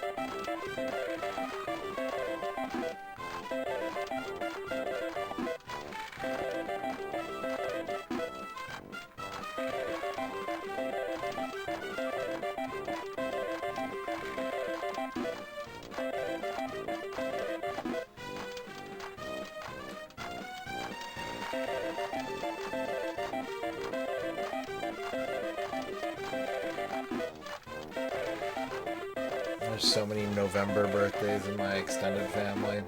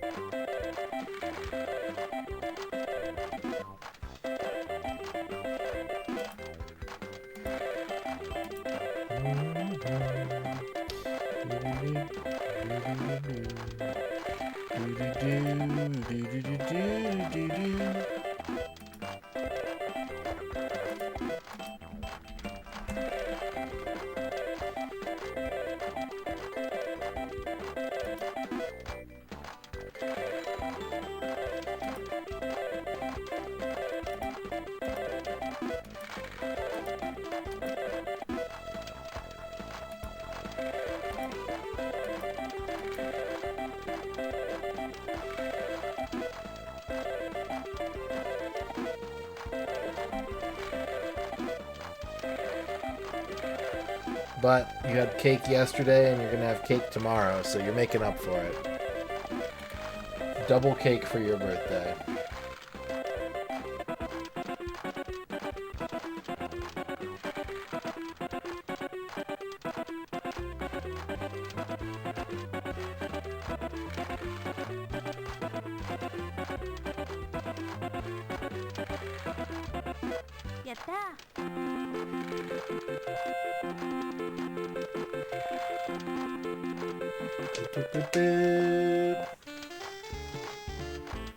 Gold.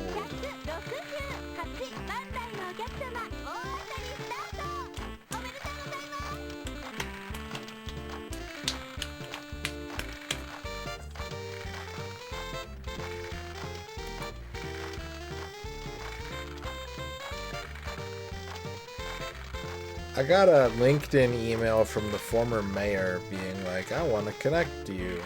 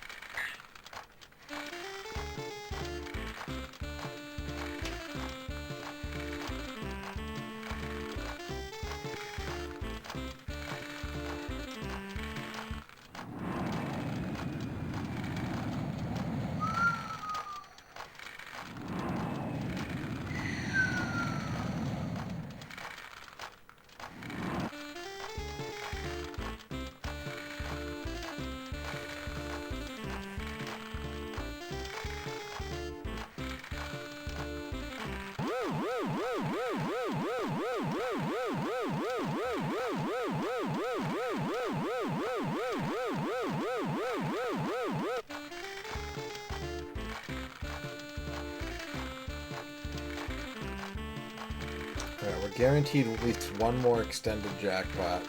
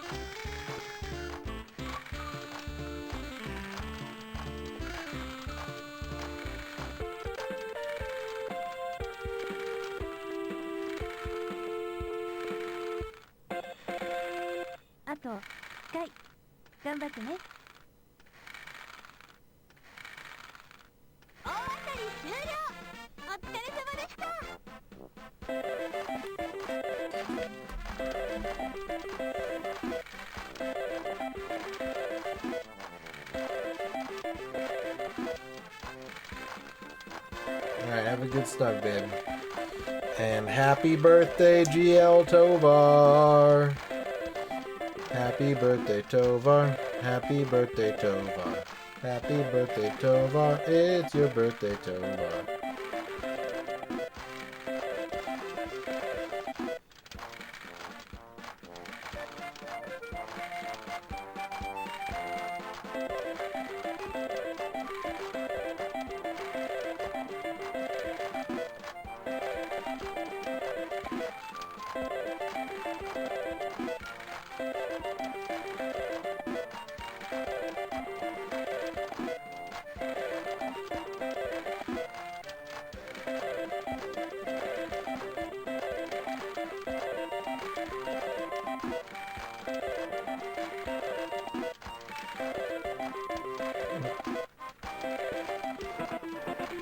Millionaire cake.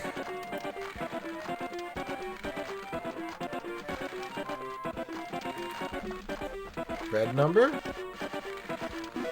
Oh shit, 2 more rounds of jackpot coming up.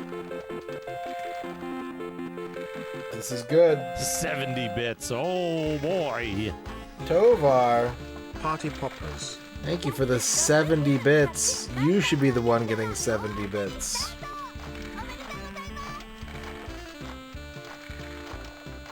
Thank you for the 70 bits.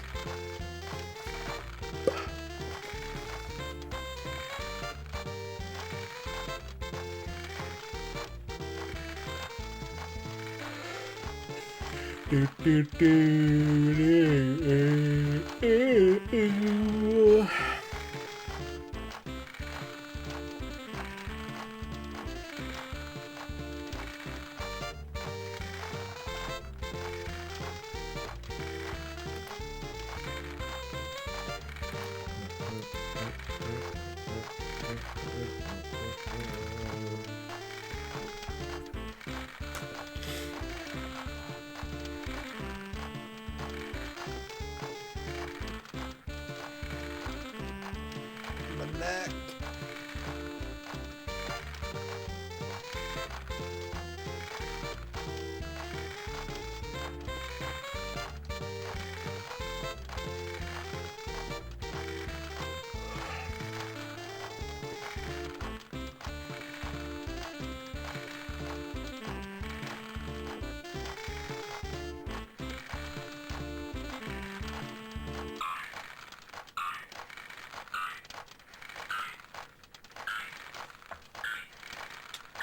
Have you?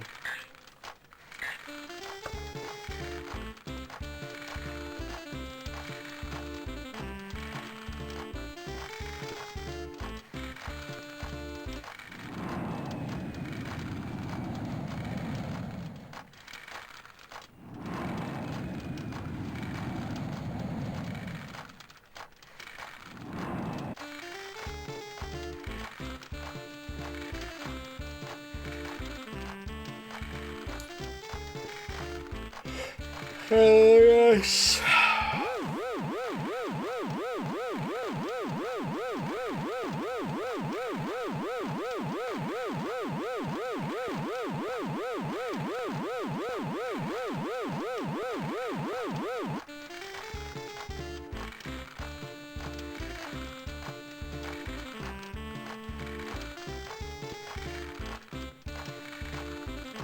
Alright.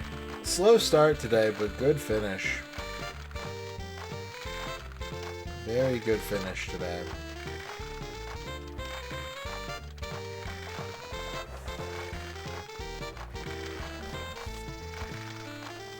Depending on how long we can stay in this mode, chasing down the parlor closing, we could even potentially be in winning position for next stream. It's a long shot, but it's mathematically possible that we could end this game next stream. あと1回頑張ってね。大当たり終了。お疲れ様でした。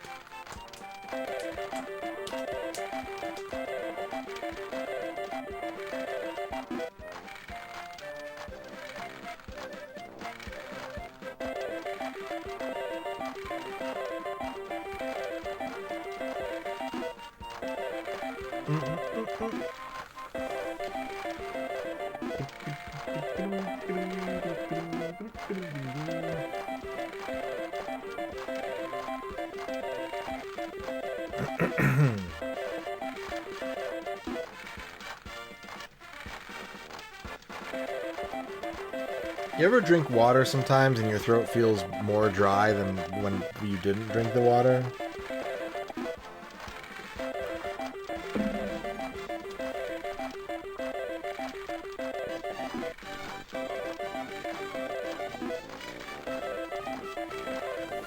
Doesn't even make sense. How does that happen? How do we let that happen in our modern society?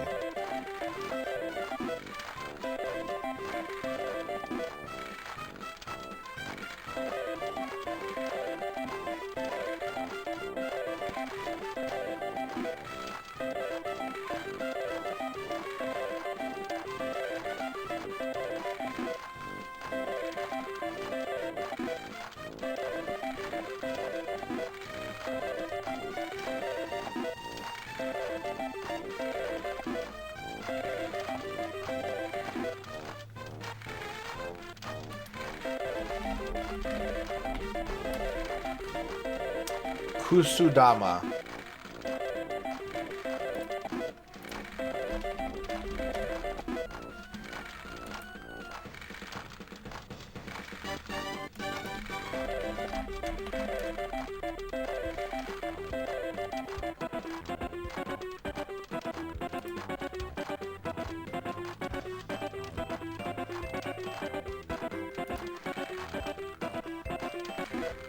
No, maybe that's not right. Maybe that's wrong.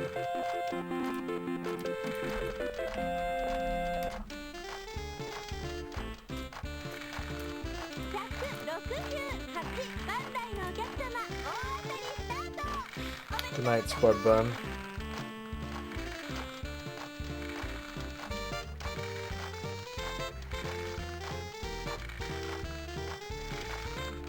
No, I think that's right. I think that's the right term for it.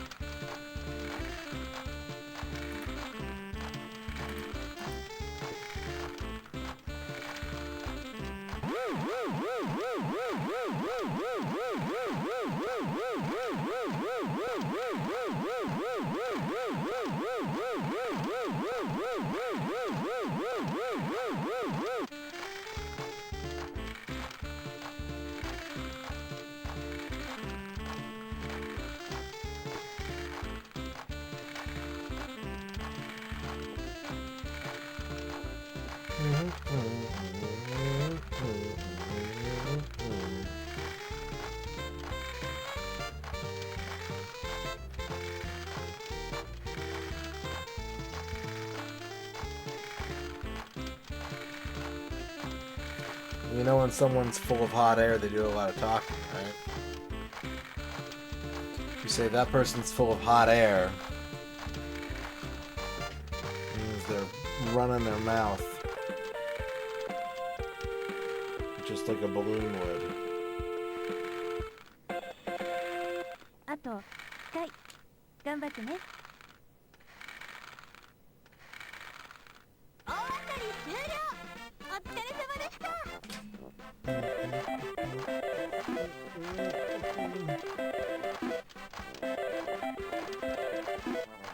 Yeah. In space, no less.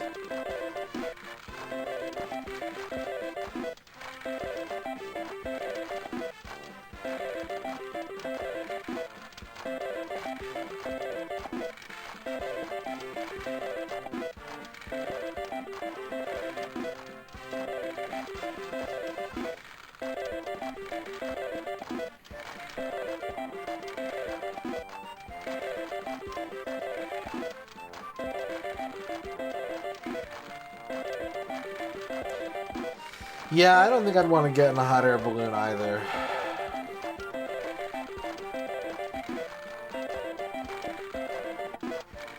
It just seems way too precarious for me. It's not the no control part that terrifies me, it's the, like, being in a little tiny fucking platform. Just like a little half box. And that's the only thing keeping you from just, like, falling. No. No, thank you.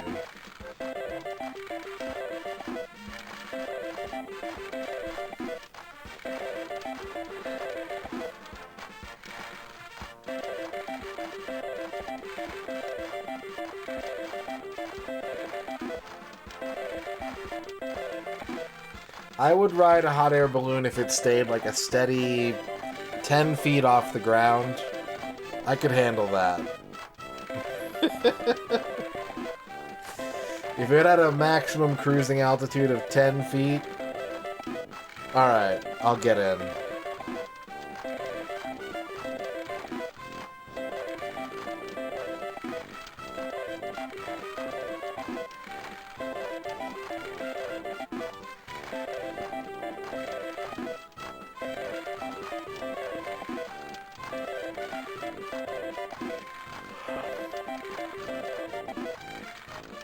I would try a skydiving chamber, yeah. I'd give that a shot.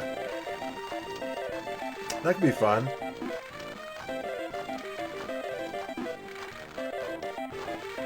Indoor skydiving? Sure.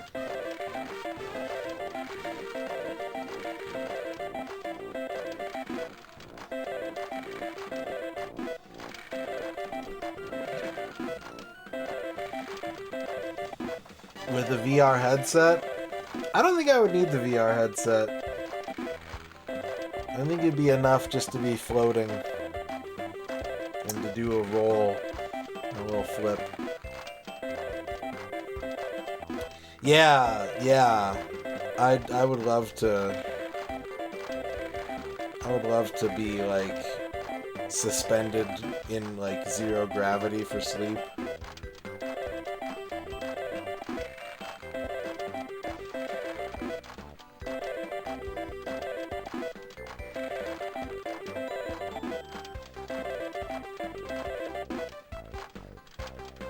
Yeah, not me. I'll take the fan. It's either the ultimate mattress or it's the worst mattress, and I don't know which is which. Because I've never been in zero gravity. I've been a slave to gravity my whole life.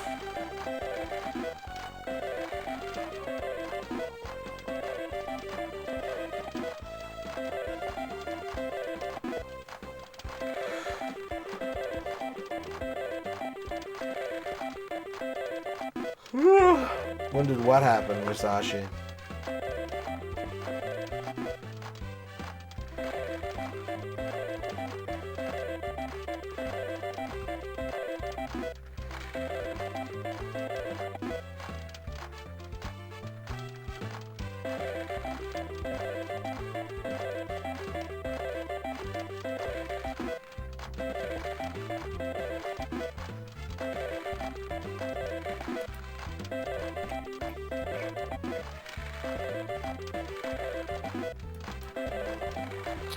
You got the spoon, you got the emotes, you got the ad-free experience. You got all the benefits of subscribing.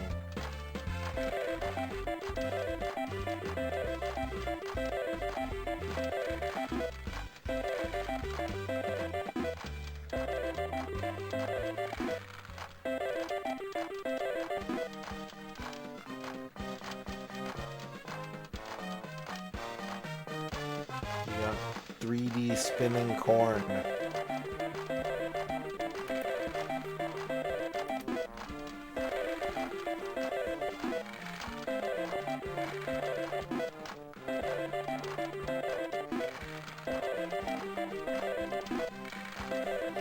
They're toying with me. They're toying with me now. 100 spins in fever mode?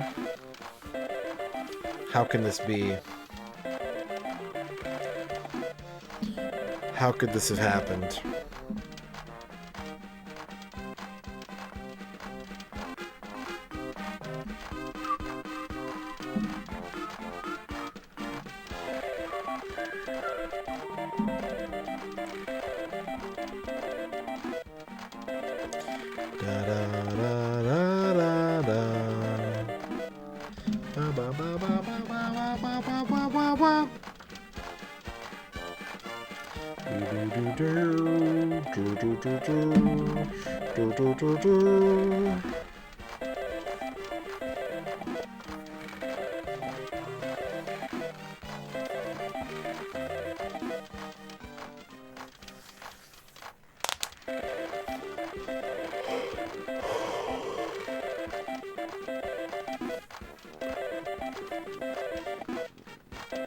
I wish it was raining here. That'd be cool. It's like the right time of year to open the window during rain. But I don't think it's gonna rain anytime soon. Nope. Not at all.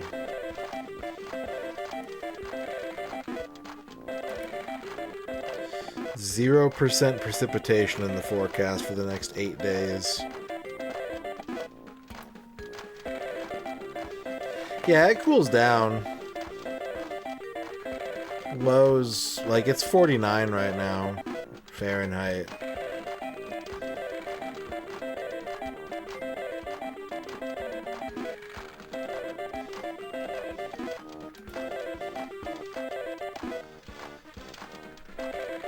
There's a 3%, no wait, a 9% chance of precipitation on May 2nd. That's the next time it might rain. Next month.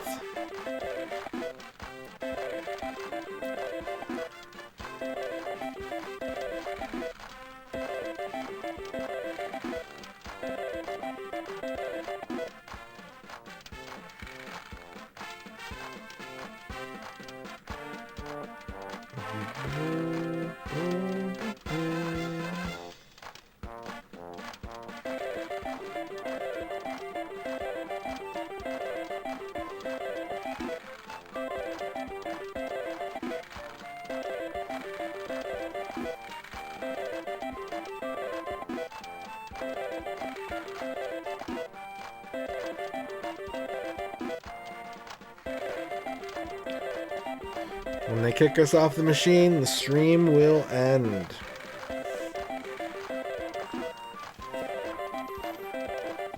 I don't know when that's gonna be. 45 minutes at the most.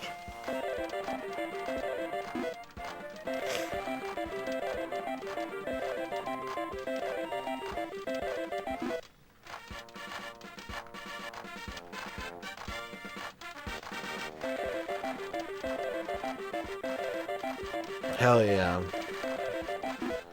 Thanks for asking the Pit Boss Slap Factory.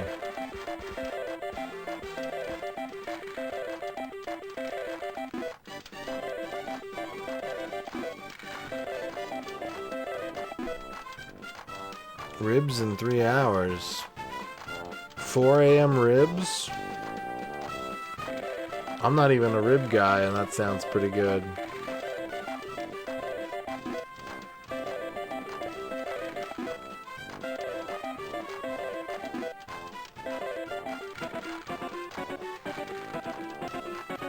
Imagine you sleep like normal hours, like you go to bed at like midnight and you get up at 8 in the morning and someone wakes you up at 4 in the morning like, hey, the ribs are ready. That sounds pretty luxurious. Well, that could be the end of the jackpot right there. We have to win the roulette or they're gonna kick us off.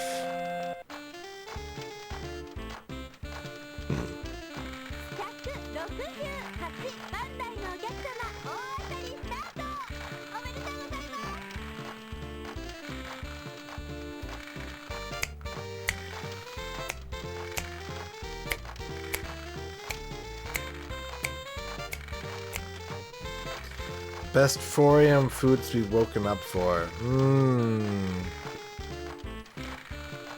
I would say probably like brisket. I would say brisket. I would say...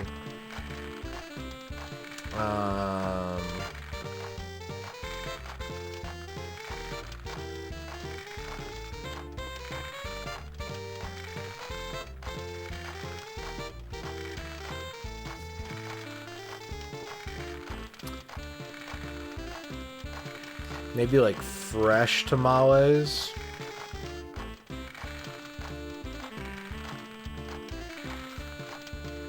If the number is the red number, then we get fever mode with better continuous jackpot odds. If it's a green number, then it just means that it's a regular jackpot. Slow cooker beef stew.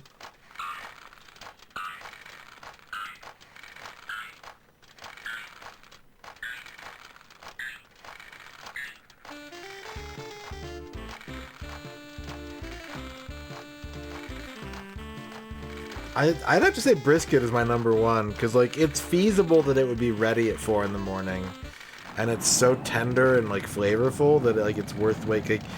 I don't think I could get up at 4 in the morning for carbs. You know, if I was in the middle of my sleep cycle, and someone was like, "Wake up, I made noodles," I'd be like, "Nah, I'm good, thanks." It's got to be like really tender meat.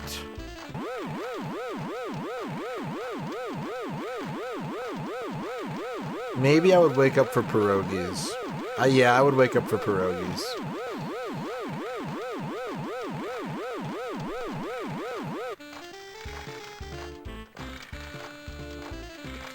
I would get out of bed for pierogies. I've been trying to figure out if I would get out of bed for like hot pot or something like that. You know? I don't know if I would.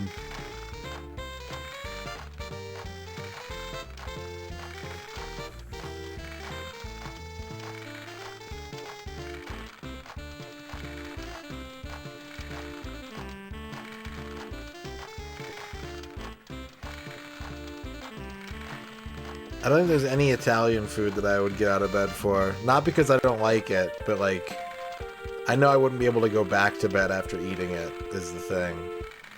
I think I could have like a couple pieces of like fresh brisket, and then be like, alright, peace. I'll eat the rest when I wake up in the morning.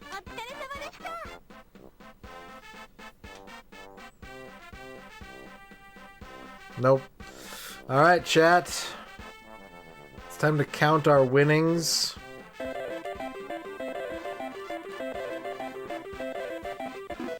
And call it a night.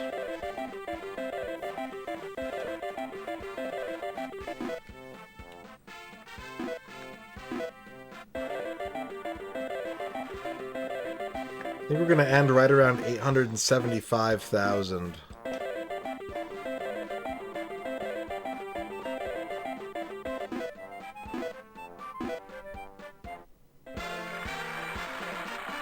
No, I overestimated how much money I had. 870,000 is our finishing total for today. We made about 70,000 yen. That's pretty good. It's not our record, but that's pretty damn good. I can be satisfied with that. 870,000. Pretty good. Tomorrow, more Pachinko. And also tomorrow, Heiwa Pachinko World enters the top 10 longest games of the N64 complete works. And Shadow Man's reign ends. Shadow Man's top 10 reign, which began... When did we beat Shadow Man? Shadow Man has been in the top 10 since New Year's Eve 2021. Over 3 years in the top 10. But now, it is being retired. Come tomorrow, Pachinko will take its place. And I hope you'll be here to hang out. Maybe you'll be here when we finish the game. Maybe you'll be here for that moment where we finally get to see the ending of this game. But that is not tonight. No, no. Nay, nay. Tonight we end, and we live to fight another day. Alright, let's find someone to raid.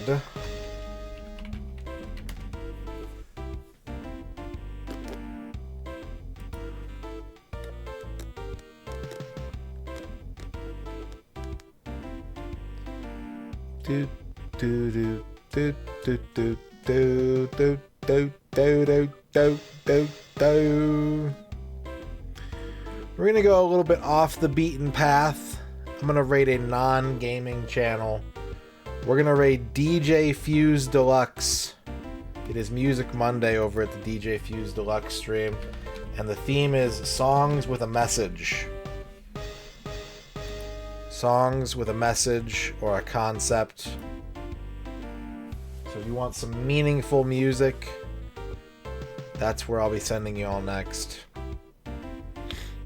And we'll see you back here tomorrow. Otsukare deshita. Otsukare-sama deshita, chat. And have a good one. Bye for now. Back tomorrow. Here are your lizards. Have a good night.